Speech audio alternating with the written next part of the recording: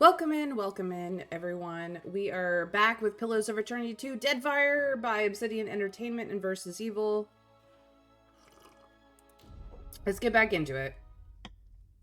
Yesterday, or last stream, whichever you prefer, last video if you're over on YouTube, it's all good in the hood if you're there. Yesterday, we had to remove a full family from Nekataka via death. And now, we met the queen. And she sent us on errands. Well, she sent us to her son, the prince, and he sent us on errands, actually, so we've got some things to do today. Okay, we don't need to worry about that. We don't need to worry about this, or this, or this, or these, or that. We only care about Nekataka at the moment, so we have to go to Akamir's mansion to talk to him. We still need to establish a food source for the gullet. We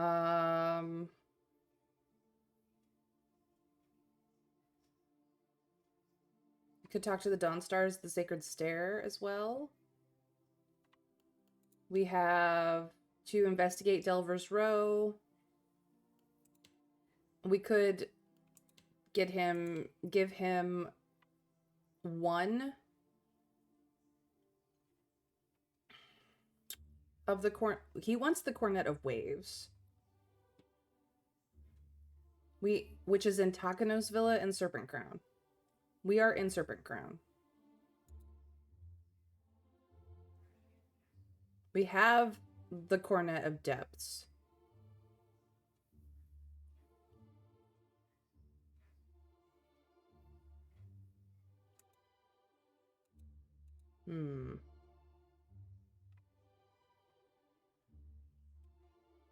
I have one. I don't necessarily need to get the other. I could get the set. Because I am here.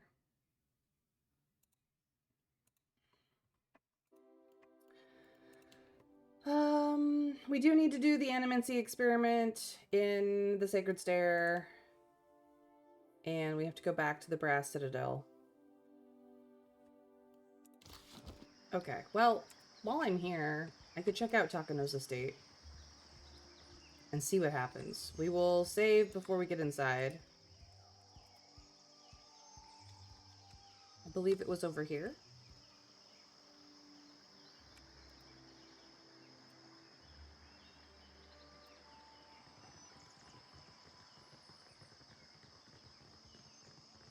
Okay. Save.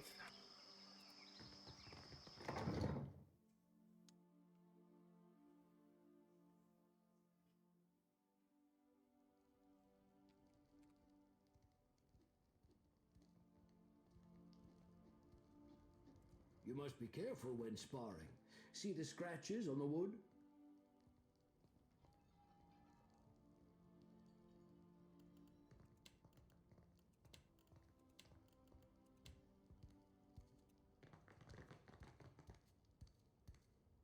Hello. An older Mataro man stands ringed by younger Juana. Apprentices or pupils, it seems. His robes shimmer with quartz beading, and his perfume announces his presence from across the room. Yet beneath his finery, he looks like a fighter gone to seed. Disused muzzles flop from his arms, and flab pads him like so many layers of silk. He looks up and notices you. Greetings, and welcome to my home. He gestures to the lavish room, puffing out his broad chest a little more. For what do you come to my villa? I'm gonna read his soul. Your essence slips from your body, and Takano's soul enfolds you like a warm, oily thing. But as his fears and questions seep into you, your perspective shifts to his. At first, you worried this pale elf before you had been sent by the Villian debt collectors. It would be a low trick, taking advantage of your famous hospitality, but then those Villians are crafty. Perhaps if your villa were bigger, they might know you are a man worthy of respect. At least you have the shell. You tuck it away only for the safekeeping, but also because you are a little ashamed of it. How could such a simple, ugly thing be sacred to a god? But it was a gift from the queen, and you keep it. Your gaze strays to the wall. Yes, you must knock down that section there. Install a wide grand window once you have the money. You retreat from Takano's soul to find him watching you with a placid smile. I hear you have a rare Andrite artifact. The Cornet of Waves. It is a conch shell, but very important. To receive it is the highest honor. He nods vigorously, jiggling the loose flesh of his neck. He sounds like he's trying to convince himself more than you. The Queen gave it to me as thanks for my years of service. I was her personal bodyguard when she was a child, you know. He folds his hands over his considerable paunch. Why is the Cornet of Waves so special? Because it is sacred to the goddess Andra. Everyone knows it is a privilege to have. He clasps his interlaced fingers together, his knuckles glowing white. He glances towards his apprentices. Akira Takano. Everyone knows it is a sign of favor. She snaps too, her response as sudden and automatic as though Takano had just given her an order. He gives the apprentice an appreciative nod. Because I can read. I am misled if holding a shell is all it takes to earn Ngati's favor. Takehu tosses his hair and chuckles to himself. Juana used to have conch shells to communicate for centuries. Is likely one such device. Such artifacts are often imbued with powerful spells. Take care when handling it. Andra is the goddess of loss. Legend says she calls missing things to her with the music of the conch. Ooh. This one is a 5. This one is a 7.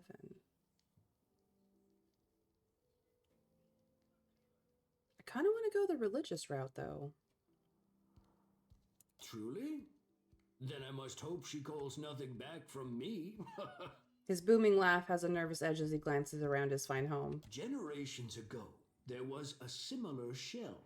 When the old city sank, Andra's faithful gathered around that cornet and prayed for deliverance. He leans close, the storyteller's grin spreading across his face. An ominous sing-song creeps into his voice. But Andra is not a goddess of mercies. Instead of lifting them from the ruin, she pulled them down with the shell and said they would rise when it did. She chuckles and leans back, clasping her hands over his generous midsection. And truth be told, they did. We had to fight some skeleton minions immediately after taking the shell. That is the story, anyway. Macabre, no? Because it is... Akira Takano. What happens if we say such artifacts are often imbued with powerful spells? Take care when handling I it. keep it locked away, to see and not to touch, Ikera. But your words are good warning. He glances nervously around his fine home. Generations ago. Okay. But Andra is not... That is the story, anyway. Macabre, no?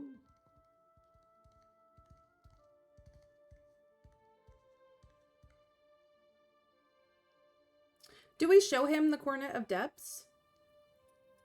I kind of came to steal the Cornet of Waves for a bad man, but maybe I just show it to him. Look, I have a special shell too. Ah, I see. His features fall in disappointment. I am sure it is also a great honor. Okay. Because it is safe. Akira Takano. What do you say about this? The Juana have used conch shells to communicate for centuries. It's likely one such device. What a noble purpose. His expression falls as if he were hoping for a grander story. Generations, but on And that is there the we go. story, anyway. Macabre, no? I need the Cornet of Waves. But it was a gift from the Queen.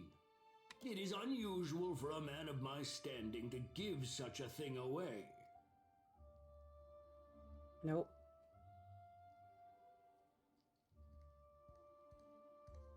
The Cornet of Waves is no mere trophy. It deserves a keeper who knows its history. But the Queen gave it to me. There is great honor in such a gift. Okay. The Juana way is prize share. The shell was passed to you, not given. The honor lies in her esteem, which you still have. That's what matters to you, no? But what is esteem if no one sees it? Esteem is expensive to maintain. He glances around his spacious villa, his shrewd expression reflected in mere smooth marble. Very well. No. But it was a gift. It is unusual for a man of my standing to give such a thing away. But the Queen gave it to me. There is great honor in such a gift. The Huanawei's prize shell. The shell was passed to you, not given. If I would pass it to you, then you must gift me its value. Okay. Very well. But it was a gift. It is unusual. I can pay you for I it. am not some quarrel merchant. I do not sell my treasures. With a little coin, you could really fix this place up. Install a window over there for starters. Then you speak of a barter. That is different. What do you propose? He twists a ring around his finger as he fixates on the elaborate stained glass. Each pane must cost a small fortune. I don't want to be aggressive, though. I don't know. Very well. But it is unusual for a man of my standing to give such a... But the queen gave it to me. There is great honor in such a gift. Okay, Andra punishes those who refuse to let it go. If you cling to her relic, imagine what she might take instead. Far be it from me to offend a goddess, especially when I have much else to steward. He looks around at the spacious villa. His nervous expression is reflected in the mirror smooth model. Take it, with my blessing. He presents you with a large, lustrous conch shell. The surface is inscribed with symbols and the tip is fitted with a silver mouthpiece. Okay, well, I did not have to kill anybody. That's much better. I like that better. Hello. That's stealing. That's stealing. I do, however, want to look at all of your art. I've got it. This shark portrayed mid-leap has been carved from a single piece of wood. A wide blade is mounted here. Beneath it, the engraving reads, "For courage in battle." You see cracks along the surface of this battle horn where it was carefully repaired. All of that is stealing. Is there anything up there to look at? No. Okay. I mean, he has a lovely home, but... This is the kitchen. Absolutely. And you have a Roparu servant, who's the cook, I'm imagining. That is fine. I just wanted to say hello, and I'm sure that your food is delicious. Where do they all... They must not live in the house, or... He has these curtains down here. I can't go past them, so that's probably where his servants stay. Okay. Well, that was easy. Got that. Now I have both. Now I have both. Okay.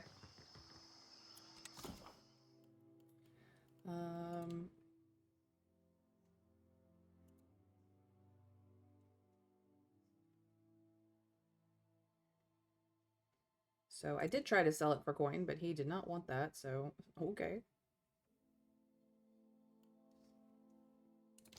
I noticed the Juana got a lot of statues of Andra. They do indeed.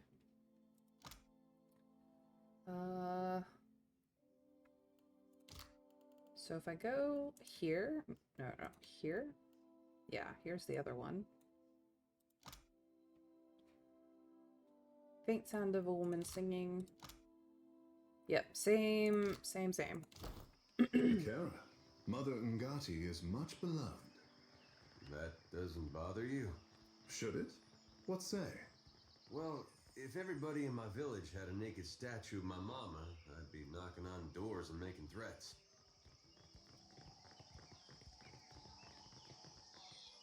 You? I'm sure I have the perfect gemstone to match your eyes. Ooh.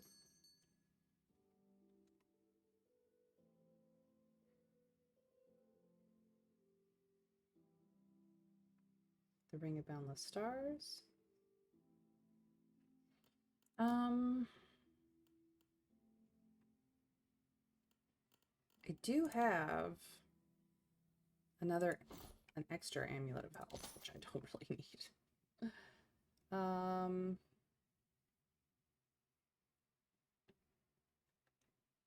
Oh, she's got some nice things. They broke, but they're nice.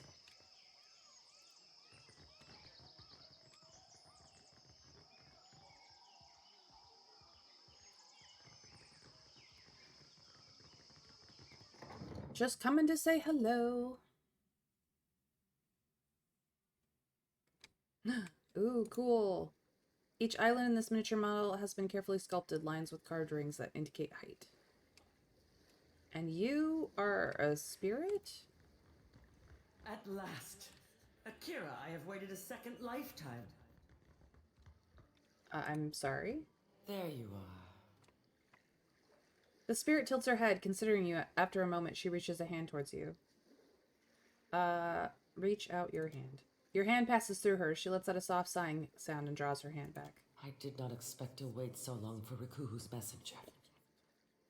Or have you come as Barrett's usher? The foreigners twist even our gods. Should you not be a dwarf?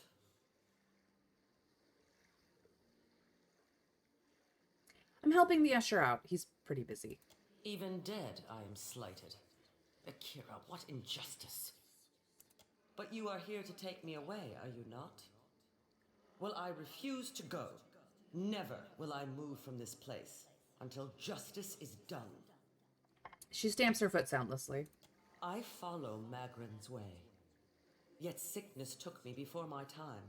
I died alone and without honors. It must be put right. My body cannot be left here to rot, forgotten. I feel it there like an itch. Who were you? I have been many things. And in performing my duties, I brought honor to my caste and to my kin. A sea captain, a great explorer, trusted advisor to the Queen herself. Oh, this is Mary McGlynn. I know that voice. Now, that is before I left the sea for the mountains to make maps and guide others. Chief Navigator. That is what I made of myself. Ooh. Ooh.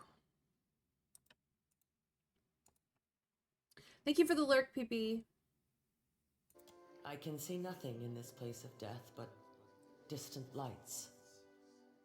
But I feel I must be close to where I died. I have not taken one step since the darkness came. What is the last thing you remember? The sickness. Days of it. Lying in my own filth as the disease withered me. I passed from wakefulness to sleep with every breath. But I knew it once when it was over. Is that why you haven't moved on? I could help you. Of course.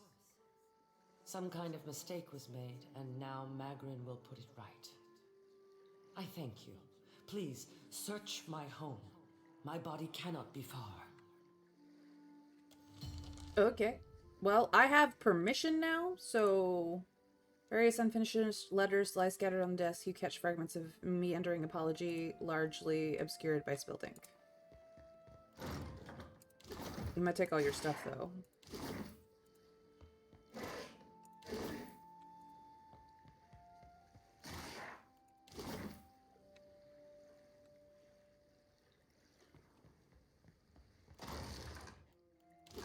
She has a puppy.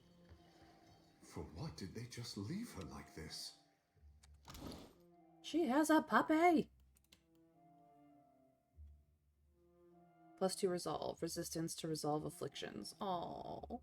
Well, you are coming home with me. And my menagerie. Okay, if we click on her body, she's gonna do plot things. So we're gonna take all the stuff. And then we're gonna get everybody here.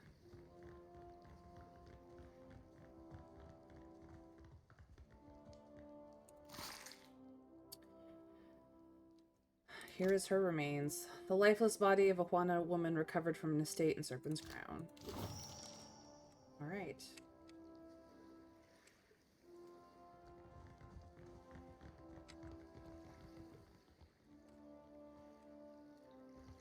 Ah. Have you found it? Akira, I hope I have not rotted away. I found a body in the bed. I assume it's yours. Yes. To think, a Mutaru of the Kahanga tribe left to die alone and forgotten. Unthinkable. I'll fix this, I promise. In life, I would have faced any challenge.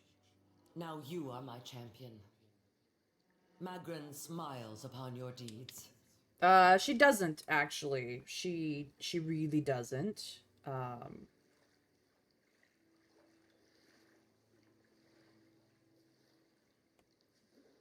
She really, really doesn't. Doesn't like me, actually. Take my body to the Temple of Magrin in the Sacred Stair. There is a great fire there that burns eternally. Burn my body there, so that it may be dedicated to Magrin in death. I cannot pass from this life until all is in order.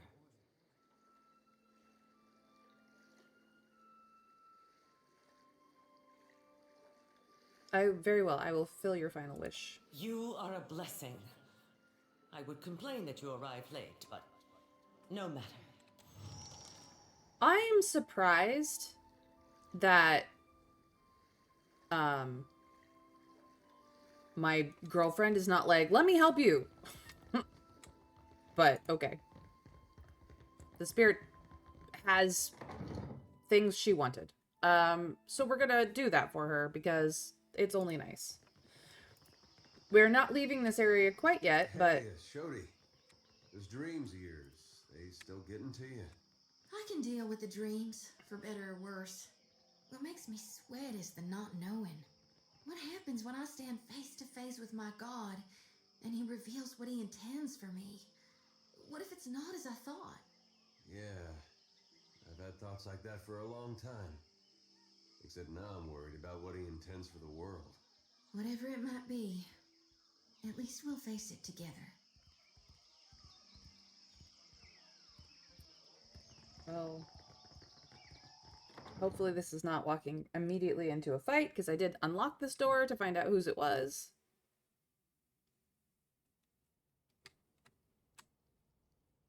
Hello? I smell conflict. Oh, it is immediately a fight.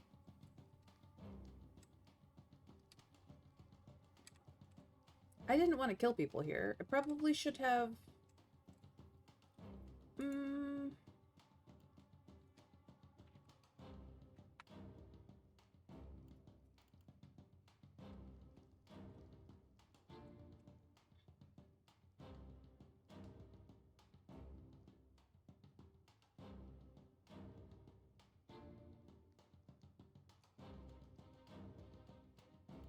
Probably should have saved. Gonna be honest. Never you mind that, miss. I'll land the next one.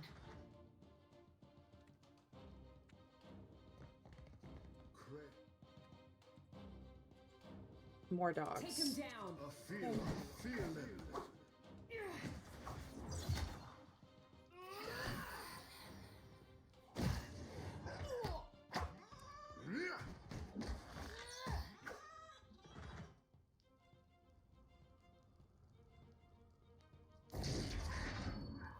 What's over there? Oof, that hurt me personally. I'm not gonna lie, I did not want to come in and kill the puppers, but I fucked up, and here we are. Can't go back now.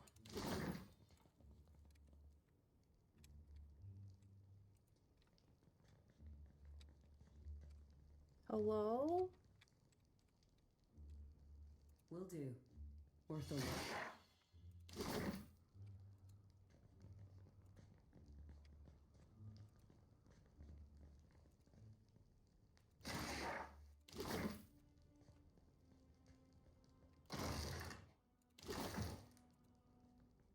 It's not stealing, so I'm not entirely certain that there's anyone home right now.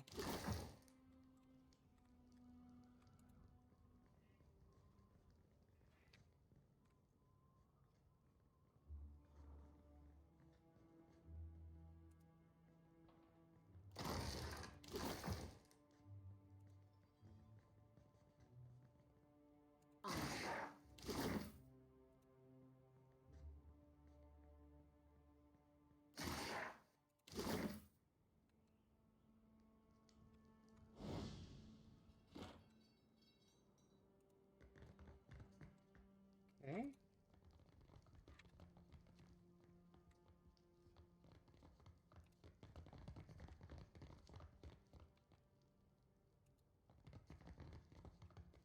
Slippery as an eel.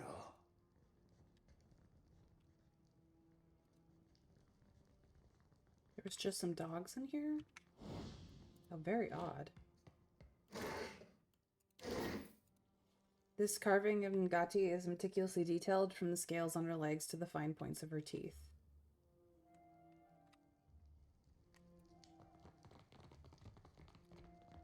Have I robbed this person blind, or did they get eaten by the dogs? I'm not entirely certain.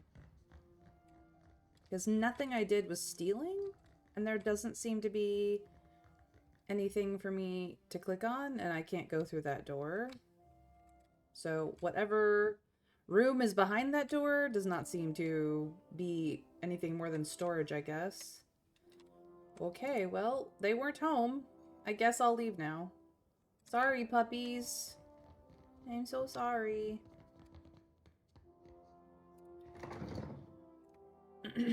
Well, that's that.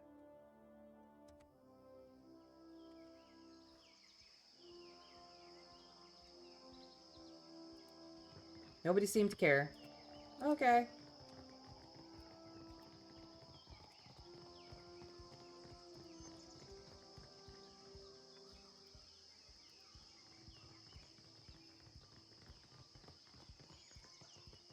We've been up here. I cleaned out that shop. That's why I'm broke. This is the palace.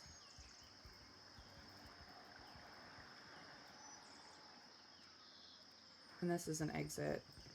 I believe we have been everywhere.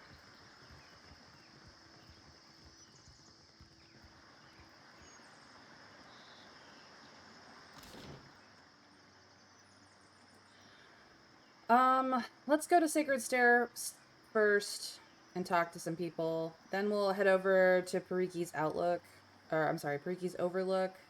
Head down to the Brass Citadel. Well, maybe Sacred Stair, Brass Citadel. Up through the gullet and then down? I don't know. We'll figure it out.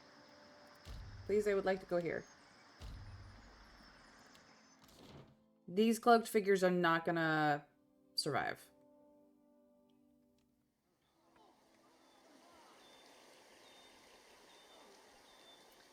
Several figures slink towards you from the surrounding streets. Leading them is an Orlan with blood-red fur and long, sharpened nails. She sniffs the air. I smell that Mataru Richling's perfume on you. You've got something I want. Give me the Cornet of Waves. Ah, you must be the one Dario originally hired. Hold on. I thought he hired some dummy that bungled everything. I ain't failed just yet. Not when I got you cornered. Let's get this over with. Alright. First things first. You deal with that. Second things first. You also deal with that. Third things first. I need you to lock her the frick down. And I need you...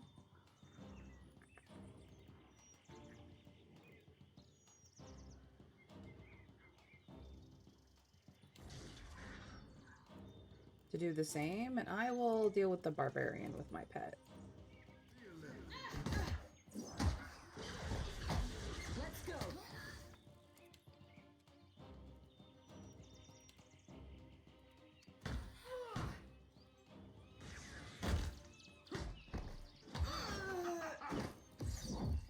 Bitches.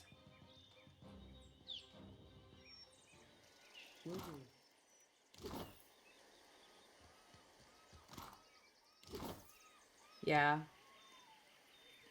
Akira, it is no problem.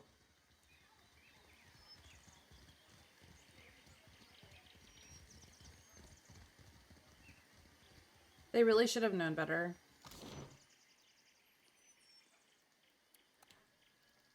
Come on. I got places to go.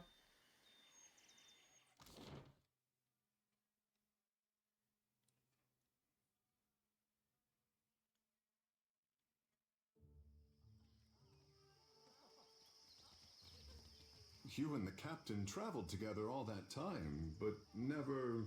No, that's not how things played out. Just never saw it that way. Ngati weeps for such wasted potential. used to work a farm, growing Vorless. Never thought I'd get out of there. Sorry. Would you like to buy something? Thank you, ma'am. These boots of speed, if only I had the money. I'll take this. I will take this. We are full of meds.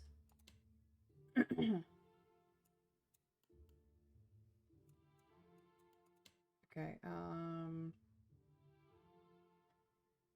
think we also have some of that. This is an ingredient. I'll take all of it. Rice, yes. Vegetables, yes. Hardtack, yes.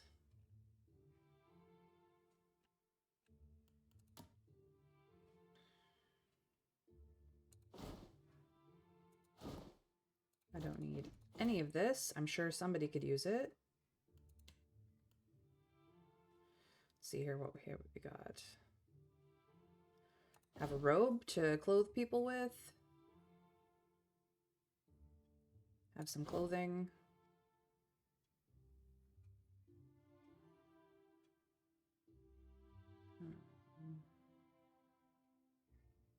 Yep.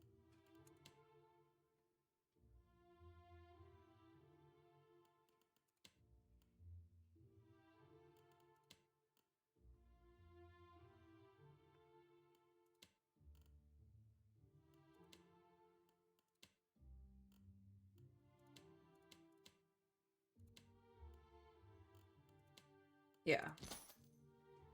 Ultimately, that is for the best. Good. Okay, we need to go this way.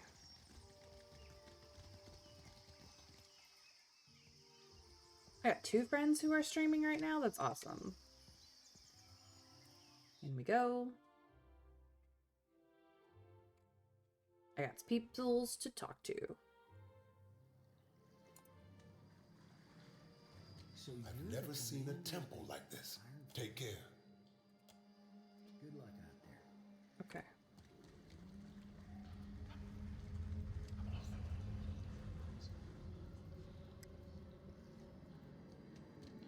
It is the light that has led you here. Patili said you might be able to help with the food shortage in the gullet. You did good, helping Peatley with the infected. Peatley. Anyone half so capable's got my ear. But I won't make you an empty promise. She dips her head, considering. We tried. Shipped some shares for charity. God, it's nearly 2 years back. Had the means to do some real good. But the guards wouldn't have it. Sent it all to the palace to be shared out. Proper like. Never did see it again. And what if, and that was it? Some effort you lot put it now. What if I could ensure it would reach the Ruparu? Of course. We'd be glad to lend a hand. But how'll you see our shares reach the Ruparu this time? What makes you think it'll work now when it didn't then? I'll work to gain an audience with the Queen and petition her to allow your charity. All right. You wind up in the good graces of the Kahanga Royals. You get them to see the light. And I'll get you our food. Okay. So we've got that set up. We talk to you. If I... Happy to oblige. Well, hey. Tell me what's on your mind. How you feeling? Have you suffered any recent nightmares? They're there in my head when I sleep. And sometimes I can taste them on the back of my tongue like a smear of grit. Happens when I take in a particularly volatile soul. I thought culturally Redesians could only enter in pairings that could produce viable offspring? Yeah, and your point is? Expression souring, she crosses her arms over her chest and hitches out a hip. Don't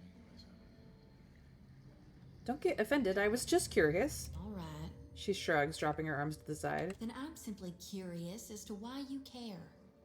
I'm just surprised you're different. My whole life, folks keep complaining because I'm different. Scratching an ear, she shrugs again. Takehu clearly thinks this is cool. Long as I please my God, What do I care if others like me or not? And he thinks that's cool too. Long term, you're right. Mama expected me to grow into a God-fearing bringer of the light who'd raise enough farmhands to run the family homestead. But that's not who I am. And I can't say whether it's who I'll ever want to be. I am a reaper of gone. My purpose isn't to farm, it's to shepherd the souls of the dead, Watcher. Now, you might think I can do both. Maybe someday I will. Or maybe I won't ever. But that's for me and my God to decide. She sighs, shoulders drooping. I just think, why's it gotta matter until then? It doesn't. I just wanted to make sure we were on the same page. If you're good, I'm good. I was curious. I want to support you in all the things that you do, my girlfriend. I'm glad we talked. You silly girl. Okay. I cannot prompt her.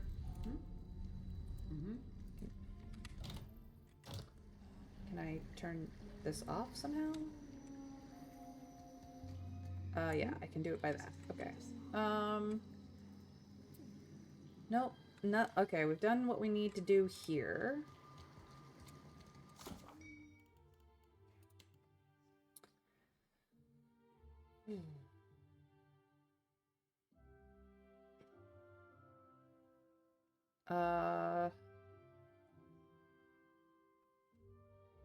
She will supply the food so long as she has a way of getting it there. Won't listen to a foreigner who hasn't figured out his shit. Okay, so I need to go out and deal with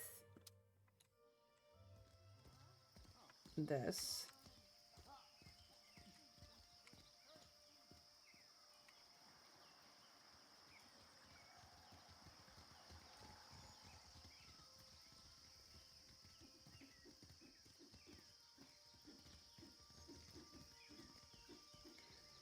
Hi. Oh, no, I need to talk to you. Each obstacle is a challenge we must answer. These are whetstones that sharpen us into fine blades. Muhai has passed. I would like to commit her body to the flames. Muhai? The priest's calm demeanor is shattered by his hissed utterance. He glances around you both. Muhai has broken with Wahana. The queen has forbade that any should have contact with her. Akira? She would be banished to the Undercity if not for her sickness. And now that has finished her.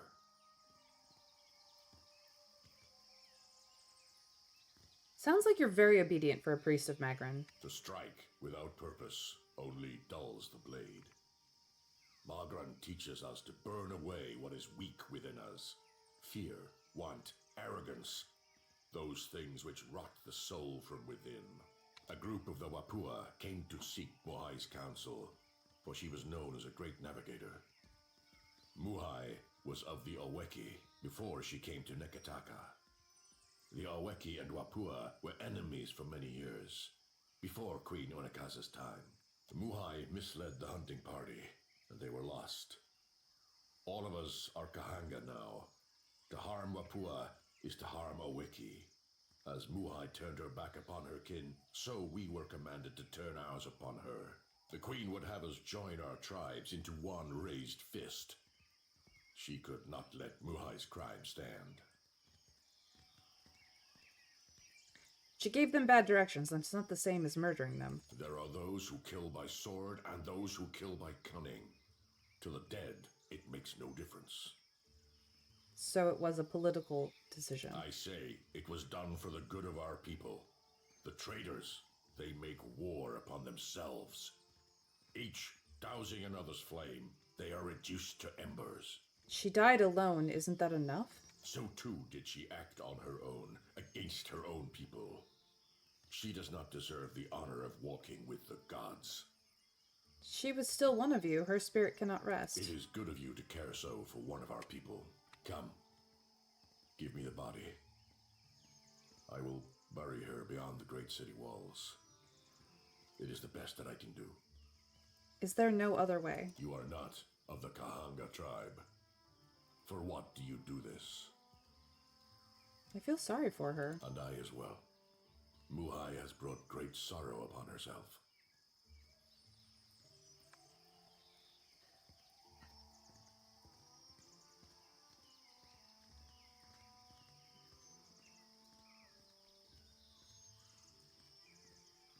If I give him the body, Muhai is pissed.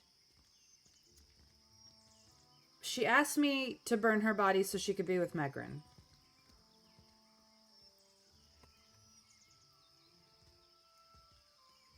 Do I follow the wishes of the living or the wishes of the dead? That is the question.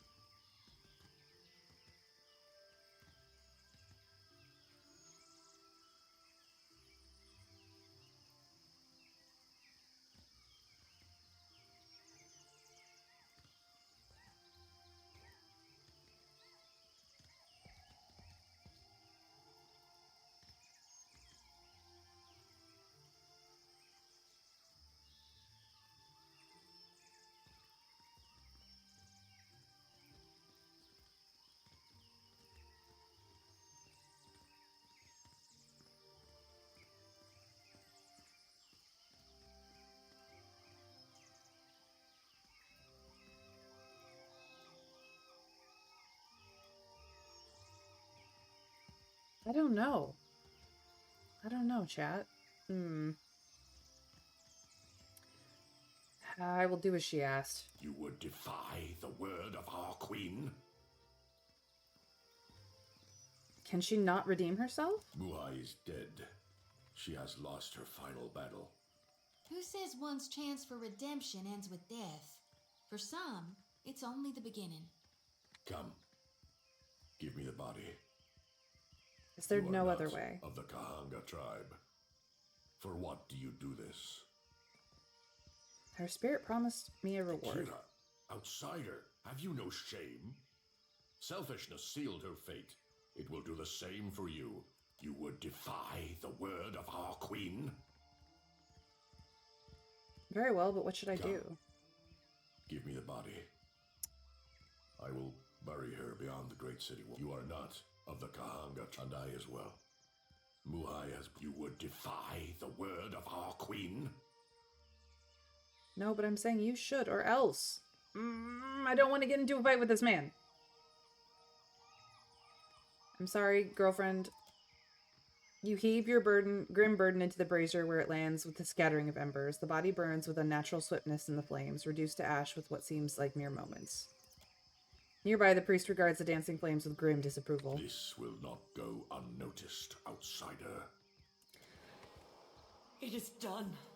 I can feel it. I am certain of it. My essence returns to me.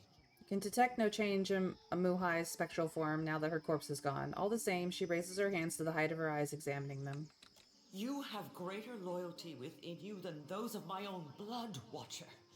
You have freed me. Happy to help. When I was yet not too sick to rise, and had hope of leaving the city, I hid away a jewel with which I could buy passage. Climb the temple steps and search among the pillars. You will find it behind a loose stone. I will not sail again. I will find my way from here. Amira's winds blow sweet upon you, Watcher. May you always find what you seek. Sorry that Each you're so mad. obstacle is a challenge we must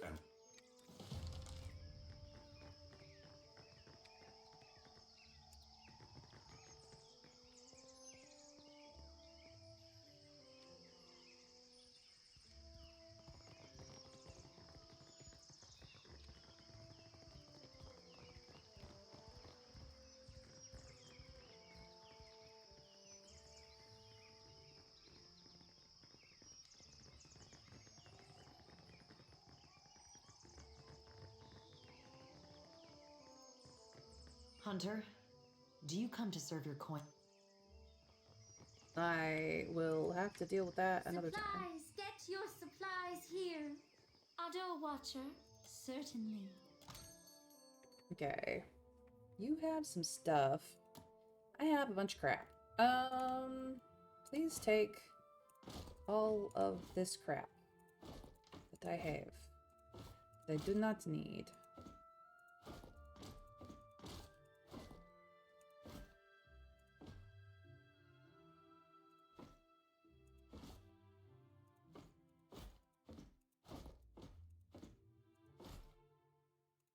No, no, no, no.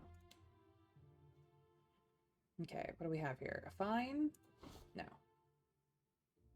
Fines? Out.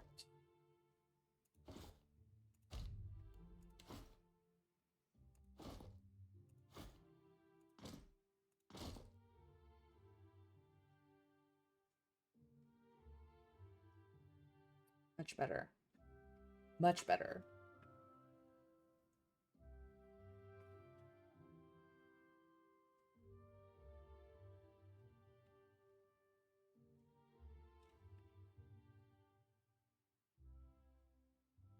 I think I already have one. Yeah, good. I would like all of these, though. And all of these. Some more of these, I think.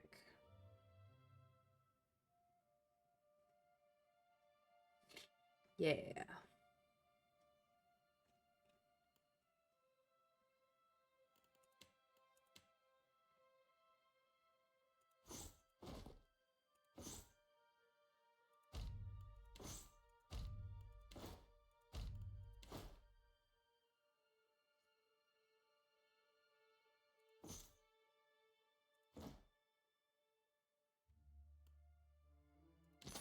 There we go. That's much better.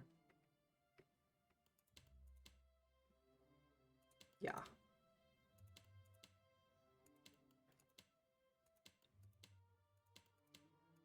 Okay.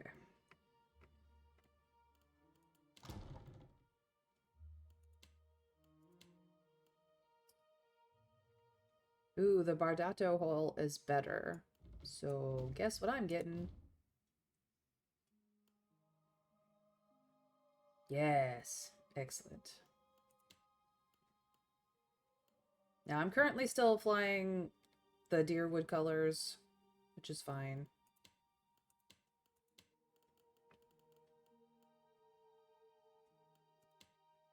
Right. This can go here. That can go there. This can go here.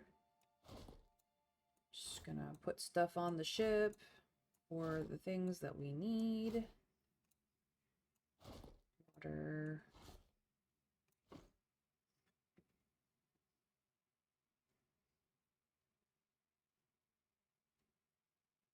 I think that's everything for now.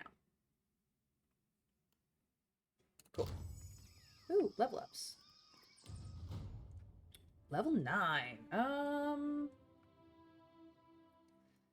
Let us give you some more stealth. And some more insight.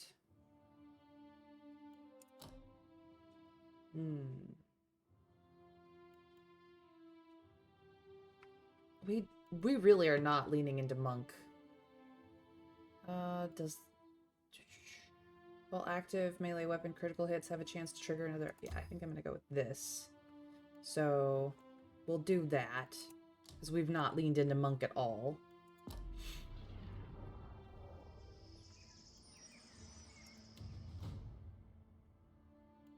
Stealth up. Survival up. This is fighter. I think I want to up your rogue game. Yeah, you already have that one.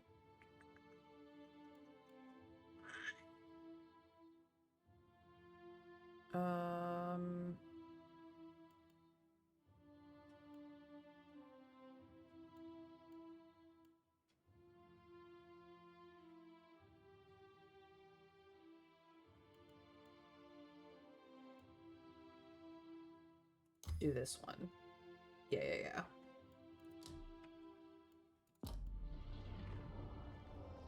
Okay, cool.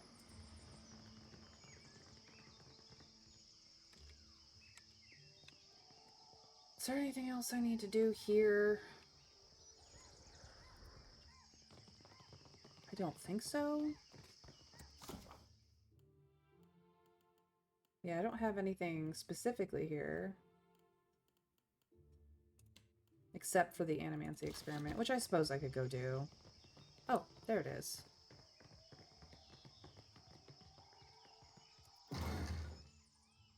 Ooh, another cloak of deflection. Nice. Inventory. Okay. You have a cloak of greater protection.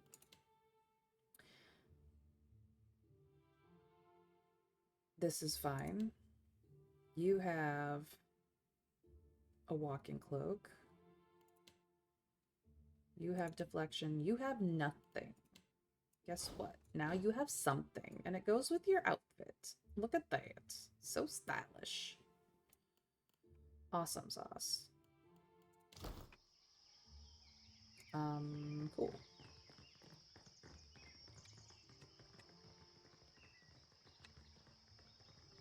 You go in first.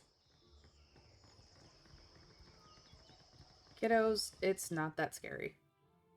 I promise you.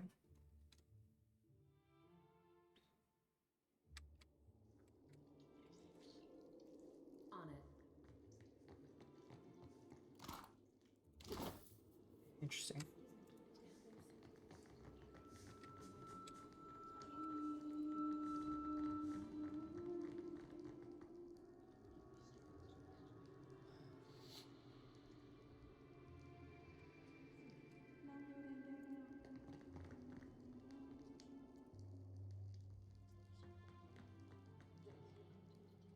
Okay.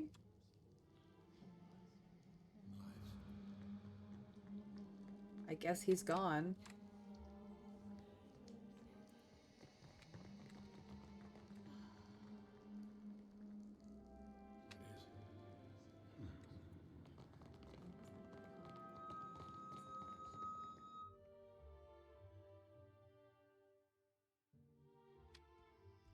Gonna... Can I ask you something personal? Makara, do not hold back, my friend. You sure? Sometimes I ask things that get people riled up without meaning to. Well, if it riles me up. Oh, man. Here we go.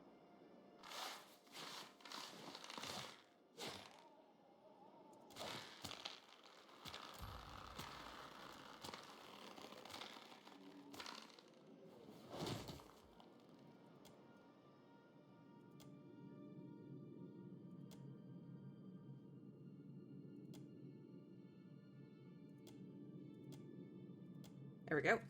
And we're through.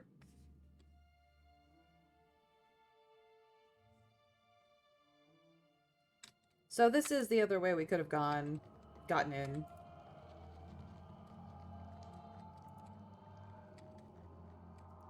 Don't mind the screaming of the dead. They never shut up about it.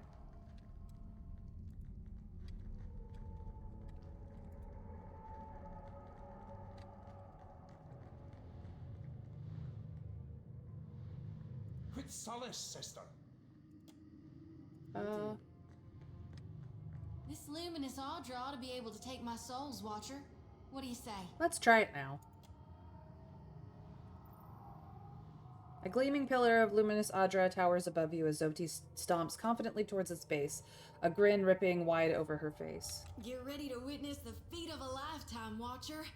I'm about to do God's good work, to single-handedly shepherd a multitude of souls straight into the depths of hell.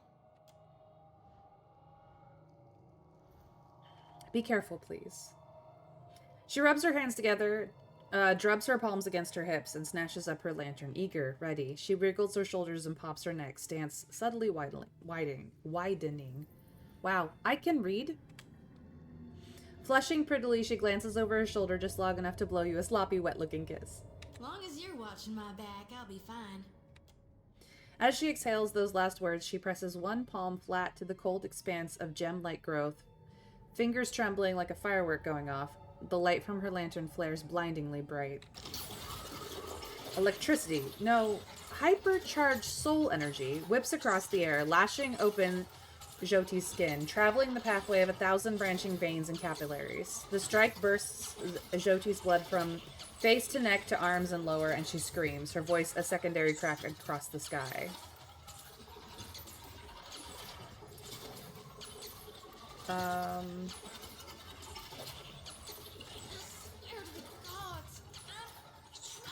the words rattle from between clenched teeth, ripped from her convulsing body, but she doesn't let go of the Adra that's searing her palm.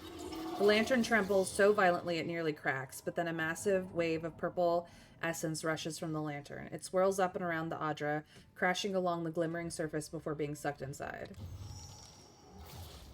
The Adra pulses brighter, then darker, then even brighter, blinding. There's a howling, then the Adra cracks and a jagged shard tumbles to the ground.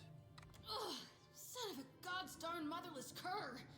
I heard worse than a back-to-back whooping from Uncle Angbert's quarterstaff. Hell! And I only gotta do it again and again on cycle until the day I die? You don't have to do anything you don't want to. Ugh, but the guilt says I do. I can't turn my back on my purpose any more than I could Aora in need. I never did want to take the easy route. She nods. I'll keep reaping more souls then. Do my duty till I fall to dirt and bones. Never you worry though. I'll see to dumping my lantern in the future on my own. I don't think so, lady.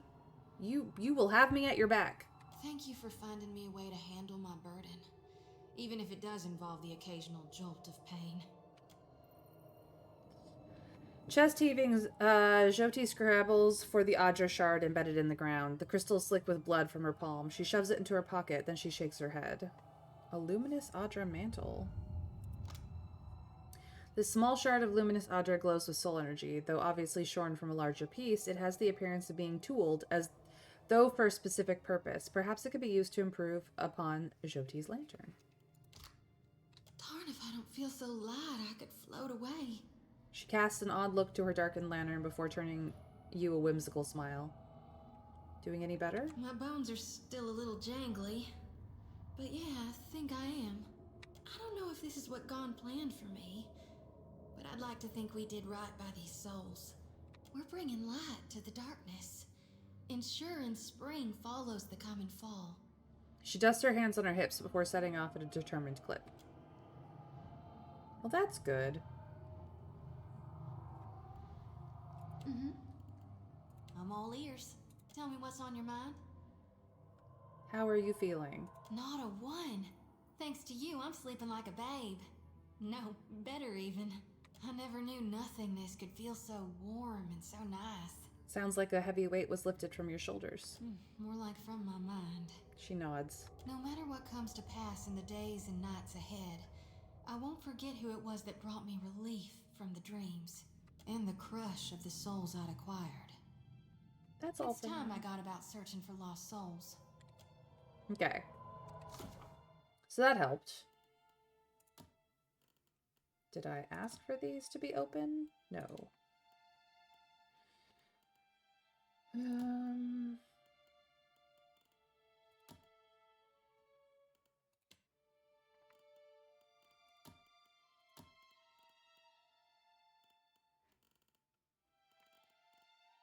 Okay. Ooh, we got levels up. Level up, level up. Let's go. Alright. Up the stealth, because we clearly need it. Up. The metaphysics? No. The diplomacy. I am the diplomacy. I am the diplomacy. For Ranger. Ooh. That's nice. I do use that a lot.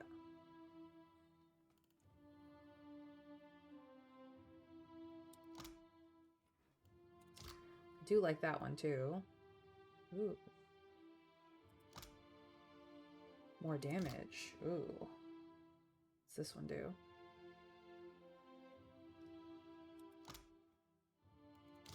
That's pretty good. We are usually pretty close to each other.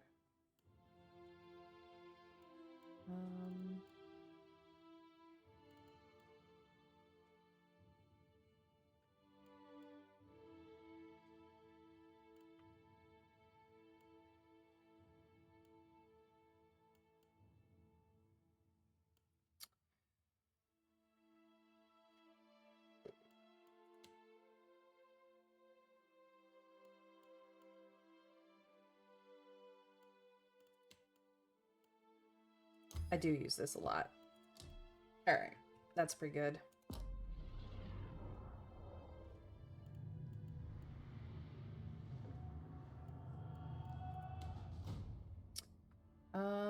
Stealth, please, because everybody needs it. Your metaphysics is at 5. Your bluff is not. I'll give you a bit of insight, though. Alright, these are cipher stuff. You don't have anything on this level.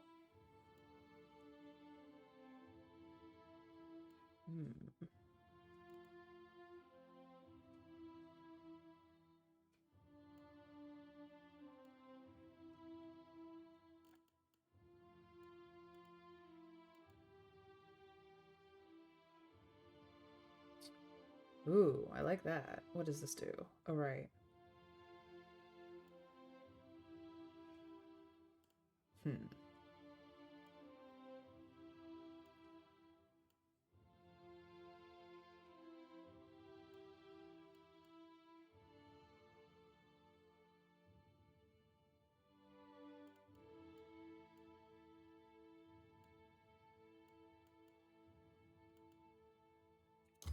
Let's just afflict people for longer, I think.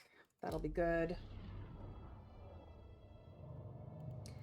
And last but not least, Takehu. Okay. Where are you at? You need more stealth. My mans, we are a stealth party.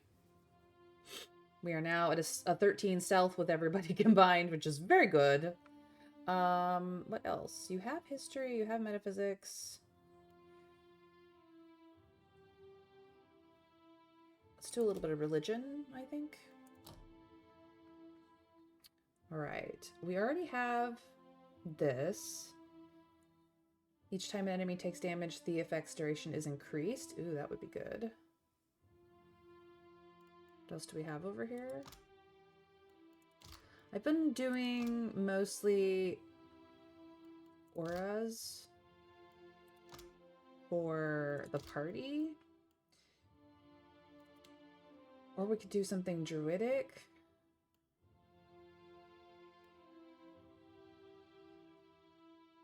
Concentration would be good. I think I'm gonna do this. Just because I like that ability, and I use it a lot. Okay.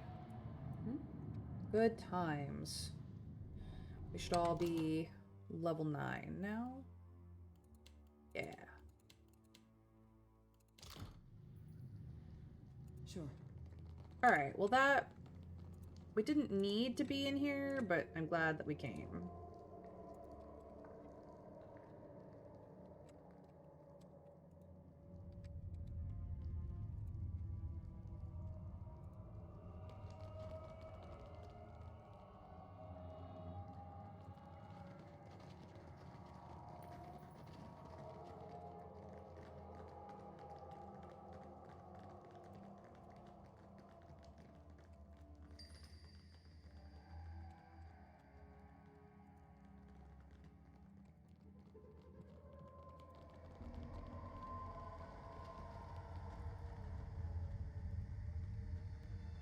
Priest dude should be around here somewhere, right?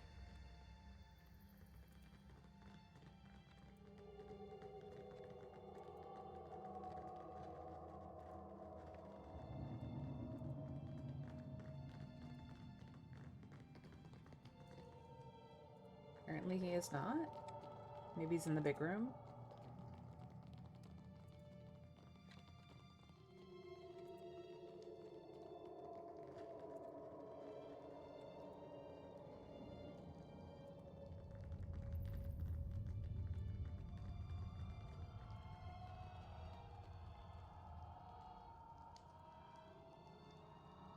Nope. He doesn't seem to be around. Okay.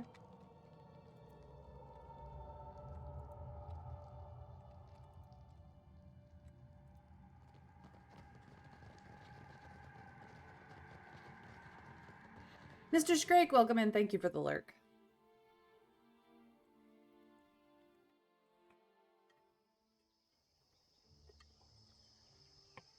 Alright, we do have the way into the tomb Um...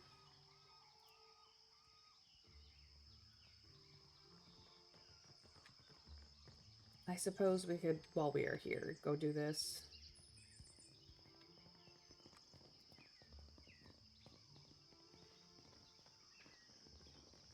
Let's go teleport.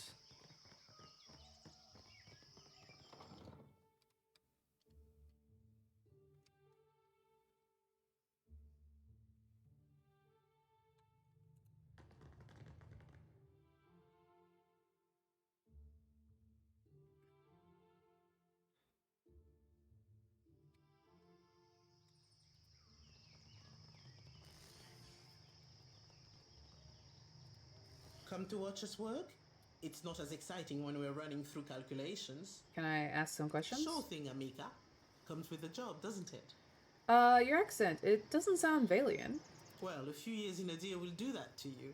Up to your armpits in jungle mud, insects, and snotty nobles. Probably would have been better off talking to the bugs. Animancers aren't very popular in the Deerwood. Do the Juana give you trouble? Oh, things are much different here.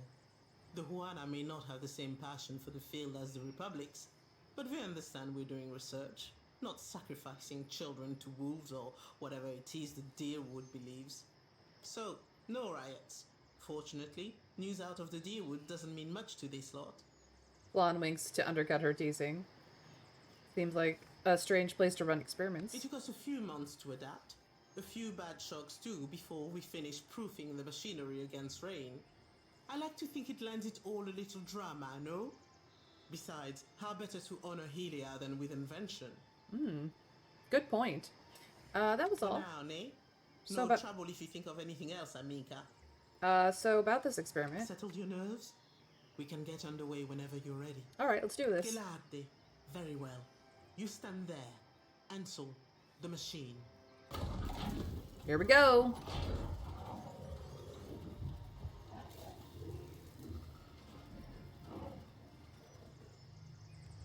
All right, Watcher.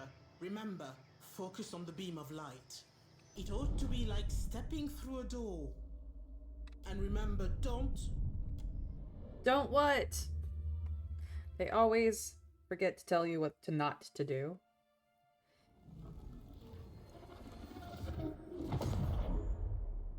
This is not the Coral and Bone Hall of Ngati. I do not belong here. Oh, you'll be fine.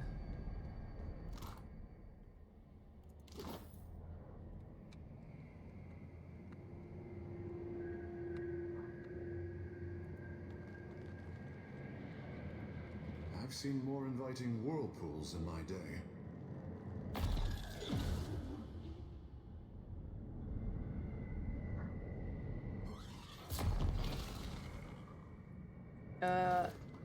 Okay, I guess we're fighting about it.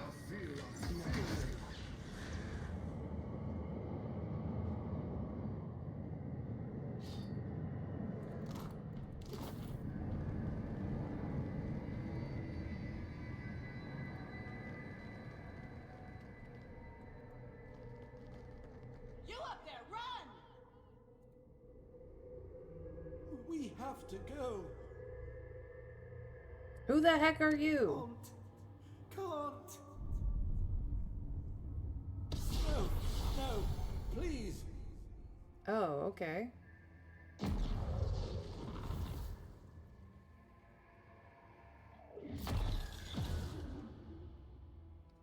Help.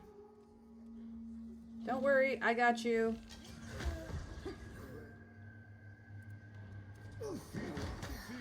Did I do that? You show him, kitty. Oh dear. We were not able to help in time. Chunks of unnatural architecture have been torn from their roots, hanging from the still in the void. Hanging still in the void. Oh. Of all my people, I am the last. Ikira. I cannot A wave die the here. size of a mountain.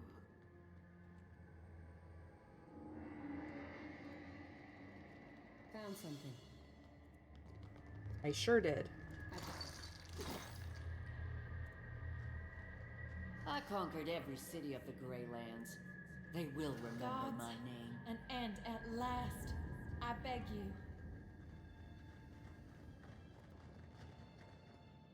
She te kasi bizu. Eket tigewu tikiki.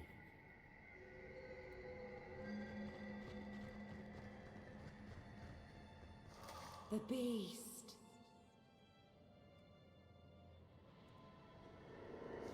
The I smell beast. conflict in the air. No, really? On it. Flickering motes of energy stream towards the vortex in an unending march.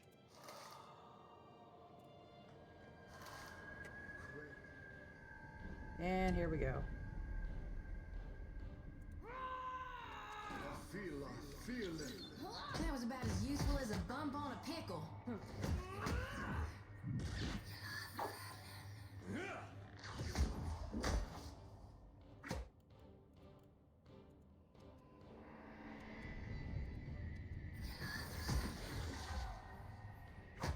Take him down. Oh, that hardly seems fair.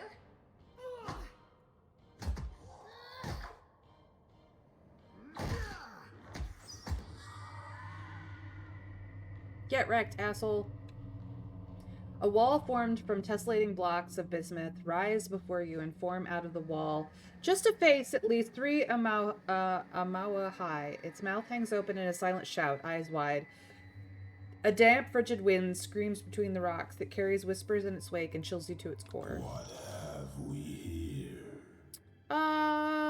The voice of Rimgrand rumbles from the stone. A wayward watcher has wandered into my realm. Whatever should I do with you? The god chuckles, a sound like boulders crashing down a mountainside. You did not receive an invitation to my realm, Herald of Barath. Tell me, why should I not grind your soul to dust? The stone face splits into a broad smile. I could be useful to you. But I have no need for a vassal. Everything I desire, I do for myself. Embrace oblivion with open arms, Watcher. The chill wind you first felt when you entered this place picks up. It becomes a deafening cacophony, a shriek so loud and sharp it might tear the very bones from your skin, or shred your soul to cobweb tatters. Wait! Your cry echoes out into the void. Slowly the wind dies and the cold abates. Do you fear dissolution after all? How droll, as much as it would delight me to scatter your soul. You belong to Barath. I will spare you that fate. For now.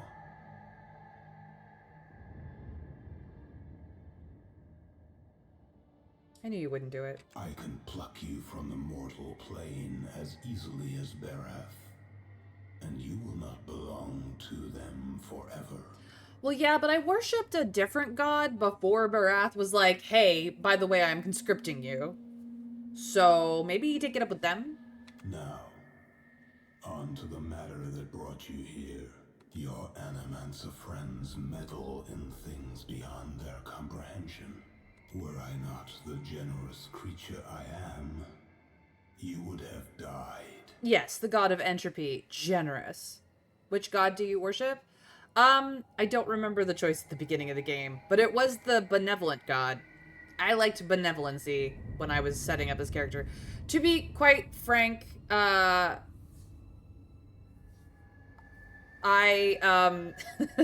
did not play the first game. This is Pillars of Eternity 2. You do not need to play the first game to understand what is going on in the second game. Some decades have passed. Things have changed. Whatever. There is a way to port your original character into the second game, but it is much like the Dragon Age series. It is not necessary. You can just start the game and play, which is what I have done here. And I made choices during character creation, one of which I don't recall and cannot look up in my character sheet what it actually was. But I did try to go with the most benevolent of the gods, which was not Barath. It was between that god and Barath, and I'd have to go wiki diving to find out all the gods again. So, but yes, it wasn't him either, the god of entropy. Rimgrand? I don't know how to say his name. The names in this game are amazing, but I cannot pronounce them to save my life. So please forgive me, this humble, public school learned American who's tragically American. Just, I do my best, and it's terrible. Yeah, the benevolent soul background is the default. Well, I mean, you had options in this game, so I like to be diplomatic and benevolent as much as possible. I also have been clever a lot in this game, which does have mechanical actual things going on. Anyway, Mr. Scrake, please don't worship me. I am merely human. Or imaginary friend in any case. Okay. Be sure to tell the Animancers that they have failed, and that they have drawn my gaze. I will not hesitate to obliterate them if they irritate me again. Look, when you are the imaginary friend of everybody in the world, it gets a little jumbled, you know? Everybody's imaginary friend it's a big ask, you know? It's a big ask. And the world is kind of fucked up, if you didn't notice. I will do so. Of course you will. He radiates a satisfaction thin and sharp as polar sunlight. You might prepare yourself, Watcher, for something wondrous is on the horizon. Eothas will usher in an age glorious in its brevity. Oh, so he's with Eothas in whatever Eothas is up to. That's interesting to note. Looking forward to it. Perhaps when Berath is through with you, I will find a use for you myself. Rare is the mortal who understands me as you do. Look, just because entropy isn't nice doesn't mean it isn't necessary. It's not nice, but it is, to some extent, absolutely necessary for things to function properly. So, if you're going to have entropy of any kind, and a god that is a god of entropy, I mean, it's not the only thing he's the god of, but at the very least, he's reasonable in his entropy. Because entropy is, in many ways, an inevitable state. All things go towards decay in the end. And while he is not a death god, he is a god that likes the breakdown cycle of things. The things breaking down. So for a god of entropy, he is very chill. Yep. Yes, Mr. Scrake, you of all of my viewers would absolutely fucking notice. Absolutely. And do send my regards to your Animancer friends. I will let them know. But maybe be a little nicer to them. They are just trying to figure shit out. But there was so much. So many more questions. Well, I don't know what to tell you, my Cypher friend, but this is what is. Okay, well, we're gonna pick up all the stuff before we leave. And all of these. All of them. Can I not? Hello? Okay, some of them I can pick up, some of them I cannot. Of winter. That makes me sad.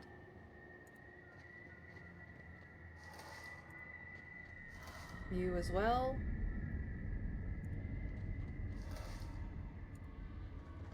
I think some of these were supposed to be broken by the dude, and I just did not let him live long enough to, rampage through. At all. So. Will do. Stone face is silent, though you cannot shake the feeling of being watched. Anything else here? I don't think so.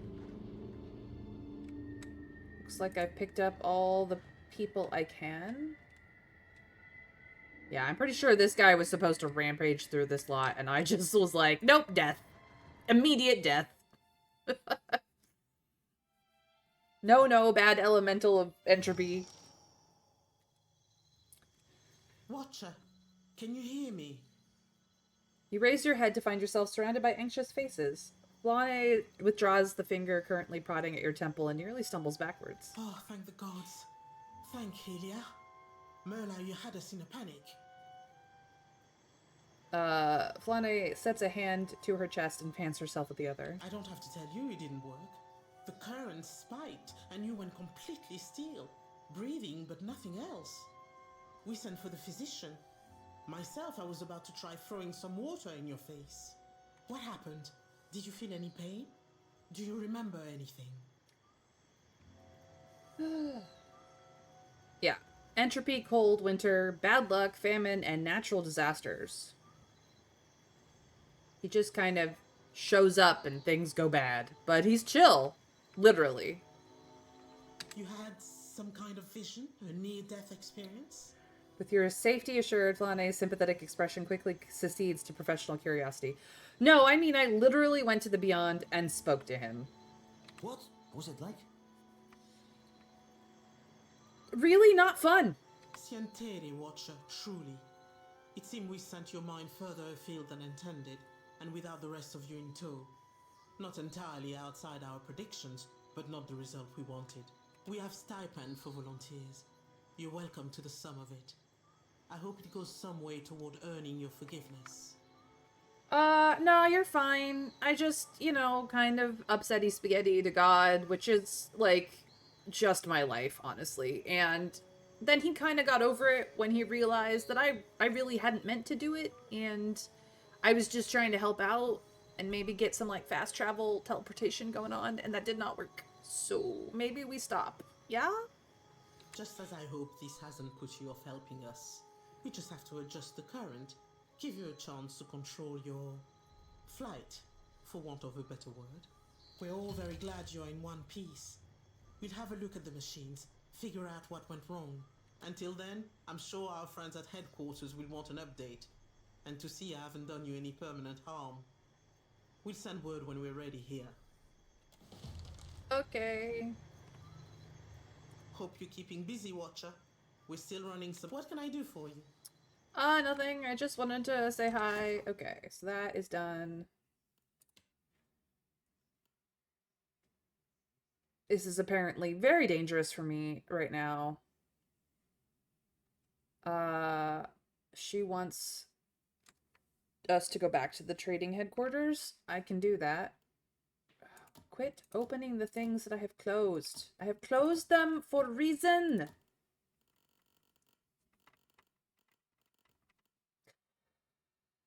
Yeah. Okay, well, I guess we can leave here.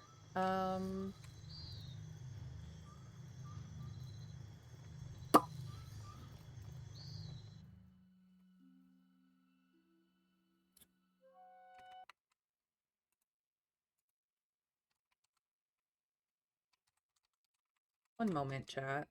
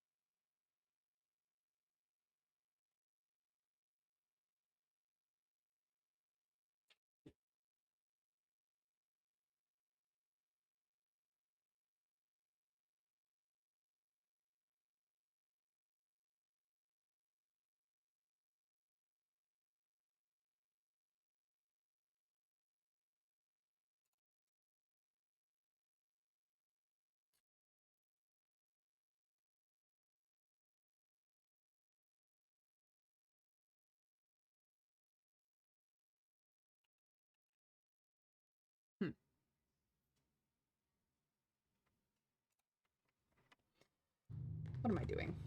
I was leaving. I want to go this way. I think this one's closest to the exit. So I'm done here for now. And we have other places to go. Yes, west exit. Please and thank you. I do need to go to the Brass Citadel, so I guess I will go here. See if I get jumped again. Nope, not this time. Not this time. Okay. So what happens if you dry out too much? If it is Ngati's desire that I stay moist, she will hasten the rain. What did I need to do here? Talk to you. So I need to go up here.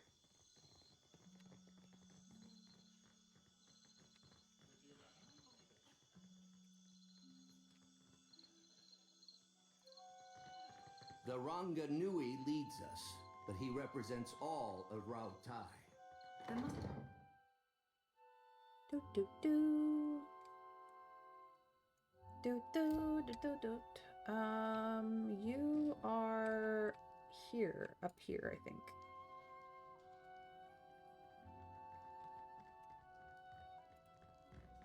You're back. You were not here the last time.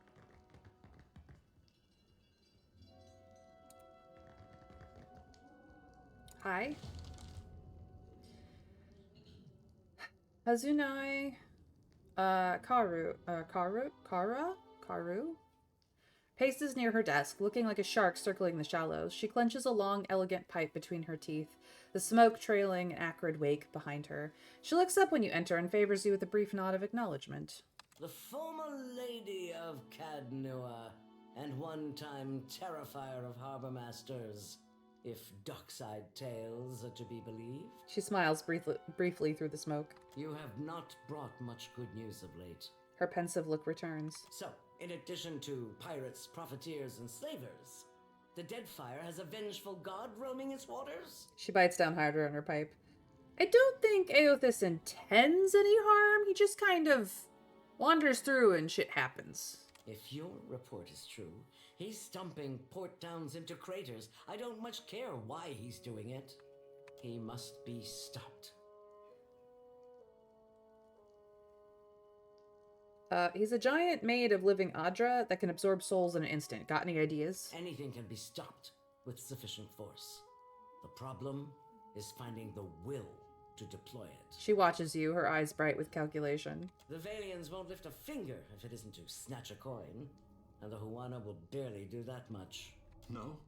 Tell it to the water shapers who washed your stranded boats from sandbars, Hazanui. Takehu folds his arms and waits. No one takes charge to solve the big problems. But perhaps we could work together to our mutual benefit. She takes the pipe in her left hand. As she does, you notice that her right is unusually still. Perhaps we could. Look around. Deadfire's full of fertile, temperate islands. Except for Andra's mortar. It's largely free of rough weather. She waves her right hand, and you notice again that her fingers remain strangely still. You realize it's an unusually fine prosthetic. Yet much of it is uninhabited. Itinerant tribes drift between some of the islands, and smugglers and slavers cluster around the rest. She shakes her head. It's a waste. Imagine what this place could be, with well-guarded shipping routes. How many Rauataians we could feed with plantations here. So you're exploiting Deadfire for the sake of Rauatai. What does that have to do with me? You've got a good head on your shoulders. Deadfire needs more of that. Okay. If you're chasing the god who's stomping this place into the ground, then we have a common goal. And if you're going to survive here, then you could use an ally. A hint of a smile tugs her lips from her tar-stained teeth. What do you have in mind? The disaster at Hasongo remains a key concern. We rely on the port there to ship food back to Rauatai. She sucks on her pipe, hiding her worried expression behind a cloud of smoke. That's on hold until you investigate. Short of that, there are other matters that demand attention. You've already spoken with Atsura. For now, I suggest you continue to work with him. I might have something for you later. What's the game board for? Hazatoa. Atsura and I usually have a game running, and this one's been going on for over a month and a half. Atsura's good at misdirection, but I've got a mind for the long game.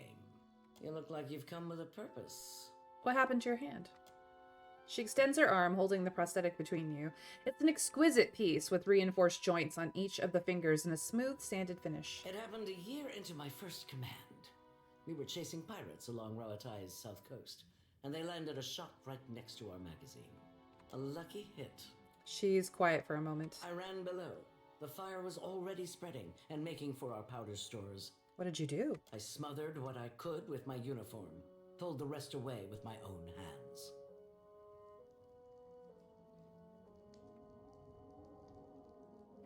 At least you got to keep one of them. She squints at you, taking a draw from her pipe. You've got a strange sense of humor. I do. I am very strange. There's a cost to every victory, and the win goes to those willing to make a sacrifice. She considers the wooden hand, turning it in the light. You sense satisfaction in her gaze. I'll bet you already know a thing or two about that. And if you don't, Deadfire will teach you soon enough.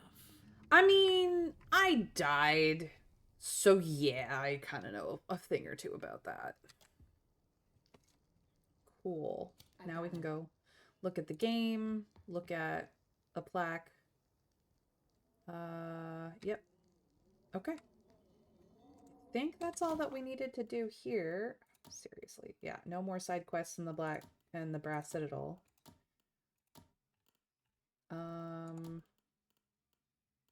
Cool.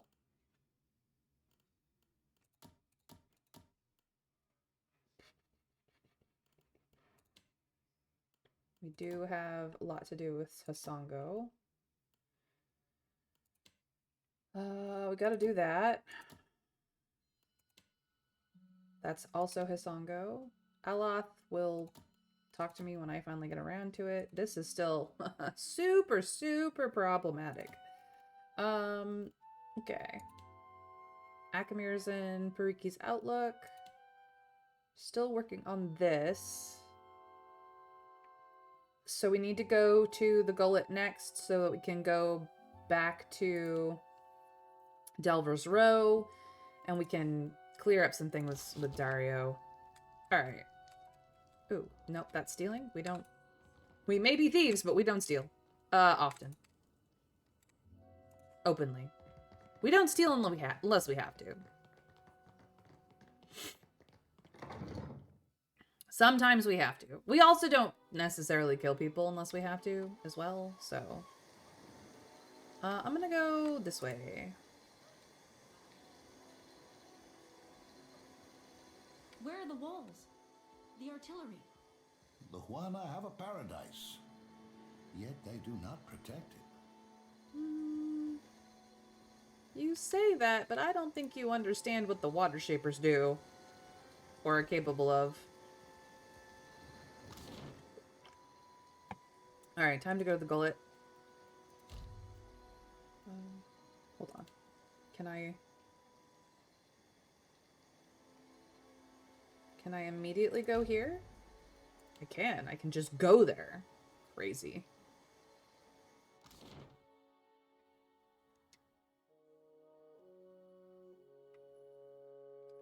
Sweet.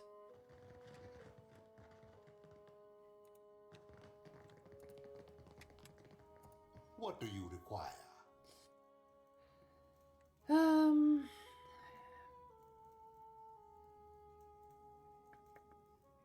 I can afford this, so I found some money that belongs to you. A woman of principle.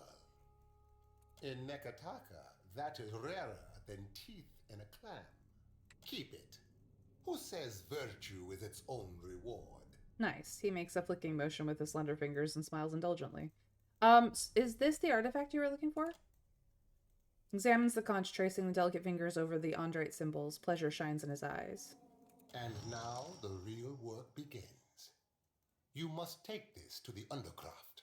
He hands the shell back to you. Funny how they never mention the real work up front. They never do. Ay, Miko. It is but a jaunt. It lies just below Delver's Row. It is where goods of questionable provenance originate. Take the lift from Delver's Row, not the lift in the gullet, mind you. My associate Gwenfen will await you outside the passage in the old Juana style. If you are just now telling me, then there must be a reason for this secrecy. The ruins of the old city are perilous, yet rumored to hide great treasures. Still, the Juana do not permit people to go there except to die. And yet, He smiles. among the ruins is a certain mosaic. He rubs the gold stitching on his outfit. You expect me to bring it back? Only to find it. The shell you found will reveal it to you. Gwenfen can explain all when you find her. He leans close, braces squeaking. It is said the old city was once as grand as Serpent's Crown. Whatever treasure you find there is yours to keep. For now, take this. Consider it an advance. What is the Cornet of Waves? It is an old Juana artifact. A musical instrument of sorts. One hand plays the elaborate decoration on his sleeve. Ages ago, it was part of a pair. Both are said to... I do not believe in such... He frowns. Okay. You don't mean valuable in the monetary sense. He coughs into his hand to hide his fluster. I have told you all you need to know of the cornet. It is an old... Ages yep. Both. I do not... Then why have me handed off to a lieutenant in the Undercroft?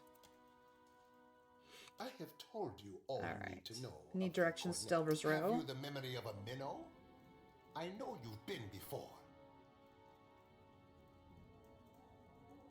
How do I reach the Undercroft? There is a lift in Delver's Row, next to a Netzo shop. I will see that the people who guard it do not give you trouble. Once you descend, cross the bridge. Behind the stockade is a door to, well, a very old place. You will know it when you see it. Gwenfen will await you and the cornet there. Do whatever she asks, as though the request comes from me. Atera attacked me after I left Takano's. Yet you are still standing here, no? A shy smile gleams behind his lips. It is only a shame I did not hire you in the first place. This is true. Farewell. Alright, dude. Okay. Time for us to go. Go to Delver's Row. Oh, right. You are also injured. We should probably go to an inn at some point. Whoopsies.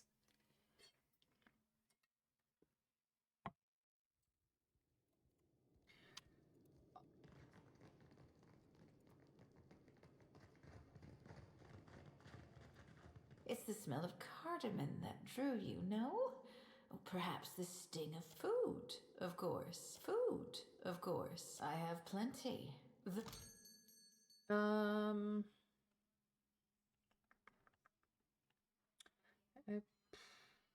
Do I have... These are in my stash. I don't need them to be there. Okay. Do have some pry bars. Okay.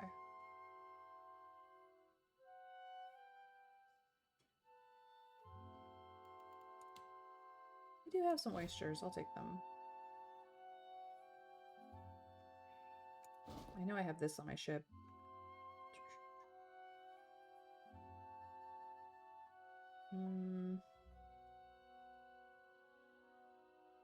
Why not? Can never have too much salt. Take the veg too.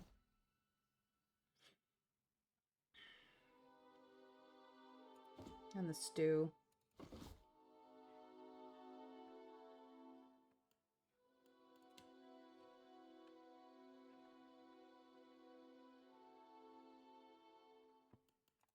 All right, thank you.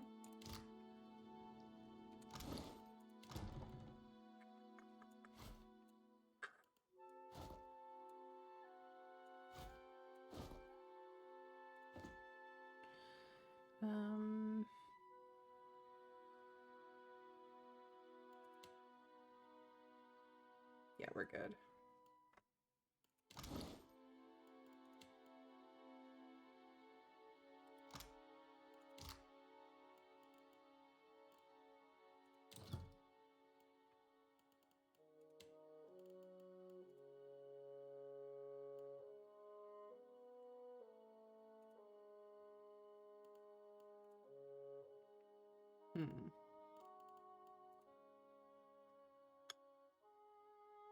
Removes all injuries.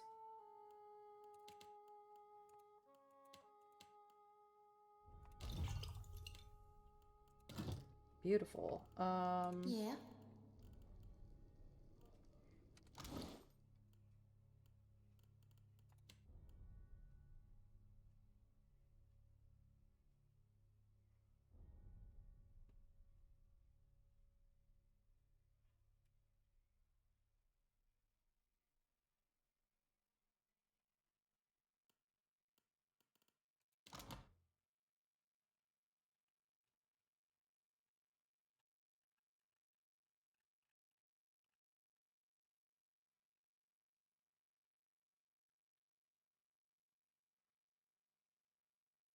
Yeah, you have system shock. Where is the thing I just made? Nope.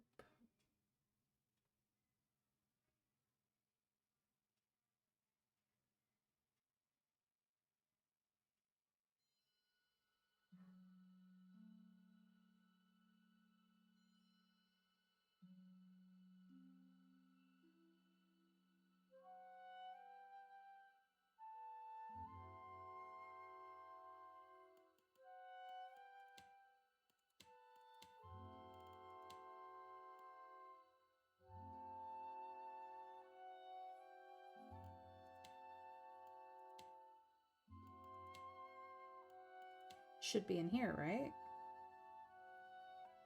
Yeah, it should definitely be in here. Unless it's on... It's on me. Okay. I can put some of this stuff away.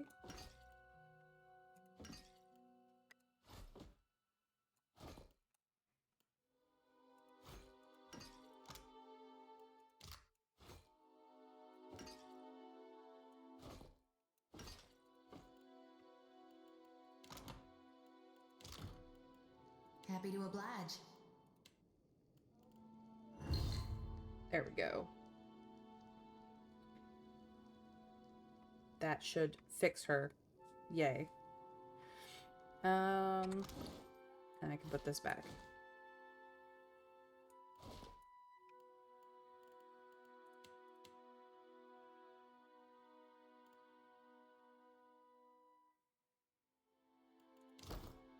All Okay. right. Whoops. Not what I wanted. Happy to oblige. Here we go. Let's go find that elevator.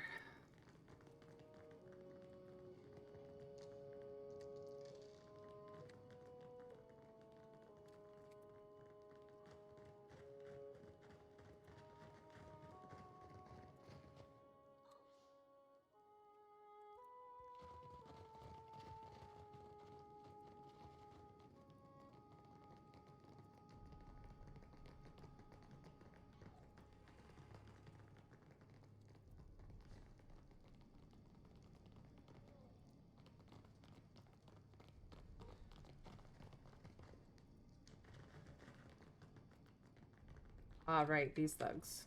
You the Watcher? Go on. Lift takes you to the Undercroft. Here we go.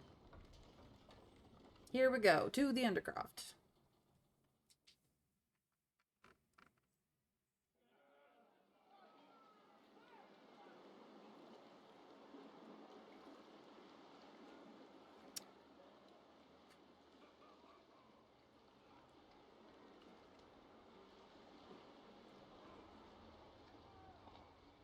Deep blue, choppy watered cove spans before you, widening down a cavern that leads eventually to the open sea. Waves clap against ramshackle docks, and the breath fills your lung with is tinged with salt.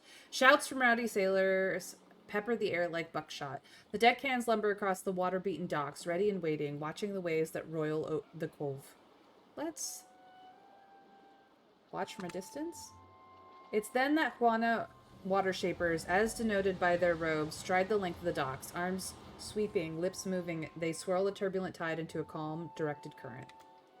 For a moment, the cove falls still and silent, as if caught in a collective bated breath. Then slowly, a slew of black varnished dinghies, sails lowered, row steadily into the bay. The sailors whoop, shouting a jumble of bawdy greetings mixed with commands for docking and unloading the wares. The ships lurch against the wharf and are emptied of crate after unmarked crate almost immediately. The operation is efficient and quick. With a shrill whistle, a dwarven woman emerges from the squat fort jutting from the eastern side of the cavern. Twice more she whistles before the water shapers reverse the bay's current, and the ships are swept gently out of sight back to the sea. It's clever, I'll give him that. The pirate stares you down, hand clutching the hilt of his sword. His arm is roped with muscle and striated with pale scars. Striated with pale scars. I can read. I say that, but then I fuck it up, so. State your business. I mean it. Spill your guts or spill your blood. I'm looking for Gwenfin, Dario's associate. Oh, right. About time you got here. The elf's been chewing her thumbs to nubs waiting for you. He sheaths the cutlass with a grunt. Pirate jerks his chin towards the edge of the bay. There, across the water. Little birds flittering in the old ruins. Hurry on, else she comes to squawk at us. Who controls this territory? Hand raking through his damp brown hair, he studies you sharply. Maybe still debating if he should cut you in two. He cants you a suspicious gaze. If you can't spot a Principe port for what it is, I might get the thinking you're not supposed to be here. Nah, I'm supposed to be here. I'm just asking. Water shapers aiding the Principe, bringing in cargo with all the grace of drunk oxen. Takehu takes a sharp breath. I have never seen a more undignified use of our talent. Have we all honed Ngati's talent for drudgery? Takehu balls his fists and trembles on the spot.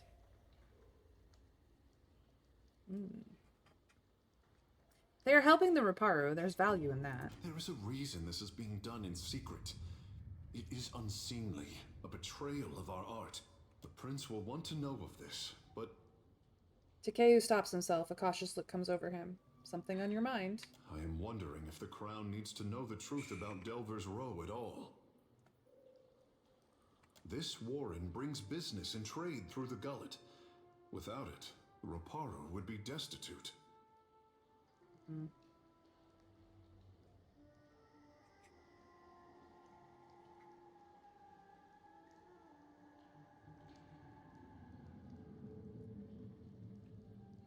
We have 4 choices here, chat.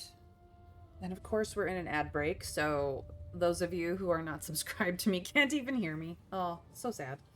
Okay. The prince needs to know Delver's Row can't be allowed to thrive outside the crown's jurisdiction.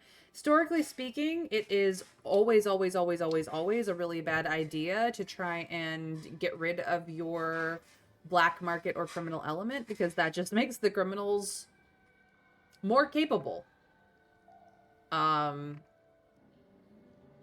The kingdoms, both in fantasy and in real life, that have thrived the most are the kingdoms who, for a certain extent, embrace the undercity of their the criminal element to a degree, so that it is controlled criminal element rather than anarchy and chaos as a criminal element. There is very much something to be said about, I mean, yes, it sucks that it would be considered a corrupt system to be in good with your thieves guild, your mafia, your whatever criminal, like organized criminal element of the city. But this is also your spy master, your information network that is below the obvious and less obvious direct political gains of information. There's a reason why even in modern times we have an FBI and a CIA type of and an MI6, just to name a few of the more well-known spy, so legal spies in the world. The KGB exists for a reason, etc., and so on.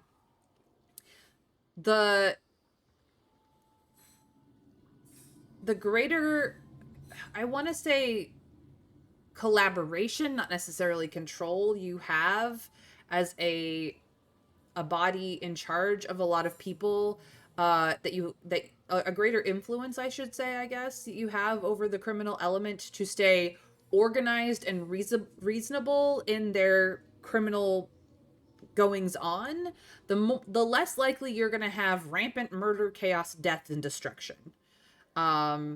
Historically speaking, you can see this pattern in many places across many cultures, across many countries around the world. And we talk about those ancient criminal organizations in, whispers, but the stories that we tell in our modern media about the mafia, the dating the mafia boss being one of the many, many very most popular tropes and all that jazz. And how it is, not so realistic in media, but how it is a constant cultural touchstone of a trope. Just goes to show that, sometimes people like the bad person for reasons that are complicated. And so completely trying to route out your organized criminal groups is probably not a good idea. I'm not saying that they should be able to do business openly, mind you, in real life. It's not good for their business or, just the day-to-day business of good people trying to do their business. But trying to get rid of them it just makes them worse, honestly. So our options here are tell the prince so that he can try to destroy Delver's Row.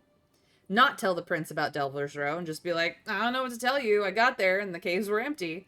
He was not going to believe that. Or tell him what we saw, but then convince him why it needs to stay that way. Or I'm going to have to think about it.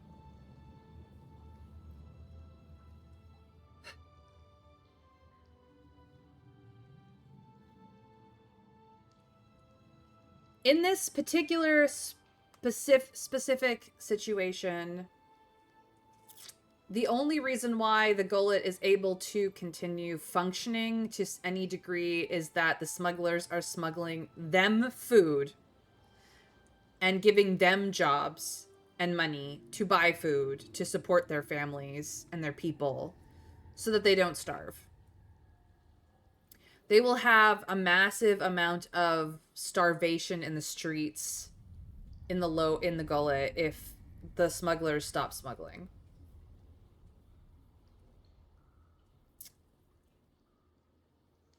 And the thing is that if the smugglers would not be smuggling if there was no demand for their goods.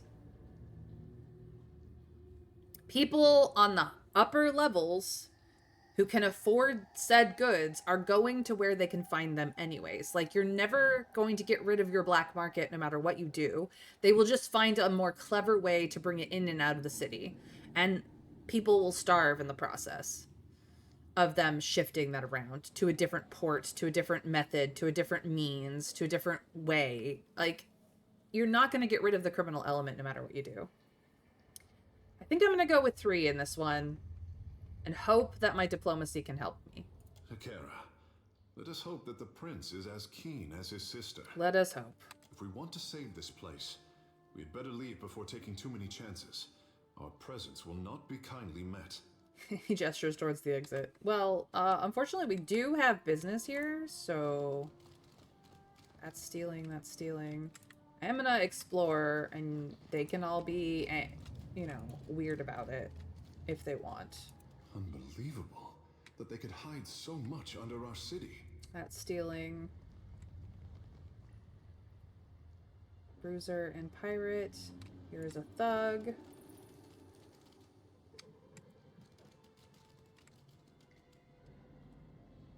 There is a young boar in the cage.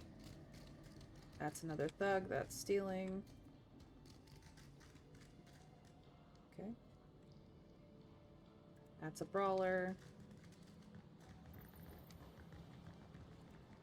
We have business. Don't look at me. Don't look at me sideways. I got business. That I can rifle through. Will do. Oh, I'll take that. Thank you. Yeah, that just went in the stash. Okay.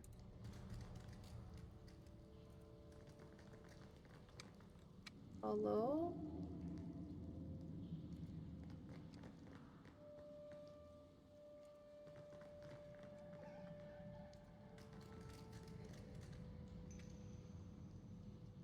Ah, that's just a way through. Okay. We're still exploring the map.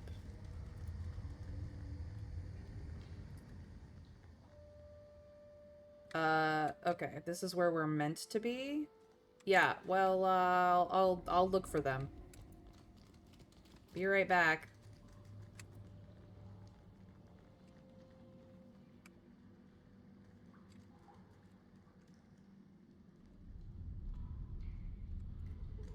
Oh, it's just the view. Sometimes in these little nooks and crannies, there's discarded pets that I then graciously adopt with my menagerie, for my menagerie, because no, I need to go all the way back around for reasons that I don't want to talk to you about.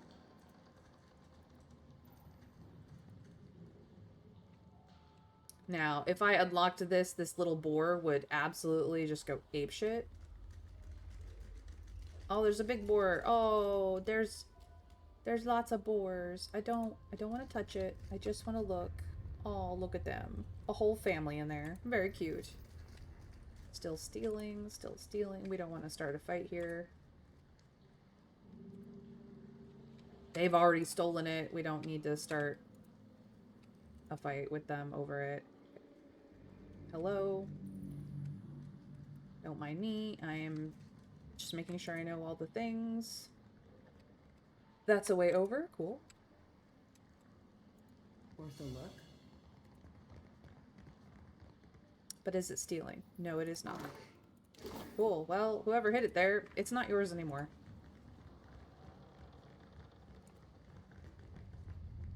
Whee!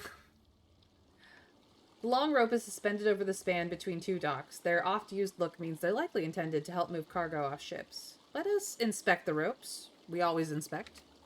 The ropes haven't been cinched tight in some time and hang a bit loose on their pulleys. Their lack of tension will demand a fair bit of strength and flexibility to cross safely. You and your companions begin the awkward hand-over-hand climb across the gap. Everyone reaches the opposite dock without incident.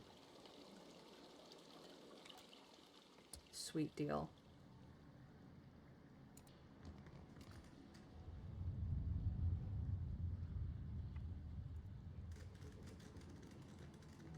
Ah, there's you.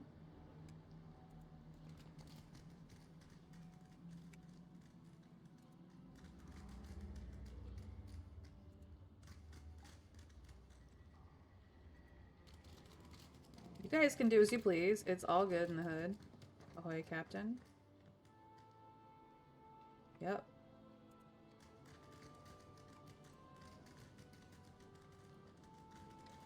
We're just looking around.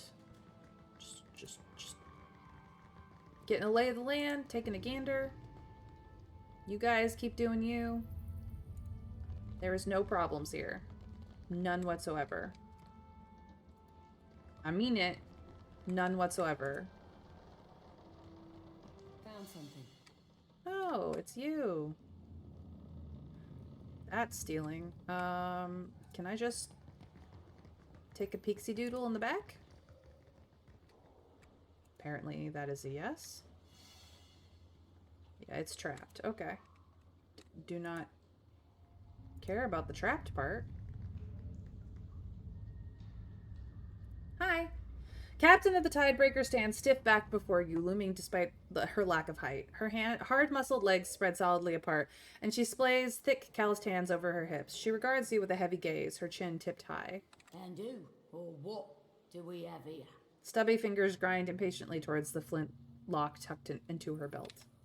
She drums her fingers on the flint locks as she considers Takehu. We're all stocked up on silverfin, but this fish is a unique catch. and I can bite deeper than you might imagine. He narrows his eyes at her. Are you the one responsible for tricking the water shapers into serving your petty errands? Something about the aggression in her tone causes her mouth to split in a crooked grin. Mad Marina turns her gaze back to you. Well, I see it. You've got two options. You can tell me who sent you, or I can feed you the shaft of my gun.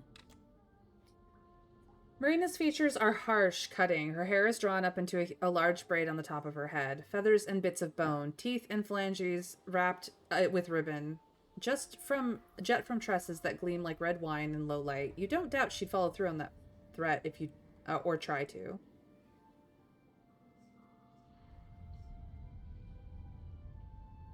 Dario sends his regards. That all the scuffle out sends? Tell me, what does he need for now? And Annoy told me to find you? What for? I've already got an emissary. Speak up, Swabby, and be quick about it. Someone My killed... knife arm's twitching.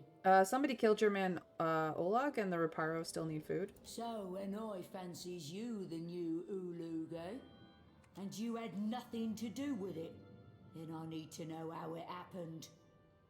I don't know. Guess that's the way of it sometimes.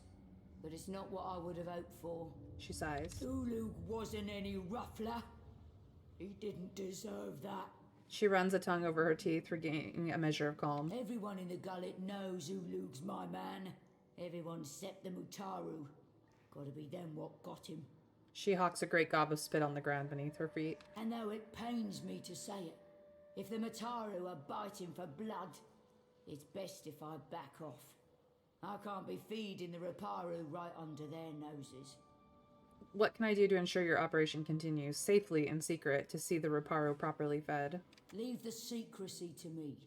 What you need to prove is that you can be trusted well enough. She winks. Say I happen to have a fella wanting for a full shipment of crude luminous Ardra, but I have no Ardra to sell.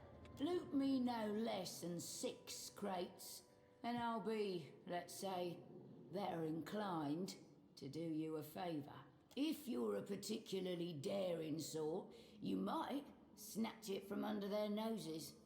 Them valiant trading princocks have a stockpile of it in their mill in Queen's Berth. Otherwise, you could raid them in shallow waters as they ship it in. Now, if that doesn't tickle your fancy, there is one other that tickles mine. Ply me with enough coin to hire fresh hands, bribe a few officials, enjoy a taste of flesh, and I'm yours. How much coin are we talking about? Oh, I guess... She ticks the various expenses on her fingers. 30,000 copper ought to cover it. No, but I'll... I still want to talk to her. We'll think about it. Captain smiles wickedly, a mad cast darkening her features. Always a pleasure, pirating is. Oh my gosh. Bide where you are, loves. Well, regale me. You know Dario? Of course. He's my landlubbery contact in the gullet. Once he was a master sailmaker. Lots of Principe crews vied for him, but he lost his footing in the rigging one day. And after that? It's a mistake sailors make only once. He shattered both legs. Was Elia's mercy that he broke nothing more. But after that he lost his taste for the sea. Know what makes you a pirate, Lovesome? Black and tart and insatiable lust for plunder? Sailing. It's sailing what makes you a right pirate. Sure, plundering too, but leave the seas and you leave the Principe. Perhaps Ferrante would disagree with you. Aye, but Aldi's wouldn't. And she's the only other captain what matters to me. You don't see me flying Ferrante's flag now, do you? My loyalty lies with the new blood, the future, and the strength of the Principe. I'm here to conduct some business with one of Dario's contacts, Gwenfin. Guess I heard as much from a crew hand. You're free to go about then. But I'd ask that you keep your... Okay. Come, we'll drink to a better friendship. Well, regale me. Will you continue smuggling? Continue? Nay, I'll ask you again to make it worth my while. 30,000... Okay. I shall be back. Maybe someday. Maybe sooner. We'll see. Alright. I don't have to worry about anyone attacking us on sight, which is nice.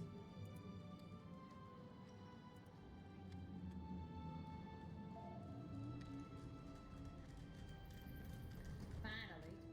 Let's get this over with. Okay. Time to go. Dungeon delving! Let's go.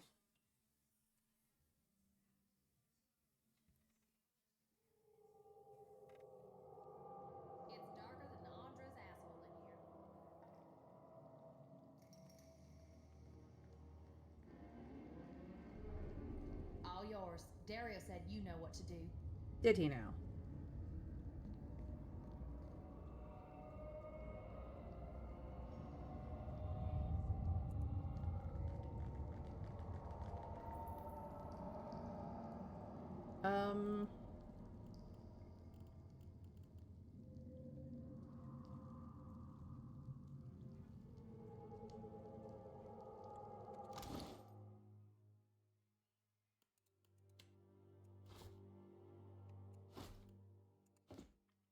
Just for a moment.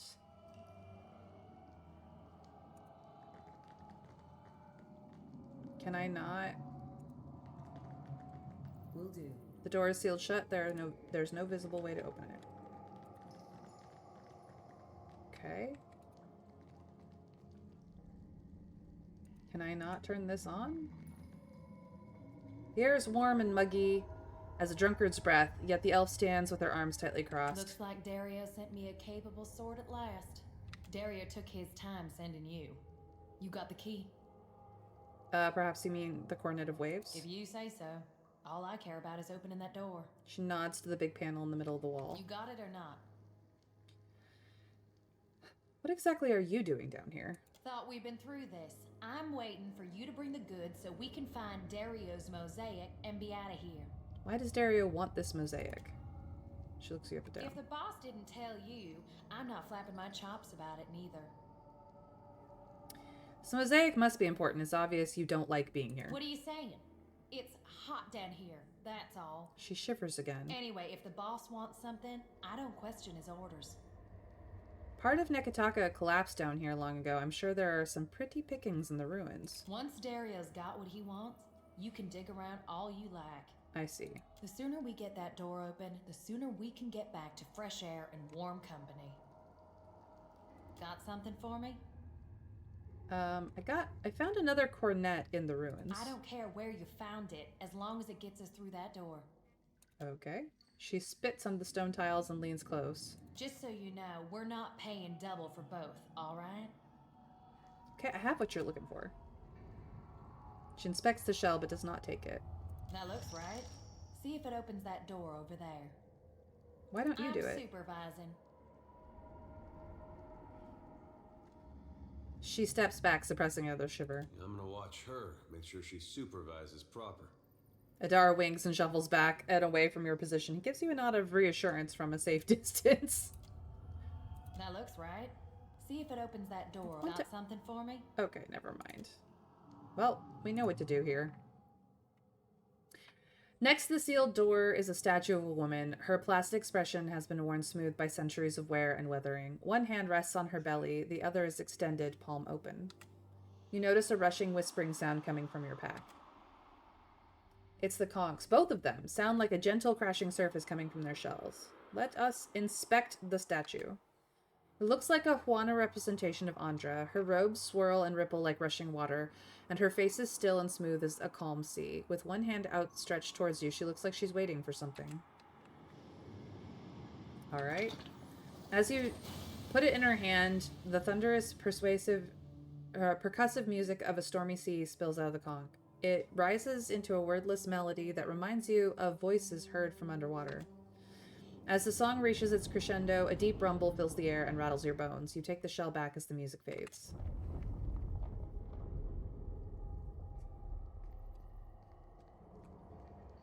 Stand back.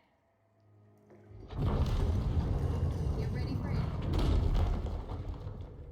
Where's the rest? Oh, girly. That's not usually the reaction I get. She dismisses you with a wave of her hands, but half of my party laughs. There's an old temple of Andra. Dario said it was just past this door. She looks around as if hoping to find something she missed. This looks like a temple to me. The one we need is bigger, and it should have a very specific mosaic. You'll know it when you see it. She looks at the mildewy walls and wraps her arms around her shoulders again. If you would steal or damage a shrine to Ngati, then may the water around you fill with sharks. Can it, Mama's boy? I'll wait here. Come tell me when you found it.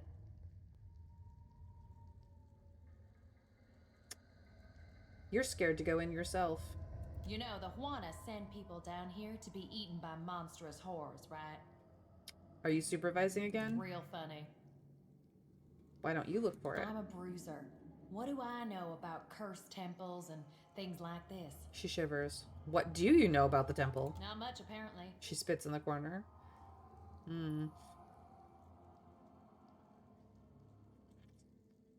I'll find the temple, but it's gonna cost you up front. Fine, but this is all you're getting until the job's done. She grudgingly hands you a bag of jangling coin. You can take whatever you can carry out of the temple. Just report back when you found it. Akara, I hope we plan on carrying some to a museum. Carry it your grave as far as I care. Got something for me? Nope. Here we go. Let's maybe... I don't care that she saw us. But that looks promising. Hello? Hello? Oh, yes. There's definitely things. Underneath the rubble, a mural depicts two conchs rising from the waves.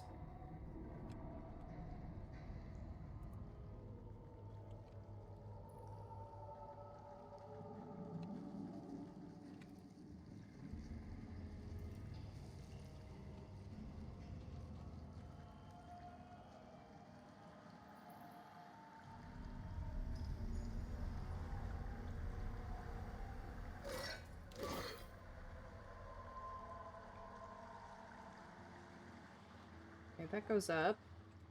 There's a fight over here.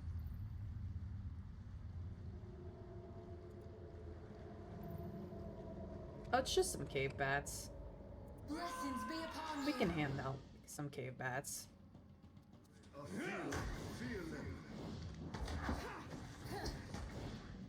That's not supposed to happen. Goodbye.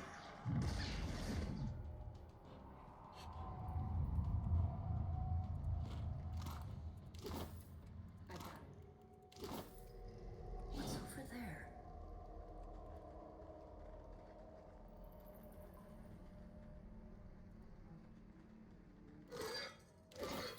Oh. I still have the wrong setup here. I don't actually need that. Okay.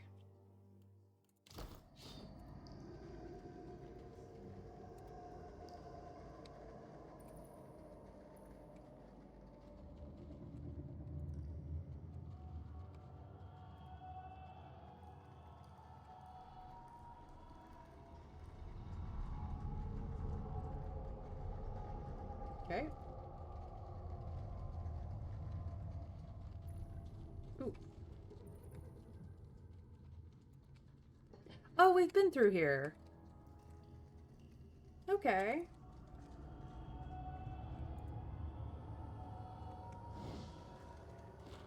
Real quiet now. A shadow comes to muddy the light.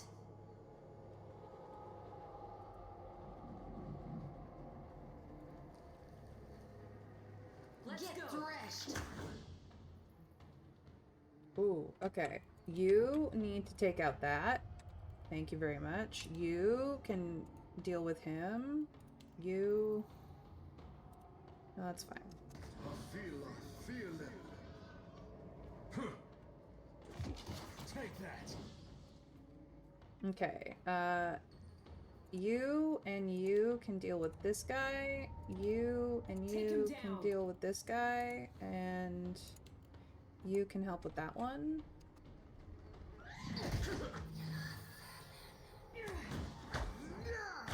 Behold me, mother! Nope.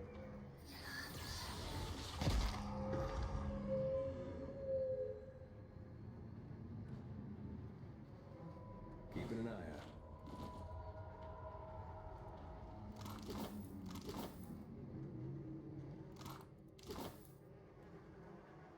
Good thinking. This is all new. Allow me.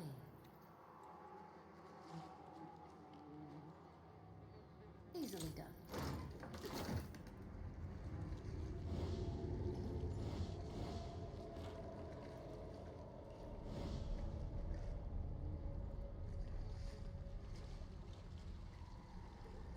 I can be quiet if you can.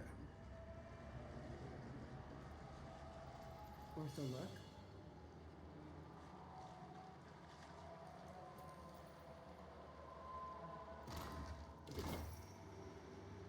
Okay.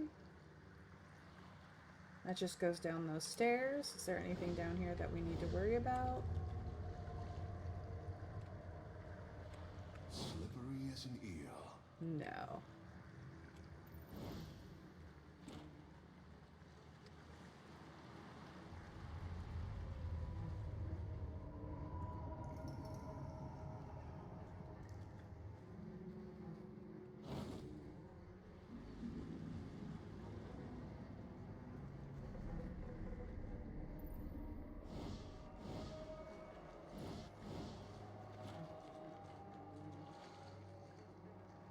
Dim the lantern. Will do.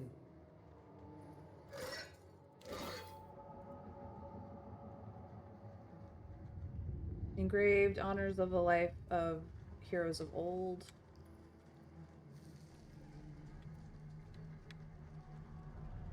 Okay.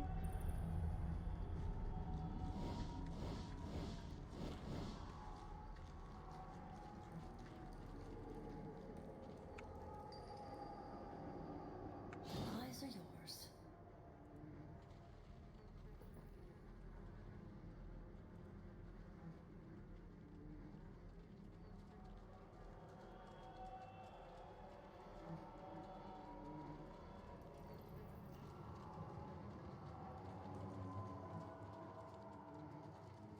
Just making sure I thoroughly have looked at everything.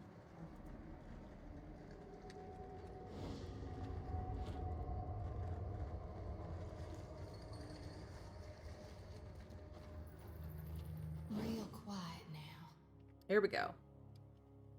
Here we go.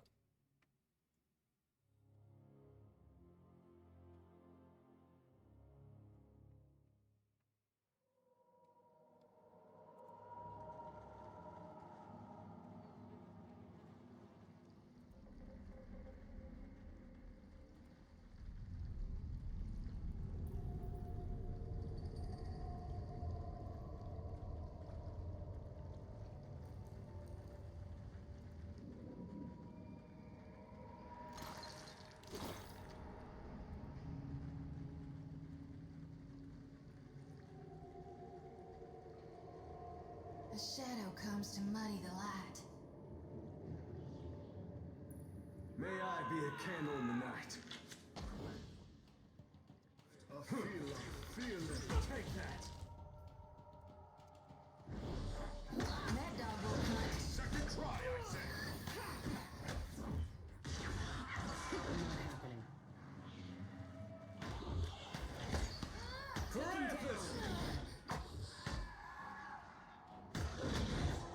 Goodbye.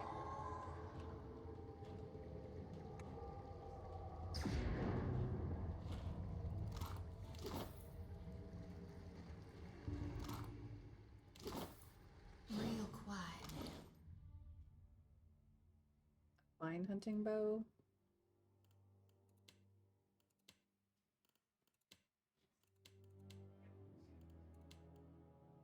Yeah, okay.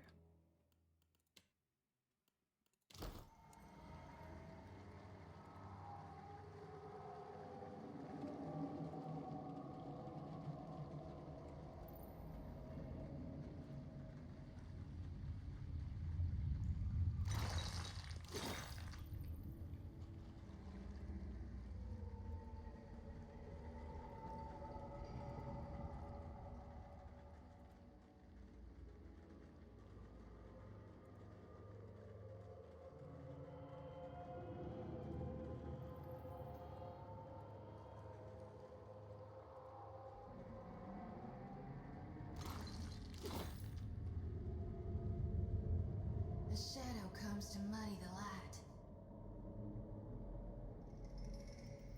What say? I would like for you...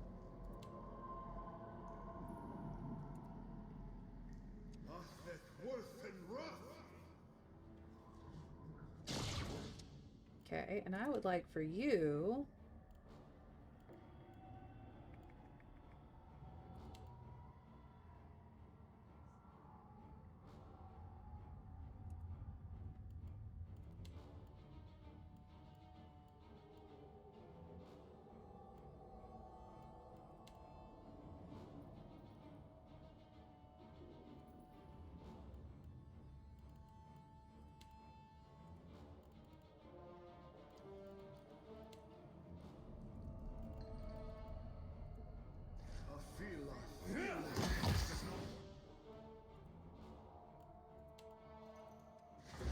Oh, son of a cur! Let's go.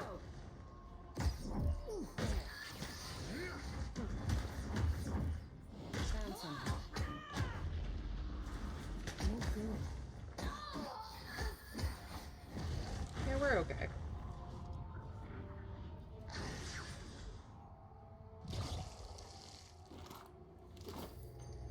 Real quiet now.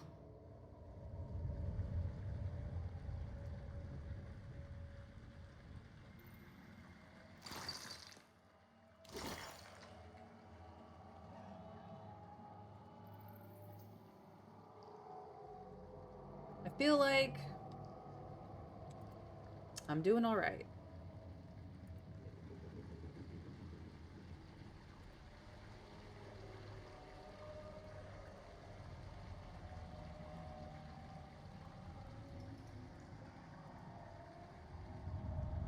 I've got it.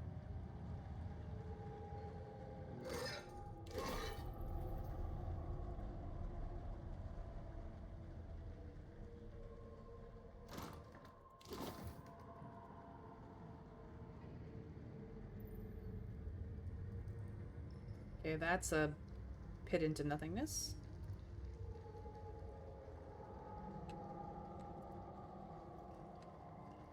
Here's another fight.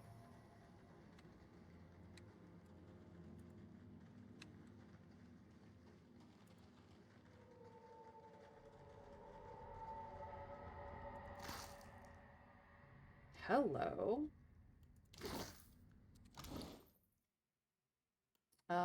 You?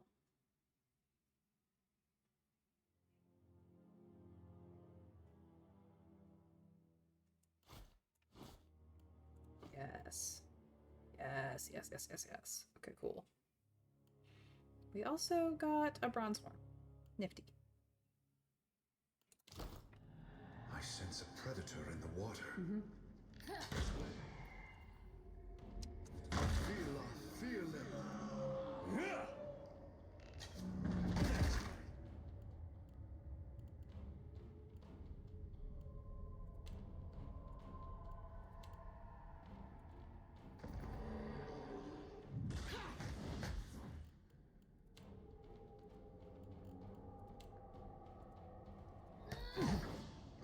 Let's go.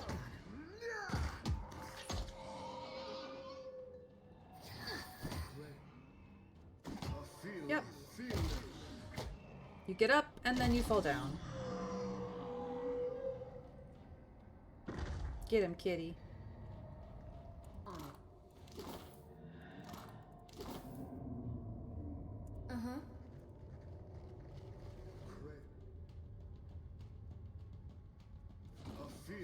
Feel them. How? Come now, step into the light. Take him down.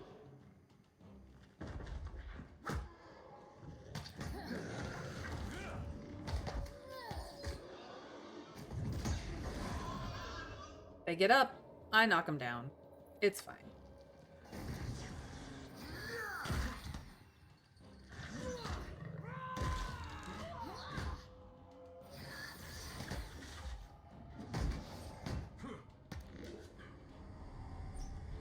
Next wave.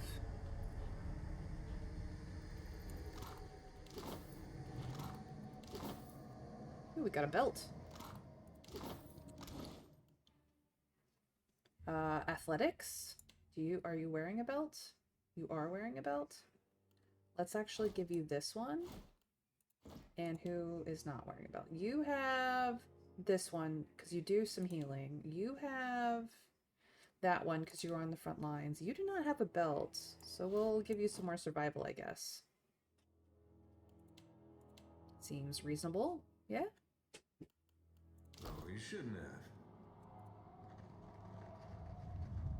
Anybody else want to get up and play? Keeping an eye out. You know what? I'm feeling pretty confident. That was supposed to be a hard fight, and it really wasn't that hard, so maybe we go a wandering. And just let everything come to us. Bulbous colonies of fungi soften the harsh features of this ancient Amana king.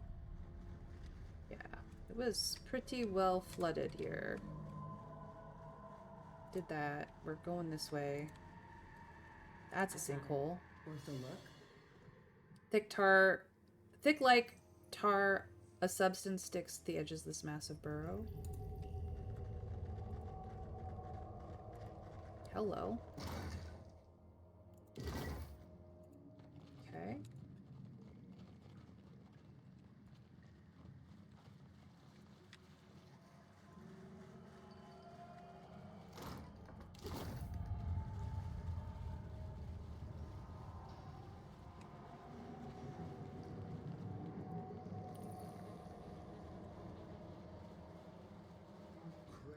Oh, a sigil of darkness. Can I kill it? I feel it.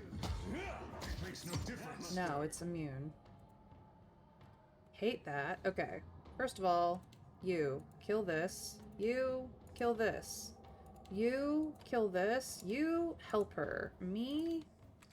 We will take on the Mad Harvester together. Go, everyone.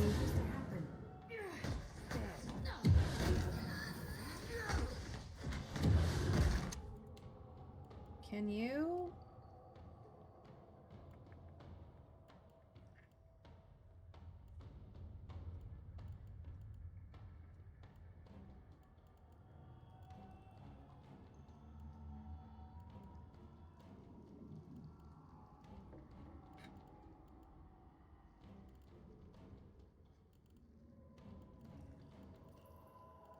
You had a healing thing, did you not?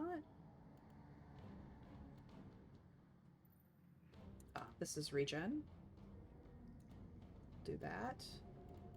You, on the other hand, definitely have a healing thing.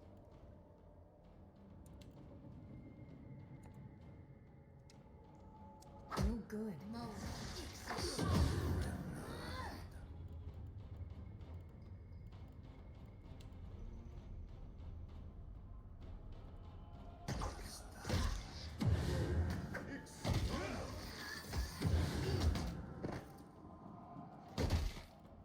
Okay, you and you.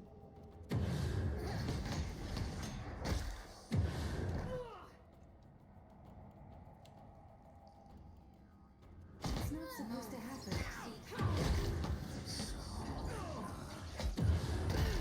Did I do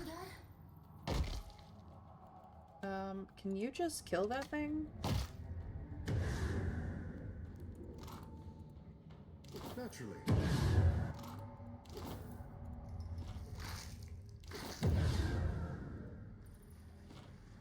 Maybe if we stop setting it off? Yes? No? Maybe? What say? Can you just kill that thing? This does not work. It's immune. What damaged it then? That will do. I don't say. know. I have not figured that out. Yours to command, Captain. Somebody go check this out. Cool.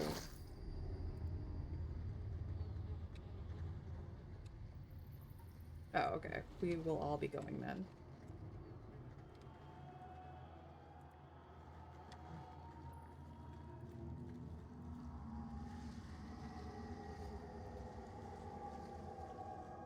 Okay. Hate these things because I don't know how to deal with them. They're really annoying.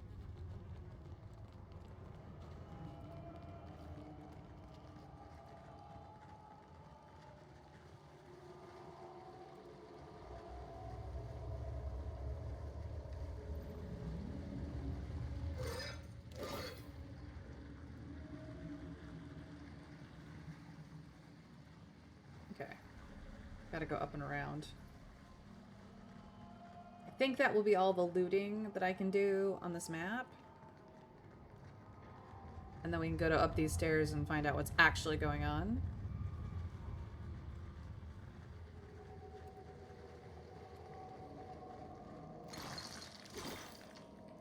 Okay.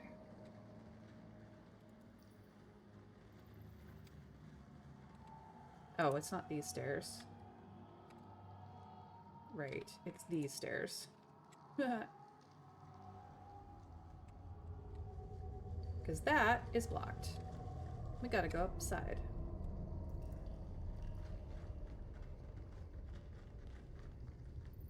What's over there?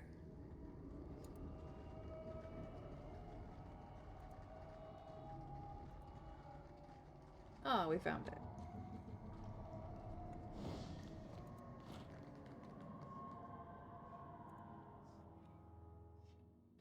Next to the sealed door is a statue of a woman cracked and overgrown with moss. Both of her arms are extended towards you, but one of her hands is missing. You notice a rushing, whispering sound coming from your pack. It's the conchs from both of them. A sound like a gentle crashing surf is coming from the shells. Inspect the statue. Looks like a Huana representation of Andra. Her robes hang like sheets of water, pooling around her feet like rippling currents. You examine the spot where her missing hand should be. Yet the stone of her empty sleeve feels smooth, as if her sculptor had never shaped a hand there to begin with. Her only hand is open, palm up as if to receive something. You put the conch in her hand, and as you do, the thunderous, percussive music of a stormy sea spills out of the conch. It rises into a wordless melody that reminds you of voices heard from underwater. As the song reaches its crescendo, a deeper rumble fills the air and rattles through your bones. You take the shell back as the music fades, and the door opens.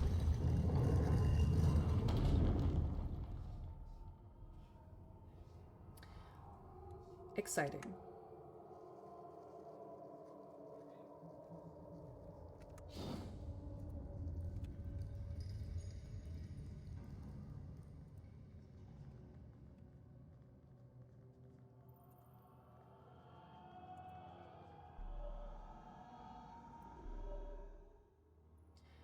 A cracked dirt rim carving dominates the wall, and its two hands rise from curling waves. Sockets like one in the hand of the statue outside the temple have been carved in the hollow palms. Both are empty. You notice a rushing, whispering sound coming from your pack. We will inspect the carving. Cracks, mold, and grime vein the stone. The carving looks ancient, and it feels that way too, smooth with wear. Yet as you run your hand along the stone, you feel a cool whisper of air. It feels like there's a draft coming from the other side. I'm going to leave because I want to deal with this combat first. Wait, I've seen this in my nightmares. Yep, you sure have. I need you to take that out. And then everybody else concentrate on this.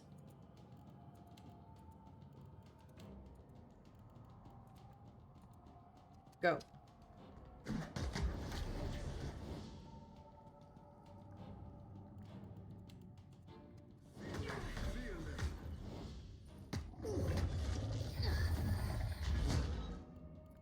All right, now we can start getting fancier. Let us mark you for the hunt.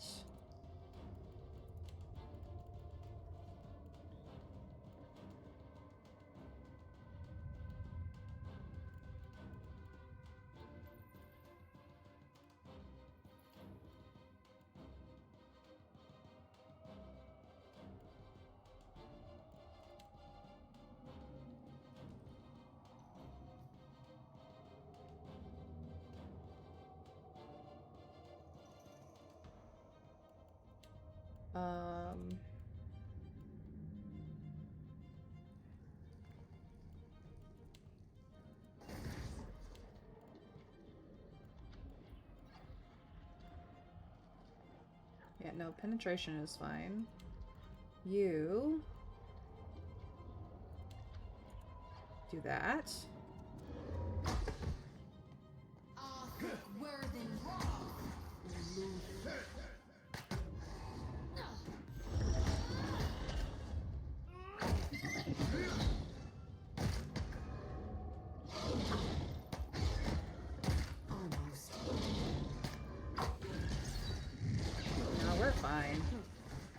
We killed the big thing. These little things are nothing.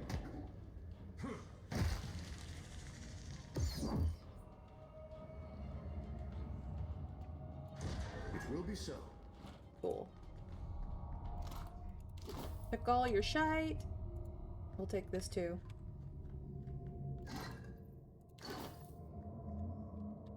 This mural depicts the tempestuous waters said to surround the legendary city of Kaizo. The origin of all Juana. I say it feels close enough to touch. Guess what? This is Ukaizo. Alright. Let us place a con in one hand. It glows, perhaps just a trick of shadows, but the stone hand seems to tighten around it. We'll place the second one in the other hand.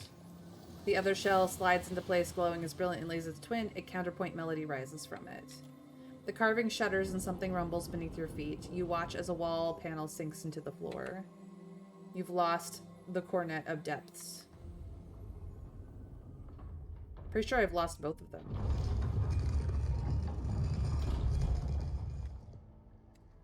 Found something. Don't mind if I do. That's that then. Allow me. Easily done. This is a large shield. I don't have anyone who can use large shields, but that's cool. Exceptional scale armor. Nice. This is a poleaxe. I don't have anyone who's using poleaxes either. I have taken all the offerings.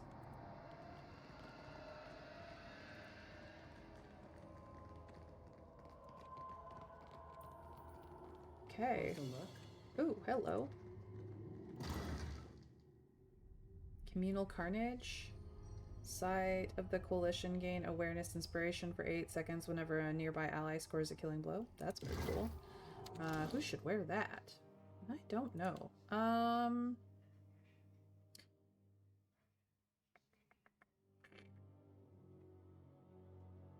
fine hatchet? I believe I already have that.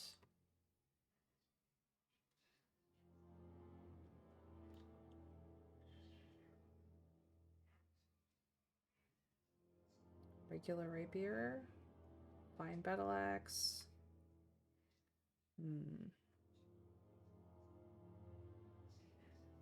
I'm gonna take that. That sounds great, actually.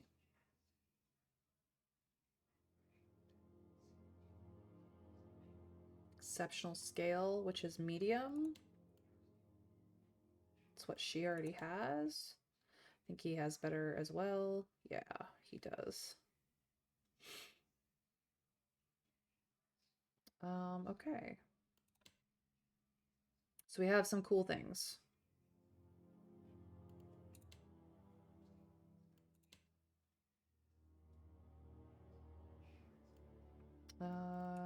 Everyone has a necklace, so that's fine. Okay. Guess we can get out of here now.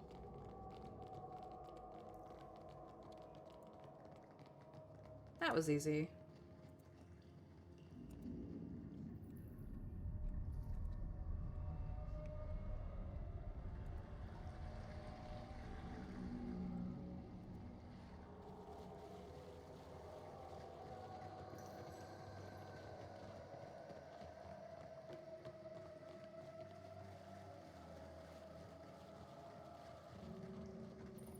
We are leaving because we do not need to stay here.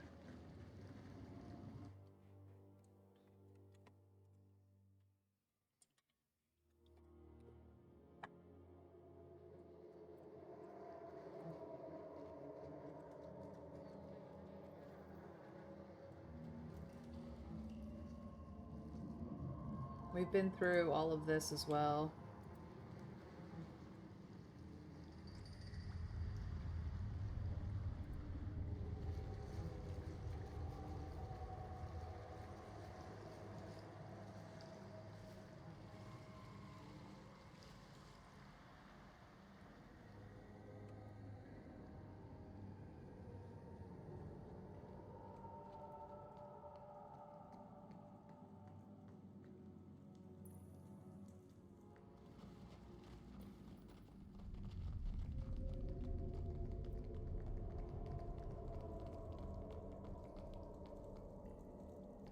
got something for me? I found the old temple in a flooded spot where the falls meet. Good work. I'll make sure no one else disturbs it. She claps you on the shoulder. Meantime, Dario will be pleased to hear the news. How about you go tell him and collect your reward? What does he want with a mosaic of Yuzako? Her smile freezes on her face. Dario's the only one to talk about Dario's business. If I was you, I'd forget about this and take my pay. But it's your neck. She shrugs. Ngati would sink the island beneath the waves before handing it over to pirates. Alright, back to the Undercroft. Because that is literally the only way out at this point.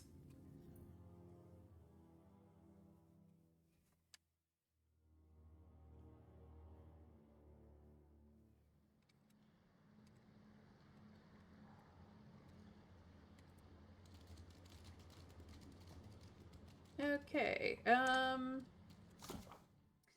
so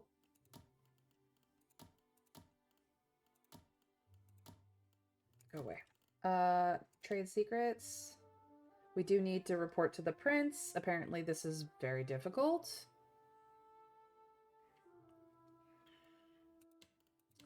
And then return to Dario with the good news. We could do this. We're still establishing this some way or another.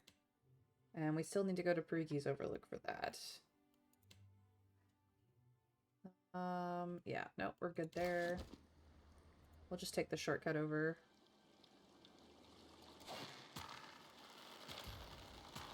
We're good. It's just faster. And I didn't skimp on athletics, so back to Delver's Row we go.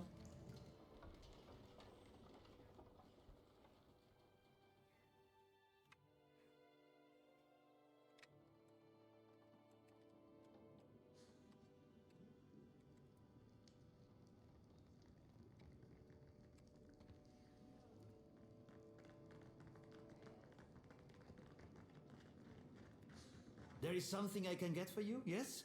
Tell me quietly. What do you know about the Spindle Man? Merla, it is a dangerous pest. When it dug its lair, it did not even ask permission of their... of the boss. The bark beetle makes no appeals to the sparrow, I say. The boss, you mean Dario? If I do, I surely did not say such a thing. He runs his hand nervously over his beard. But this Spindle Man, they say it is a mind reader. Is that all? He shakes his head. They say it is a mind reader. We in Delver's Row are simple folk, quiet folk. It does not do to have a mind reader nosing among us. You understand me? Yeah. I don't particularly have any problem with a mind reader, but, you know, I'm a soul reader, so... You need a blade or an old Humani's stock is... Yeah. I need to get rid of some crap is what I need. Alright.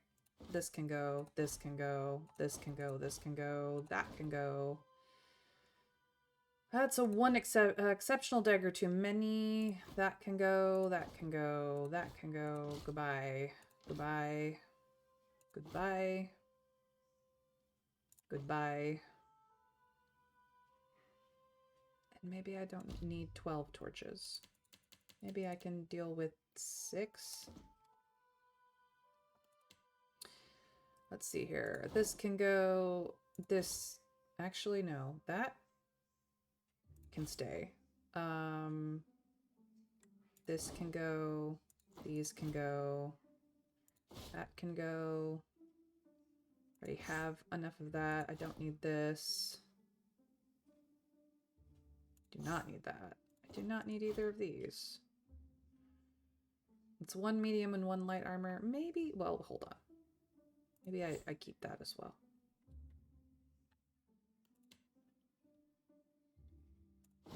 Boring cape. Everything else stays.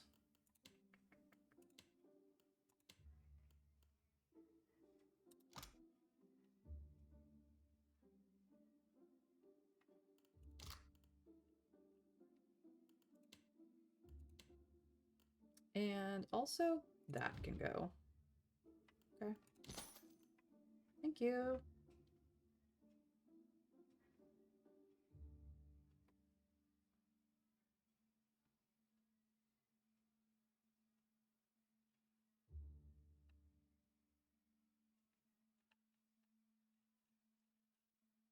And then all the junk I sold you. Okay, have fun.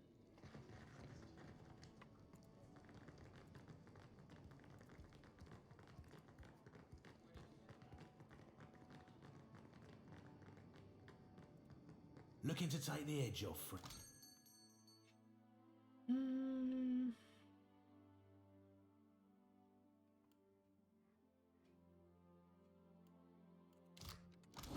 Of course, it goes back into my personal stash, which is annoying. Go. And I already did that.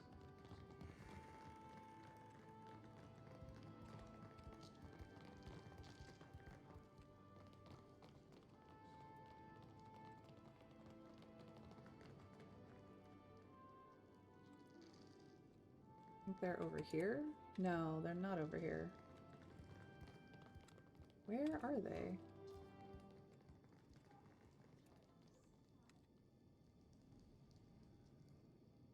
Oh, they're over here. That's right.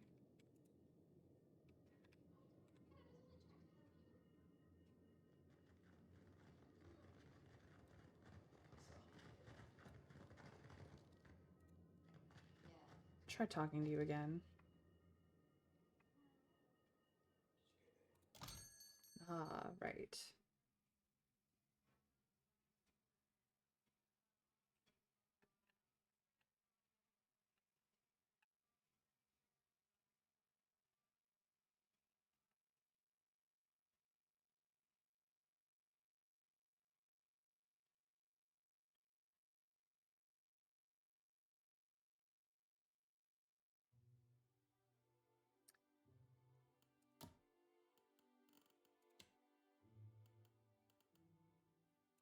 Don't want any of it. It's fine. Why are you down here? Nope. Apparently you cannot talk to the spider. Okay.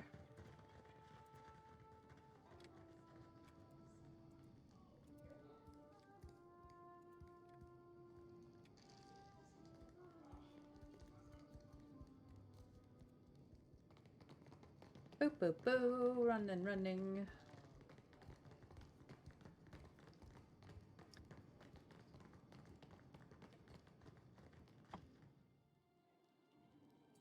To Dario's.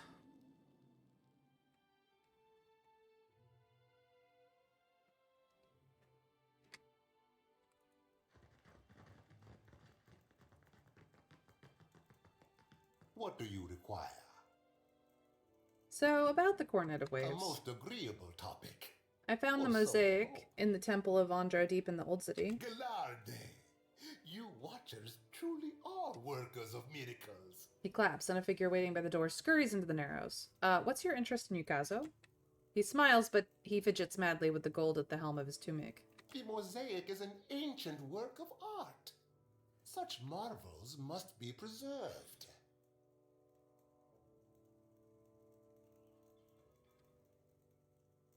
You're way too interested in this. Fine. And in keeping it a secret for this to be about art. A small gold thread comes away in his fingers. He frowns at it. Let us discuss your payment instead. He clears his throat and produces a blunderbuss. After a brief pause, he whirls around and holds it out to you. Never let it be said that Dario does not pay a fair price. The kitchen stove.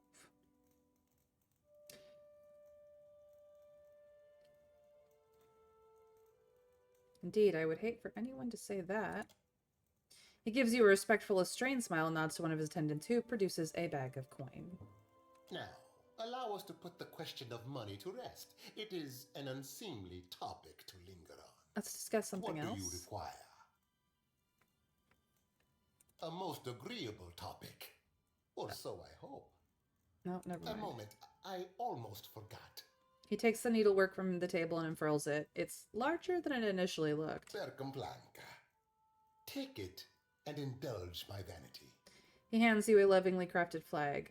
I have gained another one of these. Okay. It is not as grand as the sails I once made, but my fingers are ever restless. Interesting. So I once again have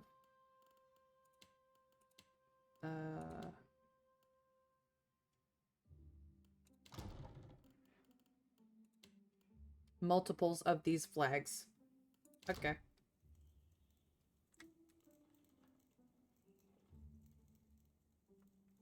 Well, I'm not gonna start a fight with you, no sir. Yep, that's done.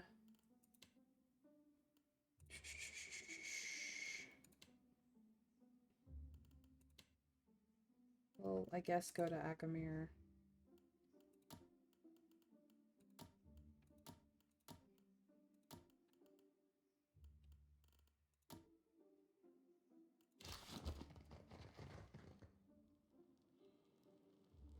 We could explore the Narrows.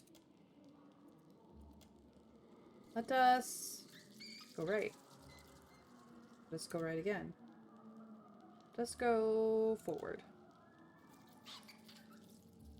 Go forward again. Slimy wall. Oh. Somebody died. We will search his body. Success! A small note and a handful of coins. Read the note. Ulog, there's a new shipment for your Paru friends waiting near the lift at Delver's Woe. Come get the food before the cave stink rots it. You're mad, Captain Marina. P.S. Give the old man my regards. I put an extra koiki in there just for him. P.P.S. Don't say I never done anything nice. Aw. Let's turn around. Go left. And that ends up here. Alright. Back to the gullet then.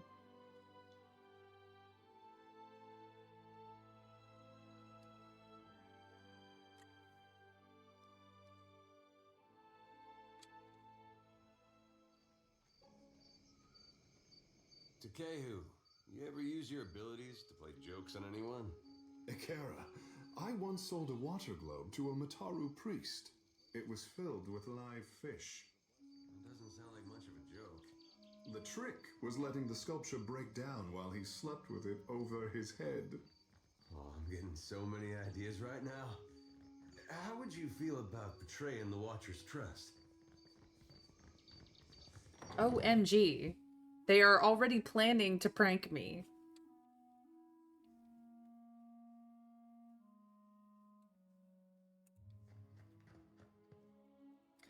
I found Ulog's body in the Narrows. Noi stands for a moment, only moving to blink his black pebble eyes. Then he takes a deep, shuddering breath and exhales all at once. His damp breath smells like bile and illness. It was as I feared, then. Tell me, how did he die? Was it fast, at least? He was beaten to death. Painless? Looked like it went on a while before he died. The gullet claims another life, then. The old man groans, rubbing his knobby-jointed fingers across his eyes. I'm sorry you had to see that. It's not right. Thank you for your honesty, Watcher. Few are there who will deliver bad news in all its sorry truth. Speak, and I will listen. If we cannot convince them Peatly is a child of the Dawn Stars, Okay. and has Farewell. I'm working on it. I really, really am. But at least I found out what happened to their runner. And he died bad, unfortunately. I say the gods chiseled you from lumber and dragon bone. I'll take that, at least as far as my head's concerned. Oh, that's the hole. I don't want to go to the hole.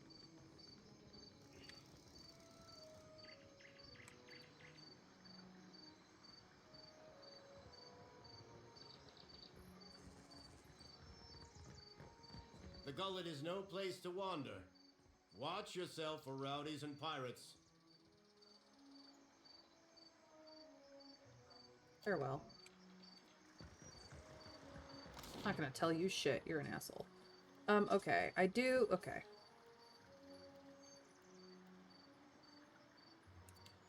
I need to go to the manor. I might as well go now.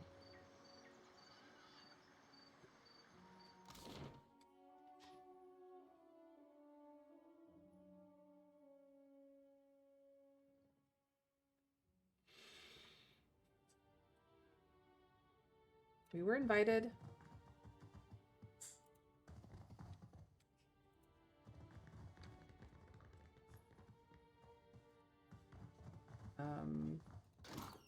Nobody stopped us, so I guess that's mine now.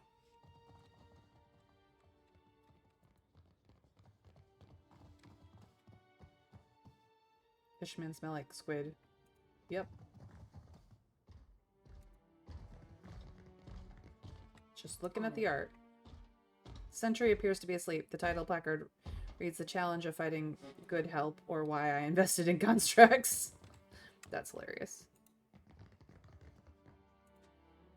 Tiny imps dive and soar amongst the noxious clouds and rocky outcroppings. The title placard reads, Paradise for the Depraved. I enjoy good art. I do, I do. An unusual growth blankets the floor of the cavern. Pinpricks of torchlight illuminate distant tunnels. The title placard reads, Vithrak Courtship Hive. Okay.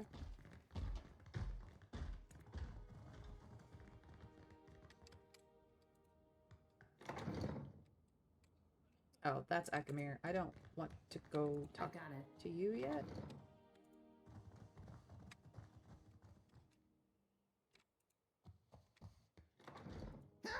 Almost out of pepper. Master will be unhappy. Nobody stopped me.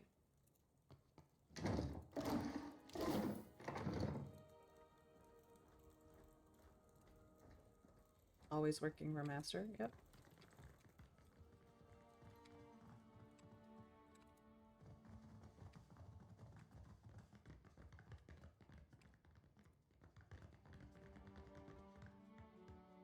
Okay, that's where the stealing comes in.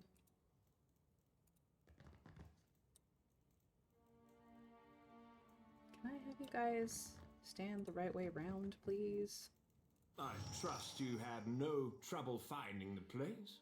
Sighing, Arkamir glances up at a roll of parchment. He takes up a quill and draws several lines across a calendar entry, digging the nib hard enough that scratching fills the silence. Nekitaka is either a testament to the ancient Huana's love of labyrinths or their hatred of straight lines.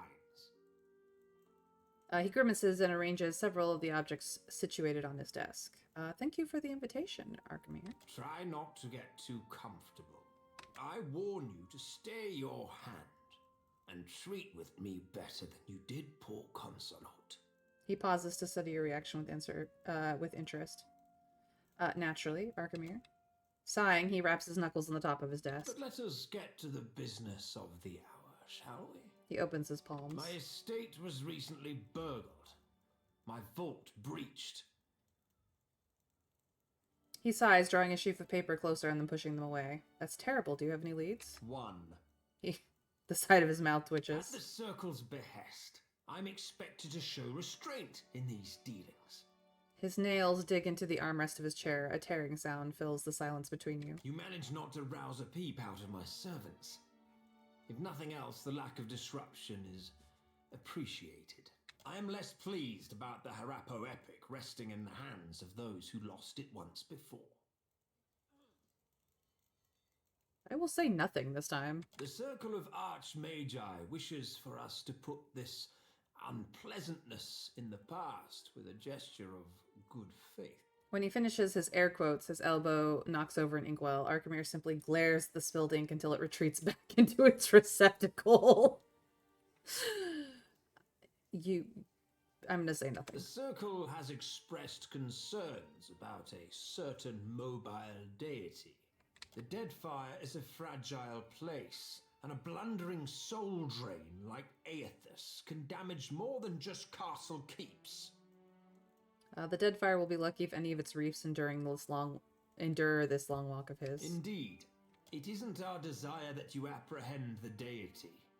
That simply isn't practical. We need your help in preparing for the worst possible outcome. Akamir presses his thumb down on a spider crawling across his desk. His upper lip pulls back with delight. This isn't just restitution. The Circle is worried. We do not worry. We measure, and the resulting value dictates action. You are only involved because it is advantageous for knowledge of the Circle's involvement to remain discreet. The wizard Bikana installed an observatory due northeast of Nekataka. For your absolution, the Circle asks that you locate her research. What are you hoping to learn from the stars? That the Circle's concerns are utterly unfounded, of course. His eyebrow arches up. No doubt you'll recognize the appropriate documents. You have an eye for valuables. Why ask me and not, Bikana? She vanished from academic research, and therefore her livelihood. All signs point to her lab being abandoned. As long as I'm compensated for the work. Were the spoils of my estate too meager? Absolutely not. His brow furrows. Fair warning. A vessel flying the sigil of the Torn Bannerman set a course for the observatory. Frowning, Arkmir sifts among his correspondence until he sets upon the one he seeks. I have every reason to believe they travel armed. They're elite mercenaries. We faced off at the siege of Craigholt. Did I inquire after your personal history? Akmir sneezes into his sleeve and grimaces. My interest begins and ends at a single point. That someone of great means desires abandoned arcane research. Research which we disregarded. He clears his throat and glances away. Come back alive. Or not at all. Now, if you don't mind, I have a manor to restore. And a security system to reevaluate. He frowns towards the door before turning his focus back to his desk.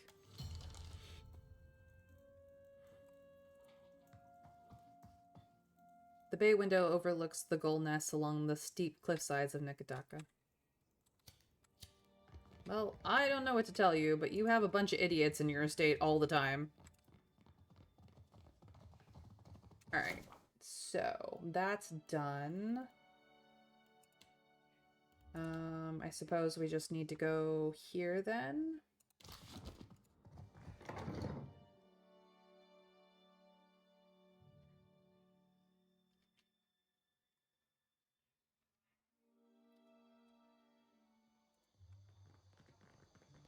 Yeah, I invited an imp into my crew. He didn't have really anywhere else to go, honestly. You'd be surprised how helpful the strange and weird are. Just saying.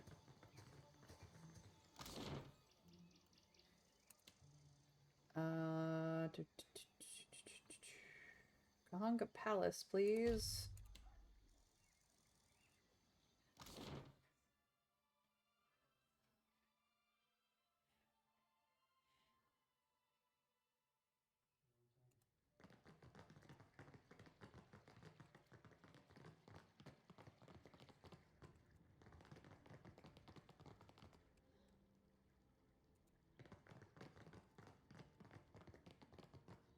Hi. Akira, but have you pried any secrets from the gullet yet? The Principi are smuggling cargo via the Undercroft. Undercroft. A darker, more fetid layer of Nekataka, I say. He cradles his chin in his palm, looking off into the distance. Onikaza and I are the mind and heart of the city, but the bowels, these we cannot reach. What say? Did Ngati's chosen learn anything from the voyage below? My prince, I have always known those who pray for Ngati's favor, but only now do I see those who depend on it. Akira, I say that a feather of Amira's wisdom drifted down to find you. The prince nods with approval. At least Delver's Row is a stable target. The crown has time to decide the next steps. For what it's worth, I think Delver's Row should remain untouched. What say? His brow rises slowly. You hit upon my curiosity. Speak on. The Raparu are barely in control of their lives as it is. Don't take this away from them. You are quick to come to their defense, but the Raparu must recall their place in society. Sighing, the prince weighs your words. If the black market will expend its resources toward the Raparu, then I say they have bought an easy truce. Delver's Row is safe for now. The prince glances towards the entrance doubtfully and shrugs in spite of himself. Be sure that I do not regret this. Water shapers were helping the pirates bring in ships. Kehu, I say that no one wanted to hear your suspicions confirmed. Akira, me least of all, my prince. When it comes to the dignity of the guild, the crown can compromise nothing. Onikaza will see their leadership disciplined, I say. They must have needed the money. Can you imagine why? Akira, I cannot. The prince pinches his lower lip and sighs. Onikaza and I both expect more from the guild, I say. She will not be pleased. He shakes his head and sighs.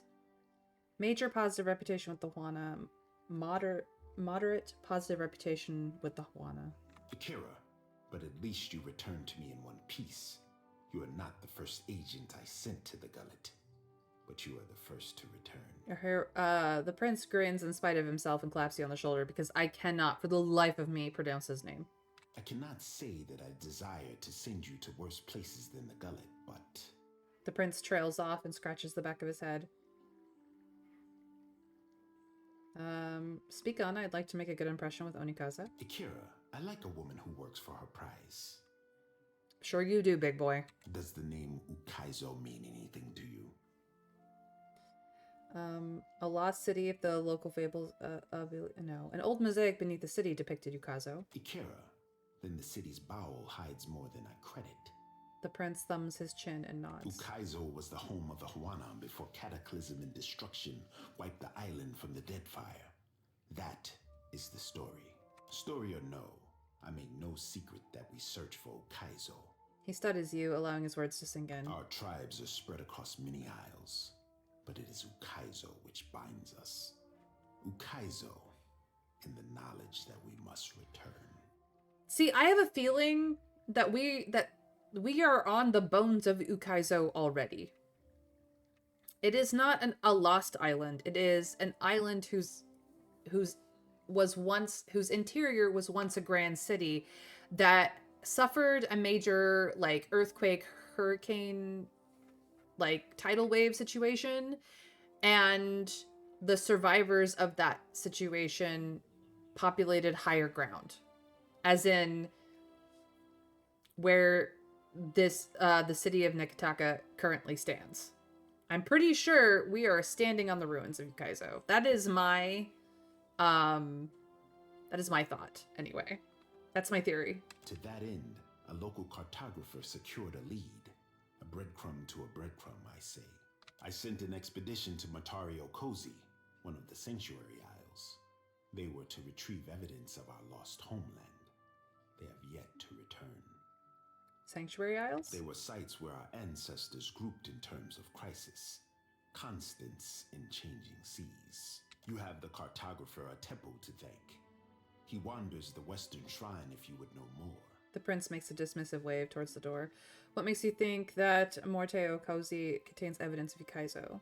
The Sanctuary Isles give comfort and guidance to sailors on the long journey home. I am hoping the island can remember its purpose and return us to the home we lost. How has the island remained hidden all this time? A question for those with years to gather reeds and scribe their thoughts. The prince smooths back his hair and sighs. It might be that someone or something on the island does not wish to be found. In better times than these, I would have been happy to oblige. Should I expect any resistance? The trading companies would not have thought to look for Matario Kozi, but now they are vultures to carrion. I do not doubt that our rivals race for the same thing, all while we fall behind. He sighs. No further Akira, questions. Then you are ready to depart? I trust you'll relay my helpfulness to the queen? Naturally, I say. My sister remembers her friends. I remember her enemies. He winks. To Kehu, I trust you are going. I want the tribes to know that Ngati's chosen stood among those who threw open the gates of Ukaizo. He turns a hopeful glance to Takeo. I make no promises of dirtying my hands in some fetid jungle, but I do not protest a calm voyage. Before you go. He lowers his tone and glances to his left and right. That did seem like too nice a way to end it. The expedition. I have reason to believe they will not be returning to Nekataka. So you are sending me to certain death? You forget yourself, but I am more forgiving than my sister. We found this at the palace doorstep, cut from the robe of the expedition leader. He reaches into his pocket and draws forth a wad of red-stained bark cloth. One mystery heaped on another, I say. He drags his thumb over the cloth and frowns to himself. Who could have sent this? If you learn in your travels, I hope you will tell me. The crown has grown too accustomed to warnings, I say. Let me see that. I might be able to learn something from it. Nodding, he relinquishes the scrap. A fragment of essence clings to the fabric like a thread woven too tightly to be unraveled. Trees tower above you, and ropey vines stretch like tentacles across a marshy ruin. It takes all of your strength to trudge through the hip-deep water. You glance over your shoulder, but the women and men of your company aren't there. Then a shape moves off in the distance. You draw your weapon, feeling now more alone than ever. The vision departs, leaving you with a deep pit in your stomach and the phantom sensation that nothing has gone as it should. The prince regards you expectantly.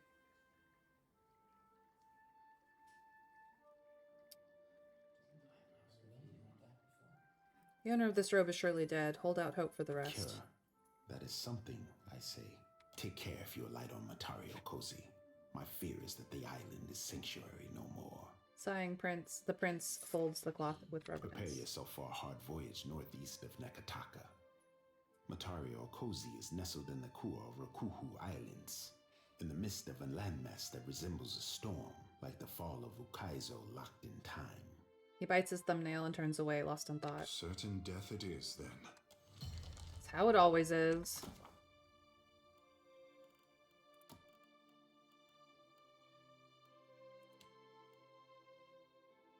Okay.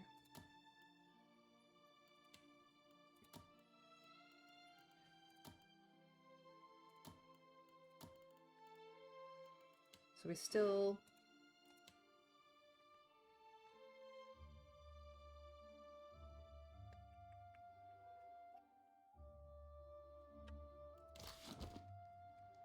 Do not leave me in suspense, I say. I Have you found Matario Cozy? I have If other you have questions.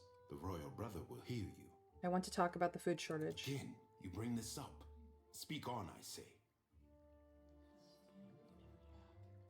The Dawnstars have agreed to offer a share of their crops to Nekataka as long as the bulk of it goes to the Reparo. My sister would call this a test from the gods.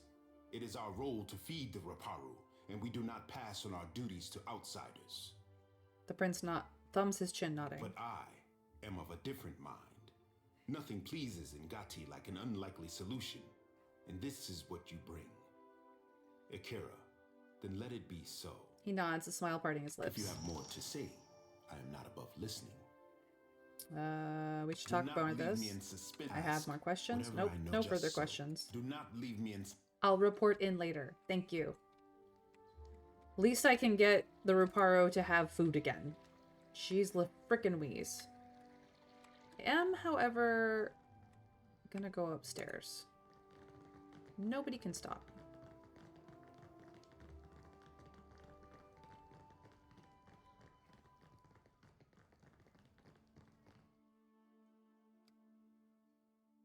I also should talk to that character elsewhere. Right. How did I get upstairs again? This way. That is right.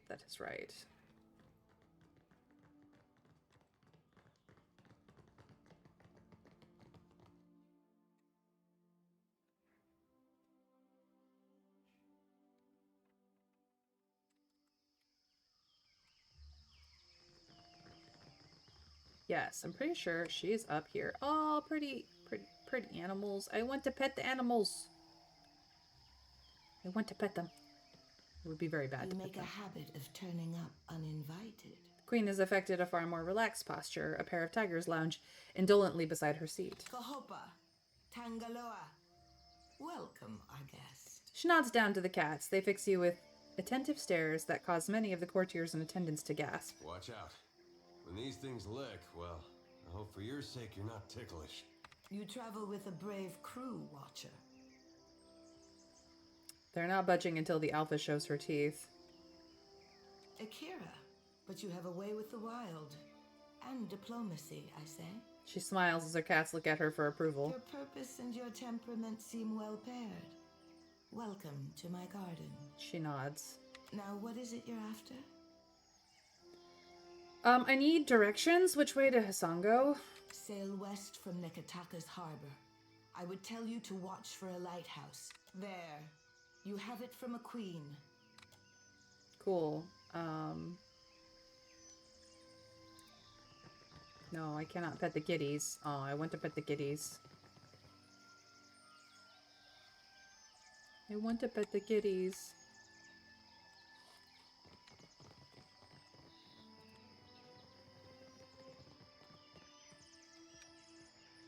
Anybody named over here? No, I don't think so. Just the queen. Okay. Alright. Down we go.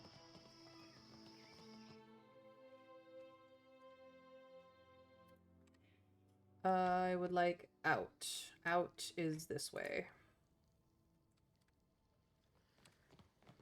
We've talked to you.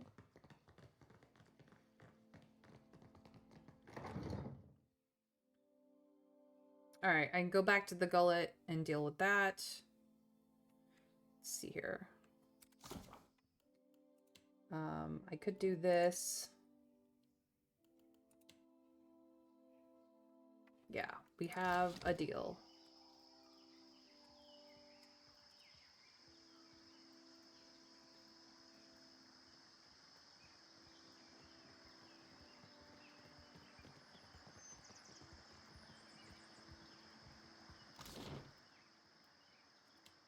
We are going to Annoli's home. Yes, please. I know it's kind of a walk. It's fine.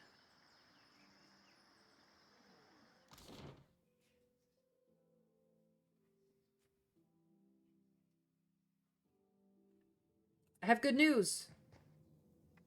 Dawnstars will share their crops and the queen will allocate the majority for the gullet. The old man's eyes glistened. I heard of missionaries distributing food throughout the gullet, though I did not think it could be true. Not in this lifetime could I have hoped for more. To have garnered our queen's generosity. I ache to believe it. Never can I thank you enough, Watcher who has the ear of both kith and gods. Always the Raparu will know of your kindness. Should you need refuge within Nekadaka, know that the Raparu will stand by your side. Hey, Carol man. May Amira's wind ever fill your sails, girl. We will not forget what you have done for us. Yay!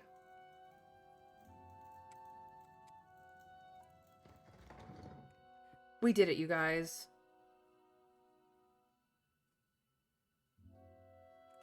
Now. Ooh, I can go directly.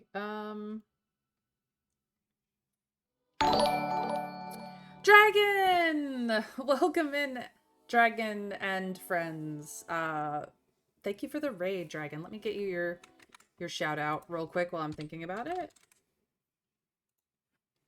It's a bare bone basics one, but here you go, Dragon. Thank you for the raid. Welcome in everyone from Dragon's Raid. If you did not know me before, please know me now. I am Mayrin Althea Tover. Please call me May, like the month of, but spelled wrong, obviously.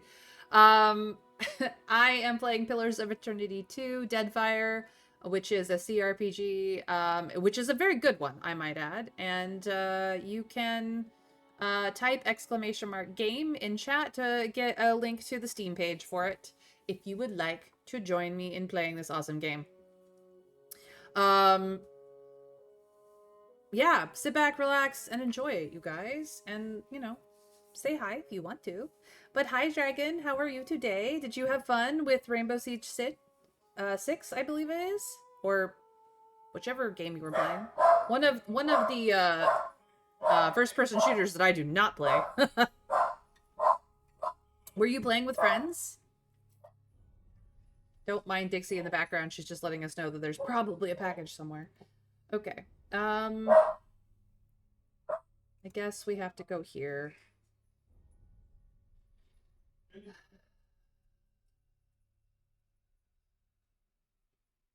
The mill is by the Emporium. Well, no, I just need to go to Queensbirth. Oh, it won't let me. Okay. Won't let me go direct. I was hoping to go direct, but no, I have to leave the map through one of the exits. It won't let me just auto-exit, which is unfortunate.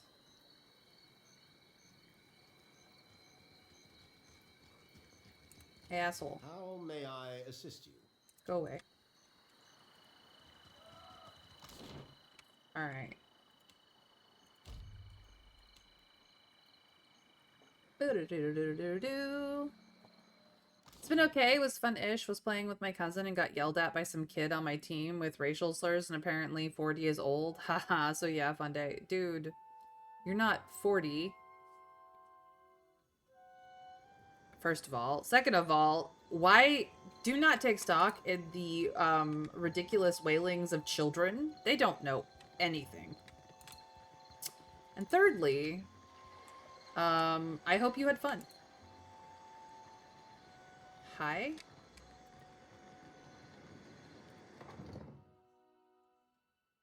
Don't mind if I yes.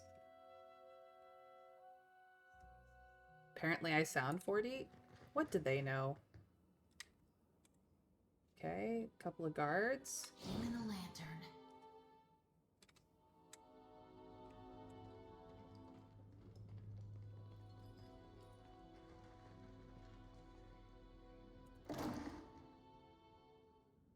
That's dust. What's over here?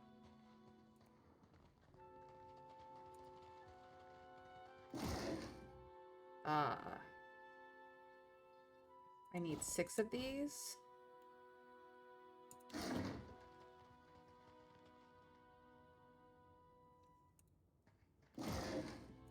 That's 3.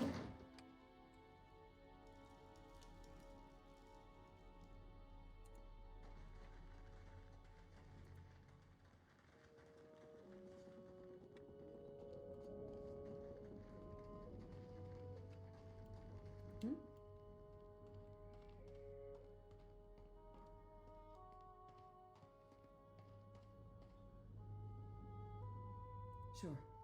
You guys don't see anything, right? Right? I do not want to fight these guys.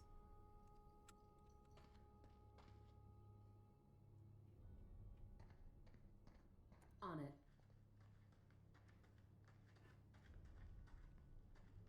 it. I'm out. I'm out. I'm out. I'm out. We're all out.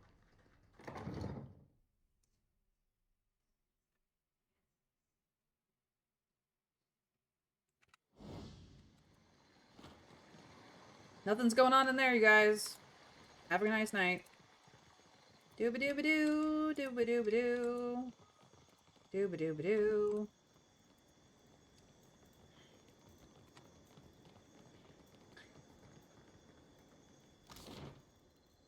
I'm telling you, what would that child know? Like, for really reals. What would that child know? I need to go to the Undercroft. Thank you very much.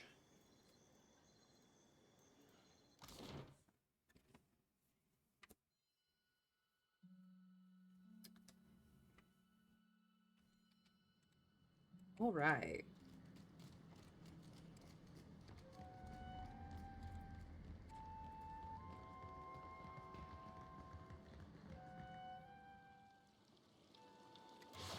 Shimmy, shimmy, Cocoa Puffs. Shimmy, shimmy, wow. Shimmy, shimmy, Cocoa Puffs. Let's go now. All right, done. Easy peasy.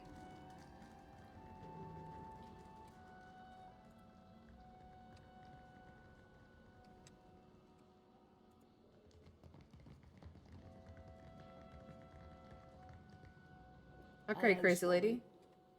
Well, regale me. I got the Luminous Ardra. I invite you to hand it over swiftly, then. The captain's expression brightens, lit with her greed. Ah, what lovelies. Aye, fine work you've done. Work I won't be likely to forget. The commander of my fleet and the relentless leader of us new bloods, Captain Aldes, won't forget either. If you're feeling adventurous, you might call on her at Fort Deadlight. Dwarf laughs bodily, as if As if to an inside joke, you have gained the item Tarn's Respite. Okay. Should I punch her in the mouth? I feel like that's gonna start a fight. The thing is, she could like it, though. Do I let the intrusive thoughts win? Dragon, I will leave this up to you. You rated me. Should I punch this dwarf in the mouth? Just for shits and giggles?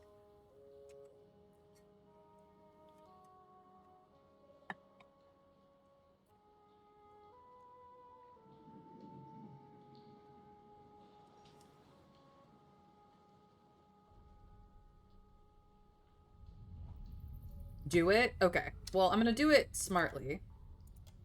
First, I'm gonna save right before I do it. And then... Well? Unexpectedly, you rear back and sucker punch the captain in the mouth. The stocky pirate staggers before regaining herself, a hand resting on the butt of her flintlock. As she spits blood on the ground, she cuts you a glare. Then abruptly, she throws her head back and laughs. Positive reputation. What in Andra's tit was that for? I don't like being threatened. I'll be sure to remember that. Alright, I'll be on my way. She dips her chin with a gruff nod farewell. Alright, that was awesome. Fucking decked her. And do it again. Alright, saved. And we got some reputation. Let's check reputations here for a minute. Okay, so I'm mostly diplomatic. I'm very benevolent. Mostly diplomatic with a bit of clever. With equally as clever, I'm also fairly honest, rational, sometimes stoic. Not much anything else. I have a 5 reputation with the Children of the Dawn Stars. I have a 3 with the Gullet, the Devil's Row, Port Magi, the Valian Trading Company. I have 0 with the Royal Deadfire. I have a little bit of goodwill. Well, I have good and bad. I think it's neutral at the moment with the Principe. We have a little bit with Nekataka and 3 with the Juana. I'm on fairly good relationship terms with with my girlfriend here, Joti, and with Takehu. I'm okay with Adar. There were things that he didn't like. When we were running around with Seraphin, he was pretty okay with me. We haven't really spent all that much time with Aloth, Amaya, or Pelagina, but we only recently got these 2 girls, so that's where we're at with that. She does not get along with Takehu all that much, primarily because he's irresponsible, in her opinion. She does get along with Seraphin, though, because he's worldly and lighthearted. We know nothing about you. You get along with Joti, with Aloth, with Seraphin, and the new people are kind of neutral right now. You get along with Joti just fine. Even though she is not happy with you. That's hilarious. Okay. That's where we sit.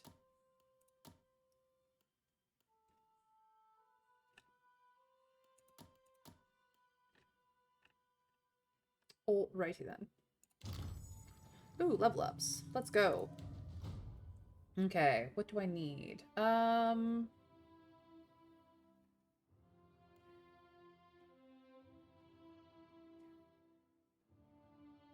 think I need more sleight of hand, honestly. And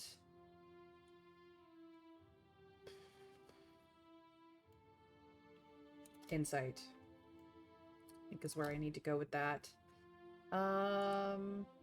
Ooh, I get to choose for both classes. Okay, cool. What do I got here? Concussive shot. Hunter's claws.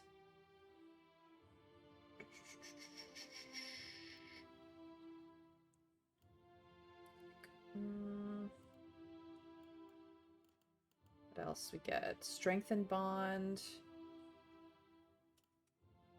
Stalker's Link. The Ranger now gains accuracy bonus when fighting an enemy threatened by animal companion. Additional defense against disengagement attacks, which we don't really use. I actually think I'm gonna go with this one and make my lion kick more ass. And then as for this, weakening is good. What else do we get? That's pretty good. Ooh. And we don't really disengage a lot, so adept evasion might be for the better.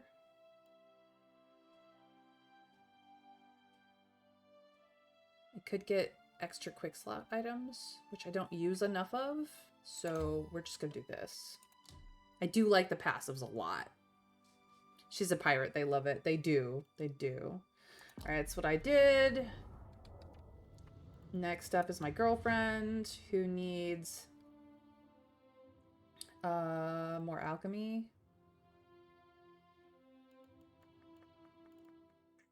More athletics. And also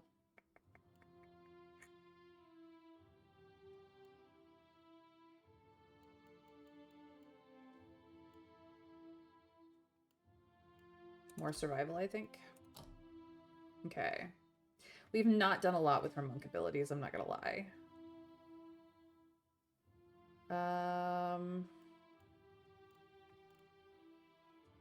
Rooting Pain. Okay. Crucible of Suffering.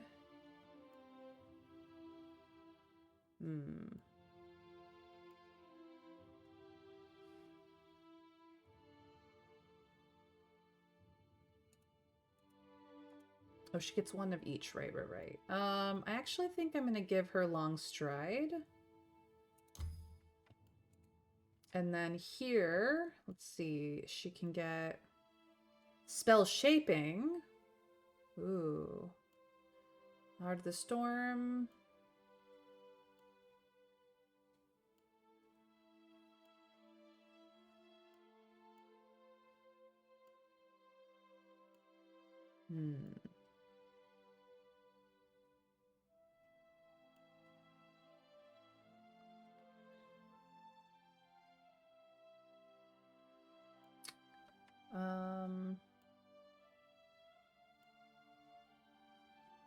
Restoration.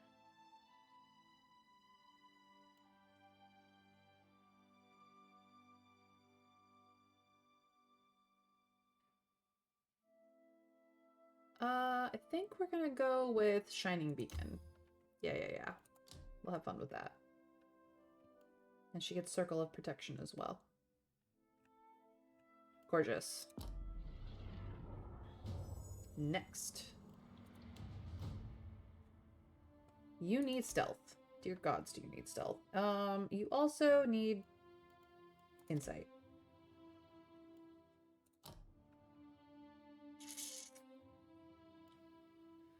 Greater focus. What's this do? Well, I did like this one, Psychic Backlash, but we don't have any of the higher level stuff.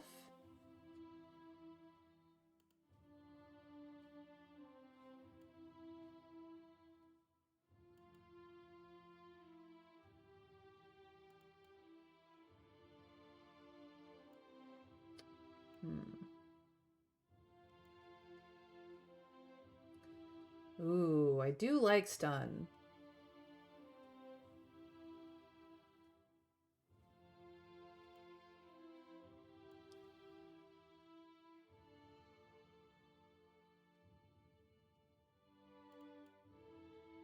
Let us just do that. That's going to be fun. And then for the rogue side,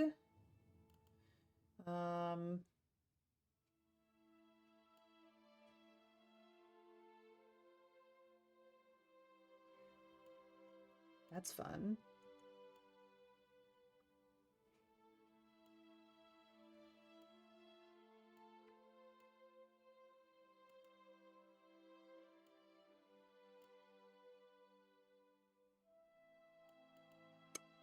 think I'm gonna do temporary invisibility. Actually, it's really good for her.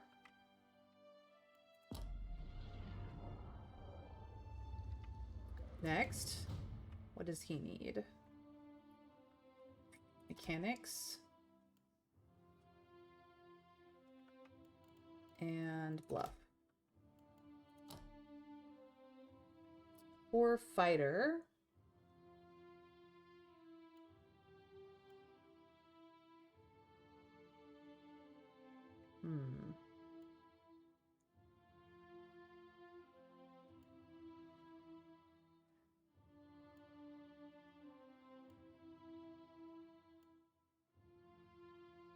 Weapon specialization.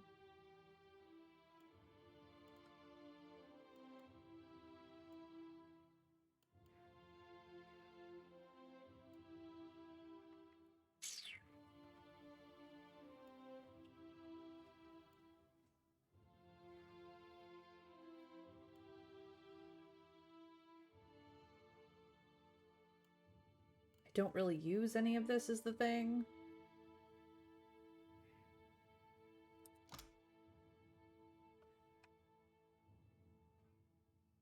Just gives penetration. Okay, penetrating strike, I guess, would be useful. We'll try that. And then here...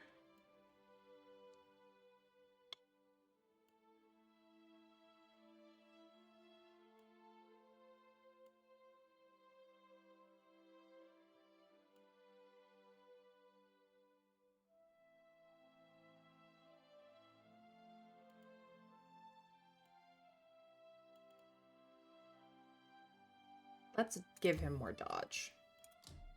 Yeah, that'll be good. And last, but certainly not least, more stealth, pretty please. More religion for you, I think.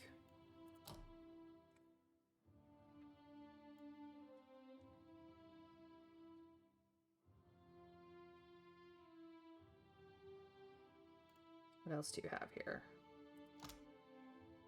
Ooh, friendly. Burn? That's a foe target.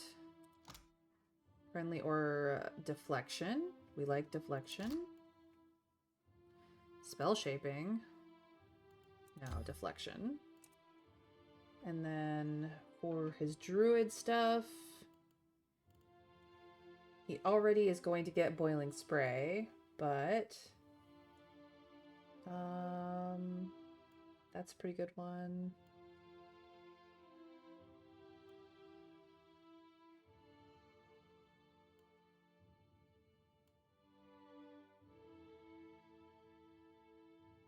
Can't do that one. What is this?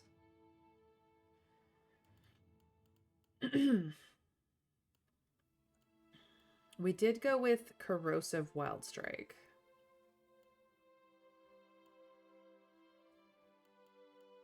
So I am going to grab that for when he's shaped.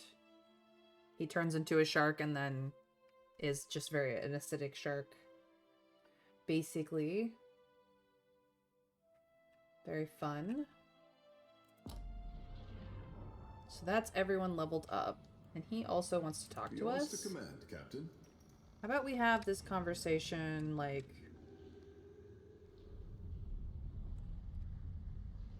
over here. Oops.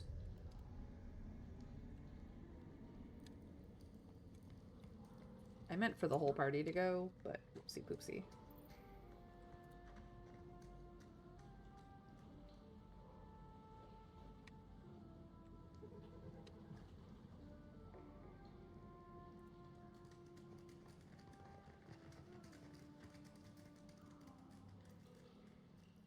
Yours to command, Captain. You catch Takehu's glancing your way. He quickly focuses elsewhere and smooths back his hair when he notices your attention. Something on your mind? Is there anything the Watcher does not see? Takehu grins, but the look quickly diminishes. We have both seen the worst of the city. How the Reparu cluster like sea rats. Takehu's hand unconsciously strays towards his stomach. Delver's Row will take care of them for a time. But I say the Crown will not suffer the Principe for long. How did the stone walls and paved lanes of Nekataka divide us so? He sighs, shaking his head. You have walked the length of Nekataka's spine. How would you serve the needs of all these people at once? I'd collaborate on a new plan for the city. You think that something in the great pattern of Nekataka does not align with the Hawana way? Nodding, Takehu absently tugs one of his hairs. For the moment, he seems totally withdrawn. Finally, he snaps back into focus, regarding you with a smile, which seems both genuine and strained. I was hard-pressed to find insight like yours in PoEII's Overlook. Some of the tension leaves Takehu's shoulders, and he stands a little taller than before. I have more questions for you. You have questions? Ikera, I have answers. Tell me about water shaping, Takehu. Ah, the art of our ancestors, I say. To bend water to our will is a gift from Mother Ngati to her chosen people. Takehu stands tall and grins with pride. Since devastation swept our way of life out to sea, too much of the art has been lost. PoEII, founder of the guild, organized the lore of Ngati's talent into a series of postures and meditations we call the 4 forms of water shaping. Try as we might to embody Ngati's element, the bodies into water the art is a challenge to grasp, difficult to master, and impossible to perfect. Back to my Ikera, previous speak question. on. The Kahanga royalty seem very taken with you? Between the crown and the guild, Nekataka has high hopes for Ngati's chosen son, I say. Takehu smooths back his hair with both hands as he gathers his thoughts. If Ngati had not blessed me, I say the goddess touched me for more than enriching one tribe, glorifying one island.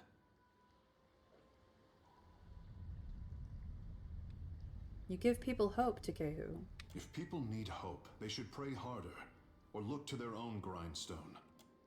He gives you an annoyed look, holding it there for longer than necessary before tossing his hair with a gentle squish. I say there is me, Takehu, and there is the Takehu others would make like a coconut husk doll. You mean the one people would play with? Anyone with the strength to pick me up may play with me, friend Shodi. Takehu winks at her. The more I try to be the Takehu I know I am, the harder I am constrained.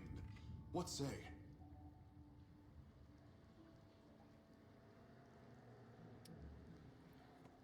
He brings up his gaze to meet yours. So we have a number of options here. We could say you give too much power to the expectations of others.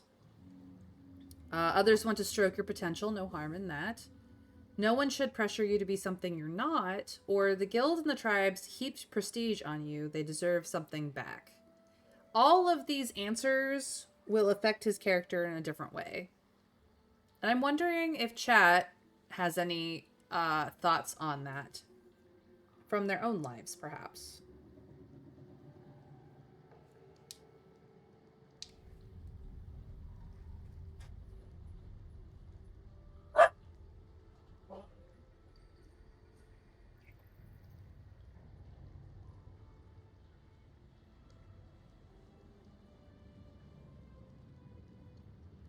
What do we think, guys? What do we think? Or am I left to my own attempt at figuring this out?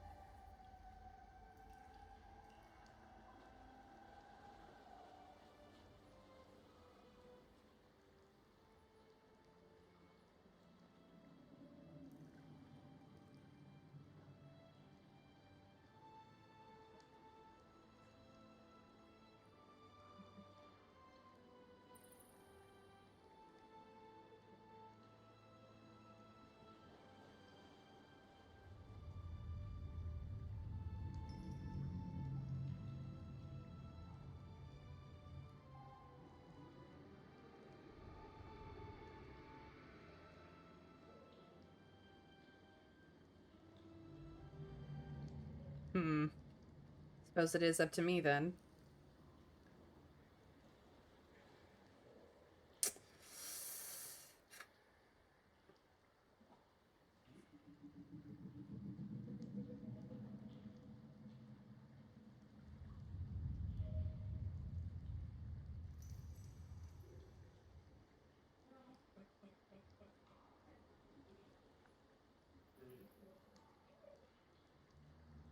Okay, I will talk it out then. Okay.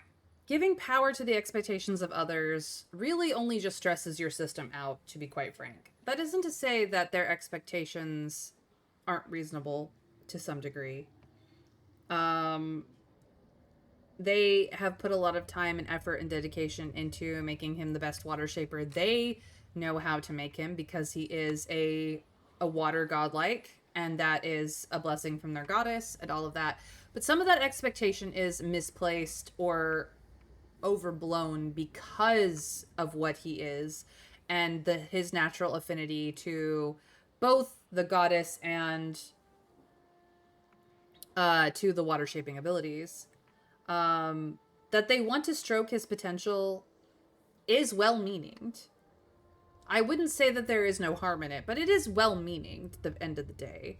That the thing is that some people never figure out who they are until pressure has been applied, be it from themselves or an outward expectation. Sometimes the knowing of oneself comes from having that sense of self tested, and for you to go, no, this is the line in the sand, this is the person I am. And then because the guild and the tribes have heaped prestige on him, because they have put time and effort into him, there may be a feeling that he should give something back, be it from himself or from the outside pressure of, we spent so much time and effort on you, we deserve recompense for that time and effort, and prestige. And at the end of the day, I feel like it is a complex conversation, because we cannot be the people we are today without the people who supported us. And we cannot be the people we are today without the challenges that helped shape us into what we become. Ultimately, whether those challenges are challenges we overcame and discovered ourselves in spite of or because of, or that they are challenges that we are still struggling with, makes the answer to this complex, and far more complex than the 4 that we have been given. I think the smartest thing here is that he is, to some extent, giving too much power to the expectations of others. I'm not saying that those expectations, to some degree, aren't necessary. They do expect something, that he makes something of himself because of the gifts that he has been given from birth, and as well as the time and effort that they've put into him. But you, the more power you give to those expectations, the more of a burden they can become. That isn't to say that you shouldn't take expectations seriously, but like, there is a balance. And the expectations that we have for ourselves should not be overwritten by the expectations of others. So I'm going to go with 1, because I feel like that more aligns with how I feel about this entire idea and conversation. And I don't know if any of you in chat would agree with me, but I hope that at the very least you enjoy what they wrote for it. But it is the adoring people who made Tekehu the savior of the tribes. He shrugs, sighing. Many think that I have a duty to the Huana. I say I am the only one unconvinced. You're being strangely dismissive of your worth. I mean, he thinks that he's an artist. He thinks that he's an artist. He doesn't want to be a savior. He doesn't want to be a leader. He wants to be an artist. And that, water shaping is an art as much as it is a magic. I'm the Lady of Cadnu. You don't see me rebuilding my keep, primarily because the thing that destroyed my keep I got co-opted into following it. It's not that I don't want to rebuild, it's that I have other priorities at the moment. The Huana need someone like you to unite the tribes. I mean, they have the queen. I don't necessarily think that they need Tekehu, but he is a very good sign for the uniting of the tribes. I feel in this respect, it definitely is no one stands in your way but you.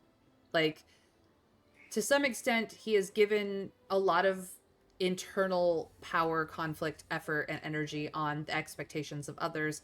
And he sees that as a burden on him, which is, to some degree, the truth. But he's making far more of that truth than actually is truthful. And in many ways, the only person holding him back from his full potential is himself. Whether he becomes a leader or a savior remains to be seen. That will happen in the actions of that he chooses, and also in the circumstances that present themselves and the challenges he overcomes in the process of that. But he is in his own way. Hesitating at first, Takehu envelops your hand into his, the scales along his palm both prickly and warm. Just as it seems he will break away, instead he leans in closer.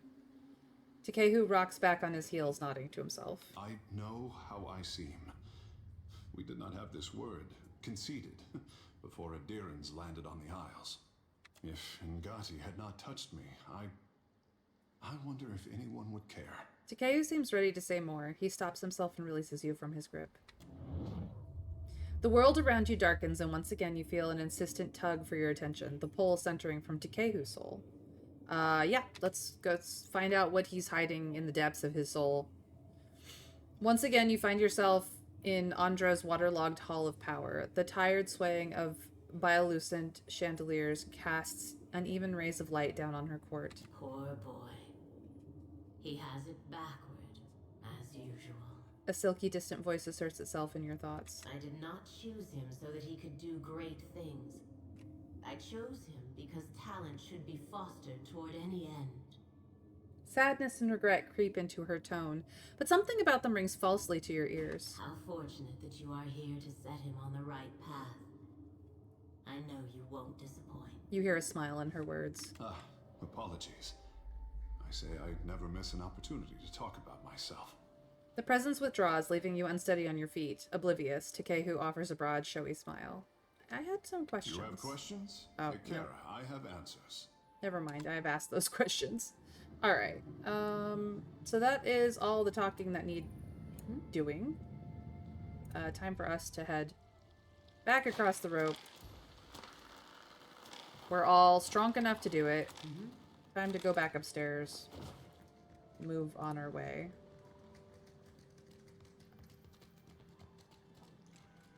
Hold on. Okay, this is not death now. Cool, cool, cool, cool, cool.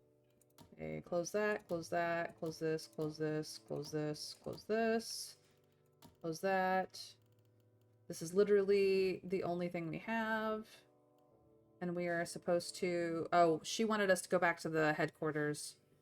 So we need to go back to where our ship is docked anyway. So that works out for us.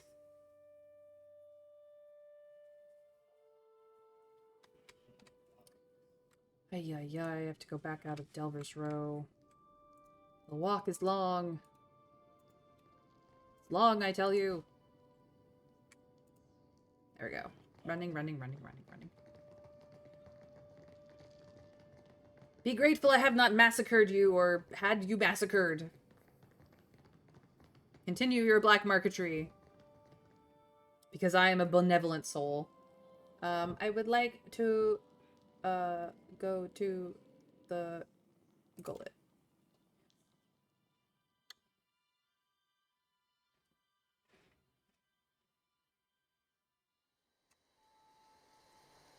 Okay, is there another exit? Ah, the west exit is closer. I don't have to go through the whole freaking map. Just this much. Oh, hey, have you eaten recently? Oh, good. Is there food over here now? There's a healer? You are helping, yes? Oh, this is still pretty bad. Okay. Well, I tried. I tried, you guys. Alright, we need to go to Queen's Birth, and we need to go... We'll go to the Wild Mare. Because that is the closest to the trading company.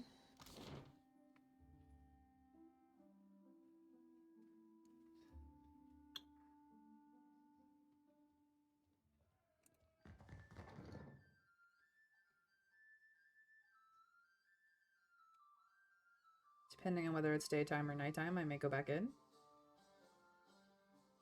Oh, it seems to be nighttime. I guess I will go in and get a room.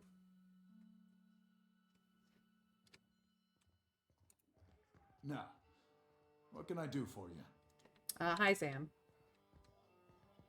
A deep frown cuts across his face the moment he spots Takehu. Hey, fish boy. What'd I tell you last time? You're not allowed in here. Kara, have we met? Takehu frowns, wearing one of his hairs. Oh, have you forgotten our little altercation so soon? How convenient for you. He levels Takehu with a steely glare and begins to count off the man's indiscretions on his fingers. Last you were here, you got drunk as a hagfish in a barrel of mead. Why does this not surprise me? Kara, at least one of us is amused. Takehu frowns, furrows his brow. Jyoti is not happy. Then, when I refused to serve you any longer, you stole a bottle of my finest wine from behind the bar. Kara, how could I let you poison your clients? Ngati is not deigned to bless a drop of what passes through here. And so Jyoti is even less upset. You drank it all, then clambered onto the stage, pushed the dancer off, and serenaded the crowd with a sloppy rendition of My Wahaki. Clamber? These legs do not clamber. Takehu grits his teeth and points to his thighs. Apologize.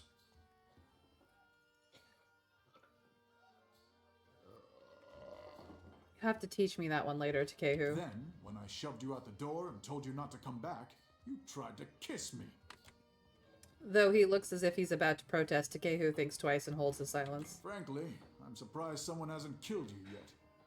Glintil plates a hand on his hip and does his best to loom over the large Awana man, though the effect is less than impressive. I'll vouch for him. A strangled sound escapes Jyoti's throat as she flushes from neck to forehead. All right. But if he gets up to any more mischief, it's your purse on the line. Don't worry, I got him. Kara, punish me appropriately if I misbehave. I'll hold you to that, you slippery bastard. Show me what you have for sale. Like? I would like...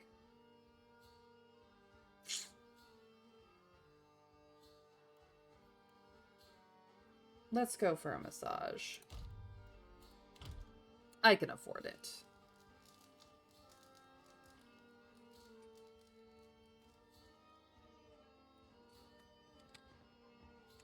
All right, hopefully it's morning now.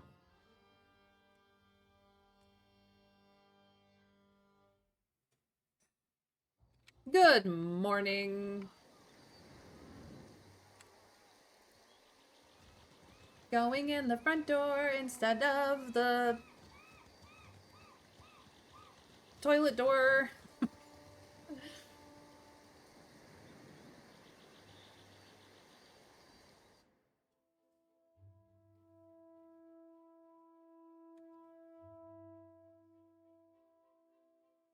I don't think anything in here is scary to us anymore.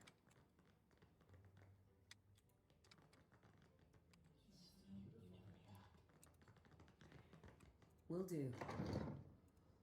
Governor? Welcome back. Is there something else you please? Go ahead. I have... Very well. Oh, I need to talk to, this person over here. My sincere apologies, Governor. It was not very good of me. Can we have a different configuration over here? The contract. That is, you see...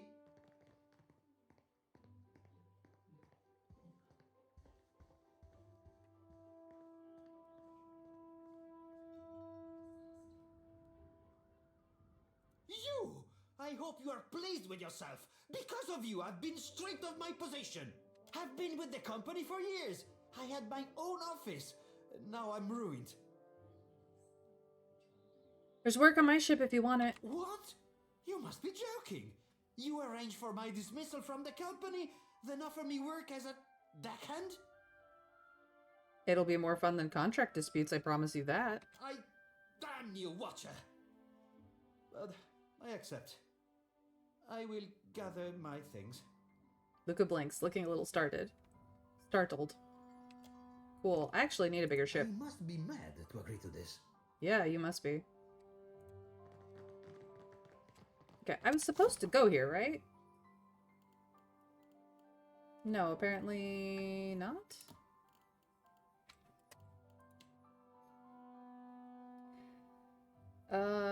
She suggested heading back to the Valian Trading Company headquarters for more work. Okay. Hello? Okay.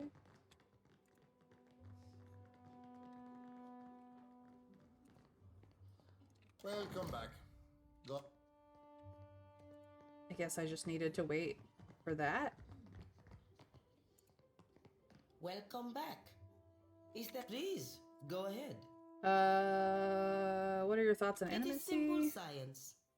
I was never of a scholarly disposition, as That's with fine. most fields of study. What is it you do here? I think the director takes a broader view. Well, the villain. The company also engages in more very well. Anything? Nope. I don't have anything. That's annoying. I guess I was just supposed to come here and then leave?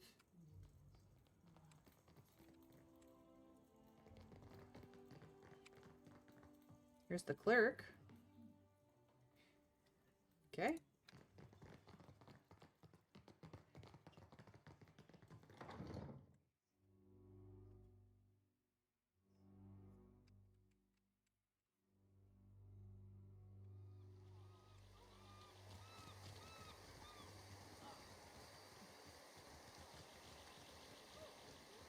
Our business is resolved.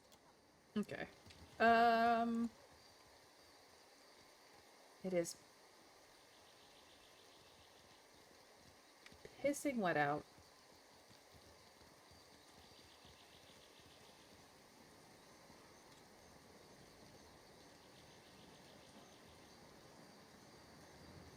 I did not go into these district homes. I suppose I could. Probably get into a fight.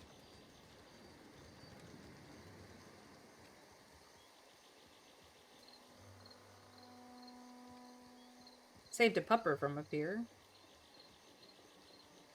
Samar. You again? Yeah. Okay.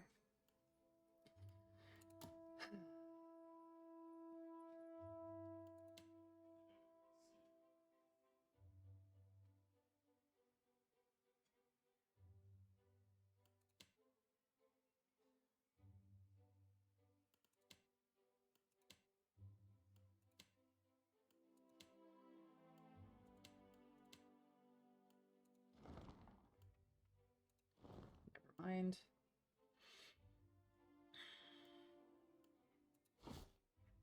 I would love this, except I cannot.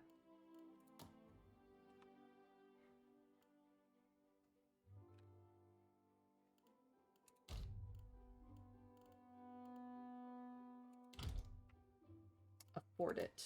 Dang it. What do we have? I kind of like the sales that I have.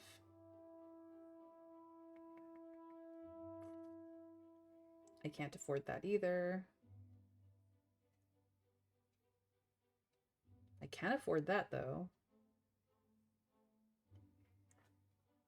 Can't afford that. I did grab the menagerie. I think I'm also just want one. Grabbing myself a captain's quarters.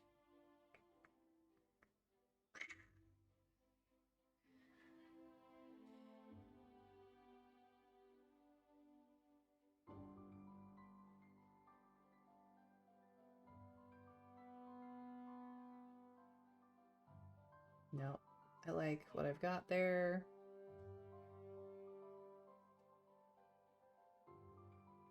We have all of that.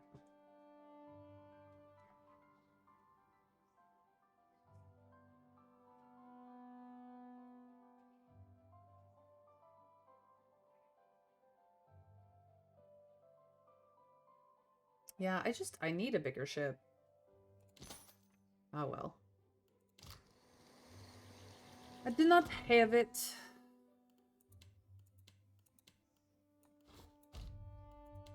There we go. My captain's quarters are now bigger. And I have Luca, who's a boatswain, but I have better in Bedul. It's fine.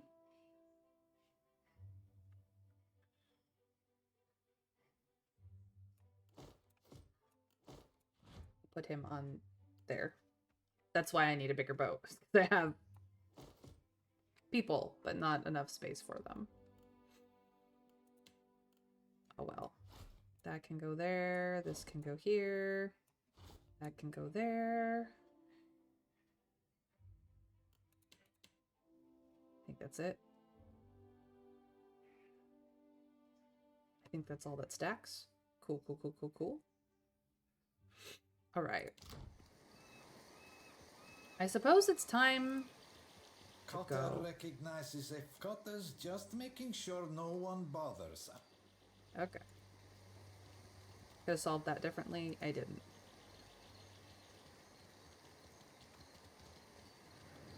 Suppose it's time to go get on my boat and do the boat things.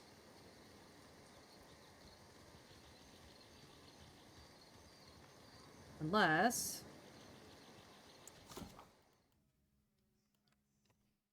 we'll send a message when our team is ready to try again. Should I wish to participate for now, she suggested. I did. I went. It's just wait. Okay. Well, I guess when we come back...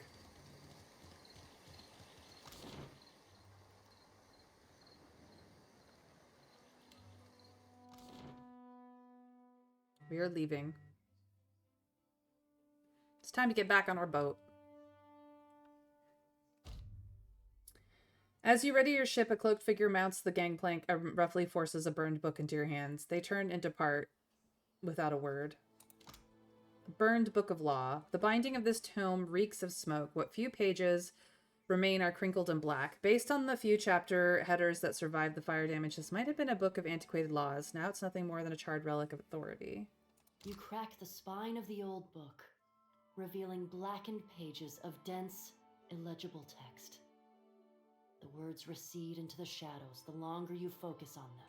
Suddenly, the page widens to eclipse the world around you. A dark void stretches out on all sides. The air full of choking fumes that carry dying embers and curling flakes of ash. I will wave to dispel the smoke. Something stirs in the darkness. An old woman steps forward, leering down at you from on high. Her smile is toothy and cruel. Her cheeks warp around it like melted candle wax. Wodika. I'm so glad that my messenger tracked you down. These days it's impossible to find good help. My lady. Before you draw your weapon, know that these proceedings are under a banner of peace. If this was a trap, it would have already closed around you. While Bareth whispers in one ear and Aethys shouts in the other, I thought you could use a more seasoned perspective to drown out the noise. Was the ruse with the book really necessary? For the moment, you are Bareth's creature.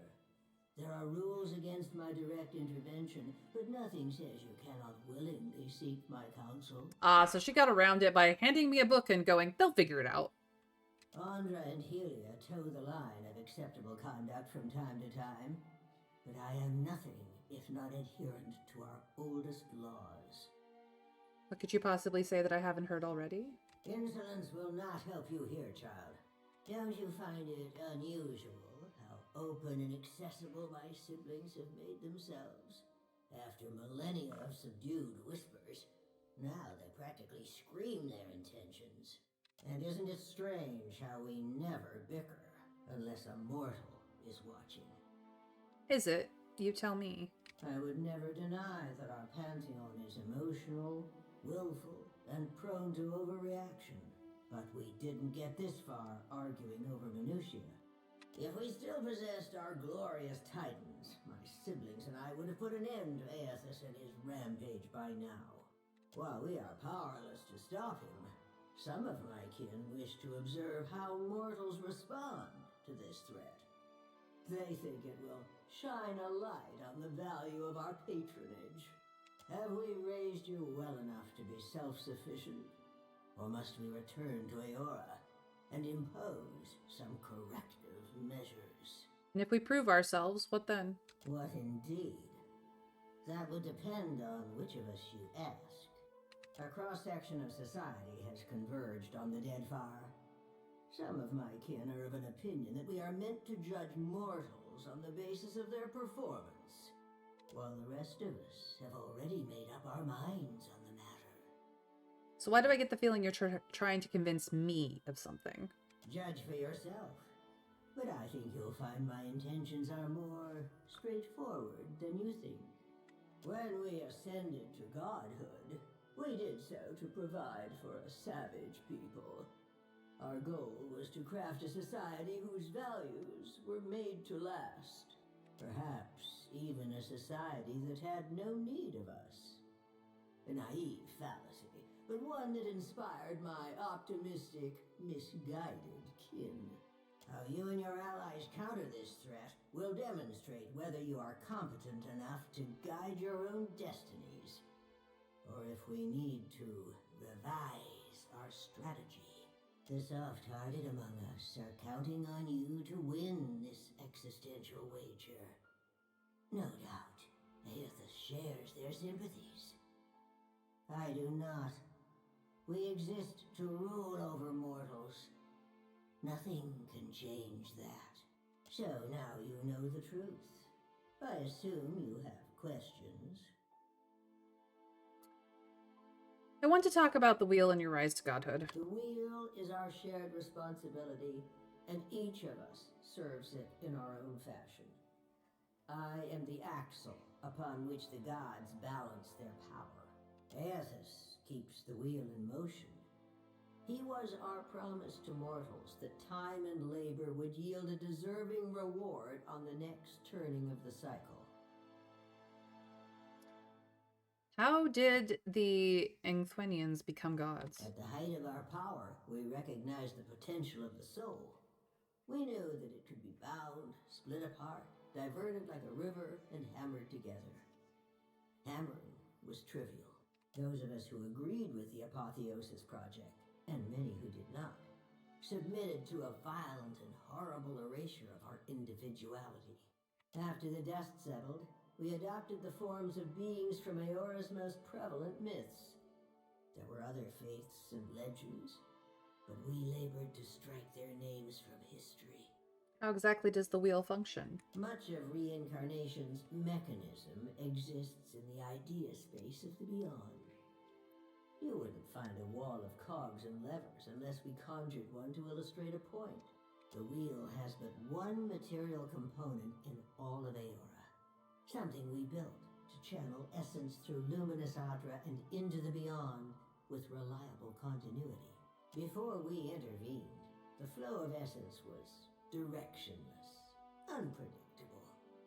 We succeeded in widening the gap, diverting it, giving it an efficient path to follow.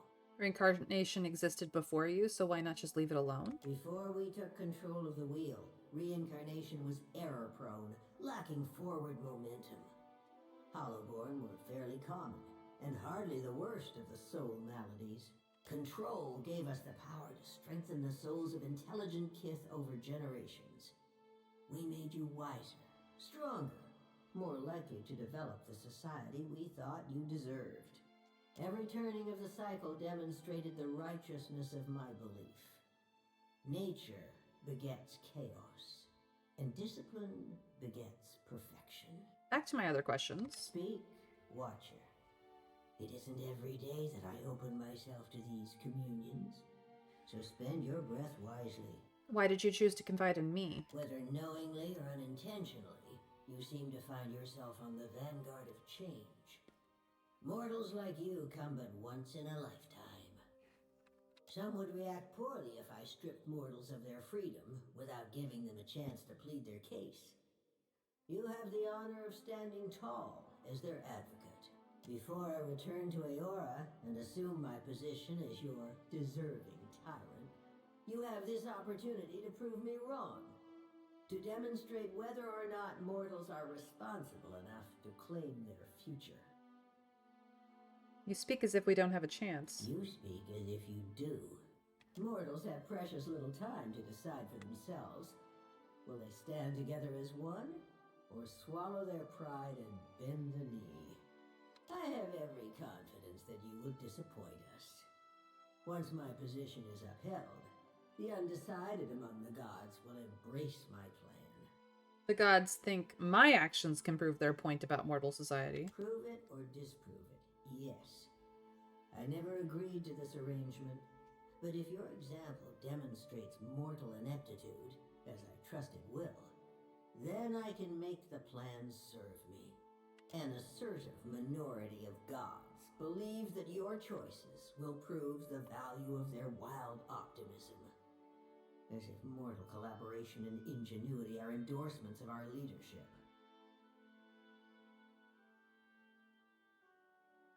Then there are those of us who know better, who are not so easily convinced. Kith are vulnerable, unless they submit to the destiny we chart for them. Thinking otherwise can only breed dissent and chaos. Tell me about this enlightened society you once wanted. It was an ambitious plan. Hey, Trav. Perhaps too ambitious. We ascended to power, responding to a need inadequately satisfied.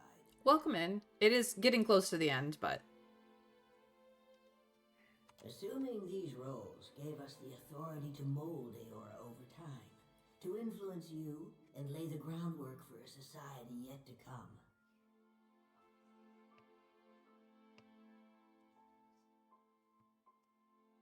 On the outset of the plan, some believed that mortals would outgrow us, as if that was a favorable outcome.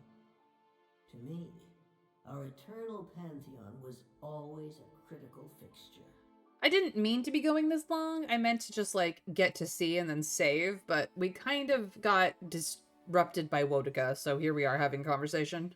Aethys was one of those who supported mortals, while I have always been their most vocal critic.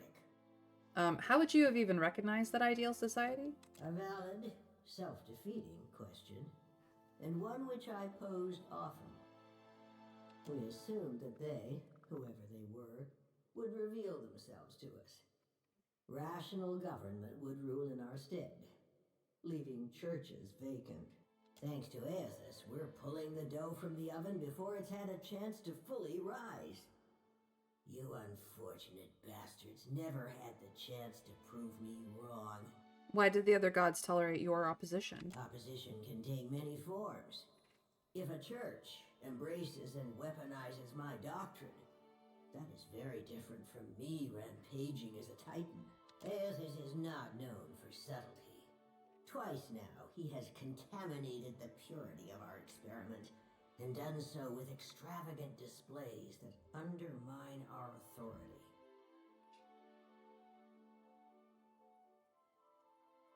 You call what Theos did subtle. His approach was sophisticated, indirect. I owe you no explanations on the matter. Besides, you are not worthy to speak his name. If I recall my lore correctly,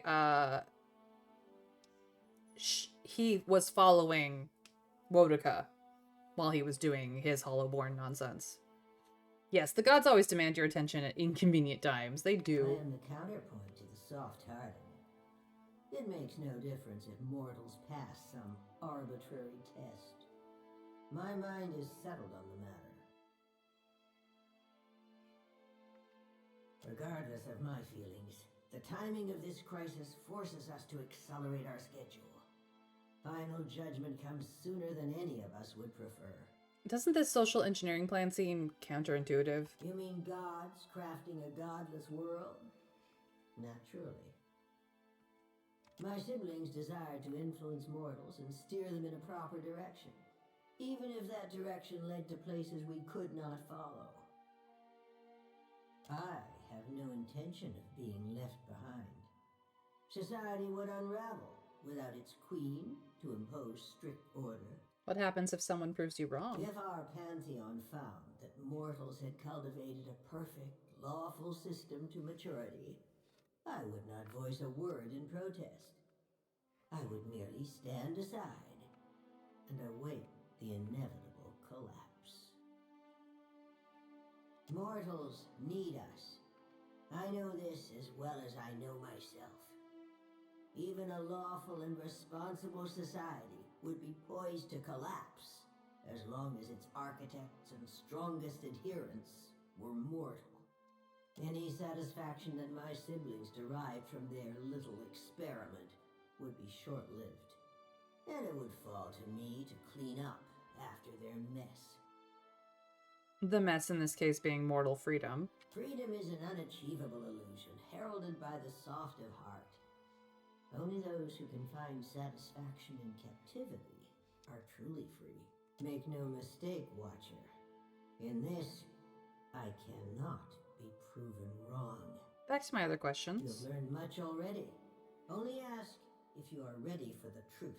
Has your opinion of mortals changed at all? Nothing you've done has tarnished it utterly beyond repair. You may congratulate yourself on that much, at least. We'll speak again. Yes, I think we will. This is not the end of our discussion. You know how to find your way back to this place. Wotica nods stiffly. You feel her presence drift as a breeze, rustling as it goes. God, she's such a bitch. Okay. I would like...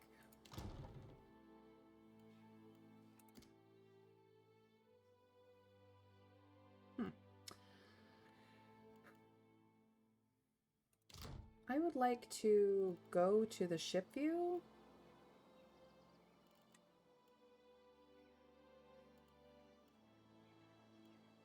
Not entirely certain how to do that.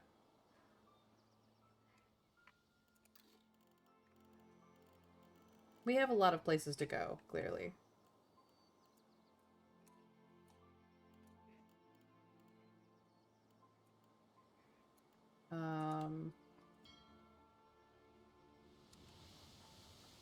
Yeah, we've got lots of places to go. Holy crap.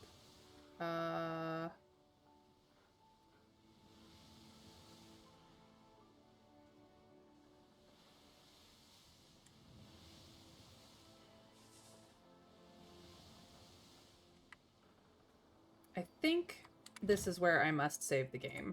So, last time we saved was stream 6. This is stream 7. Alright. Cheeky save in, and we are good to go. So thank you guys for joining me once again for this game. It's a fantastic game, but my name is Mayrin Eltheatover, and I do stream Monday through Friday at 1 p.m. Eastern US time. If that is not your time zone, feel free to give me a follow either here or over on Blue Sky. And if you put on notifications, then you'll know when I go live, and you can come join me when I go live, which would be awesome. If you cannot, for whatever reason, join me live regularly, or you just don't have the time to, or, you know, whatever. I do have a YouTube channel where everything all of the VODs go. You can watch the VODs anytime, day or night, whatever is convenient for you guys. And feel free to subscribe and ring the bell over there so you know when those go live. At the end of every stream, I try to rate a friend or make a friend, whichever is the most applicable at the time. Let's see what is on the menu for today. If you are live with me, feel free to follow along for some handy dandy channel points to do things with. And if you're not live with me, if you're on YouTube, feel free to rate the next video, be it the next one in this playlist or whichever video you would like. I'm not picky. I'm happy to support everybody. But we're going to head over to Wing Benny, who's playing Backpack Battles, which I actually do own and find it to be a lot of fun. They just came out with their new Engineer, and there are so many new items that just got dropped because they have a new class. And it's not just the new classes items, it's also new items for every class. So feel free to go check that out. But we are gonna go raid. So I hope that all of you have a fantastic magical time wherever time zone you are in, and that I see you in my next stream and or video. But until then, we gotta go in 3, 2, 1. Bye guys.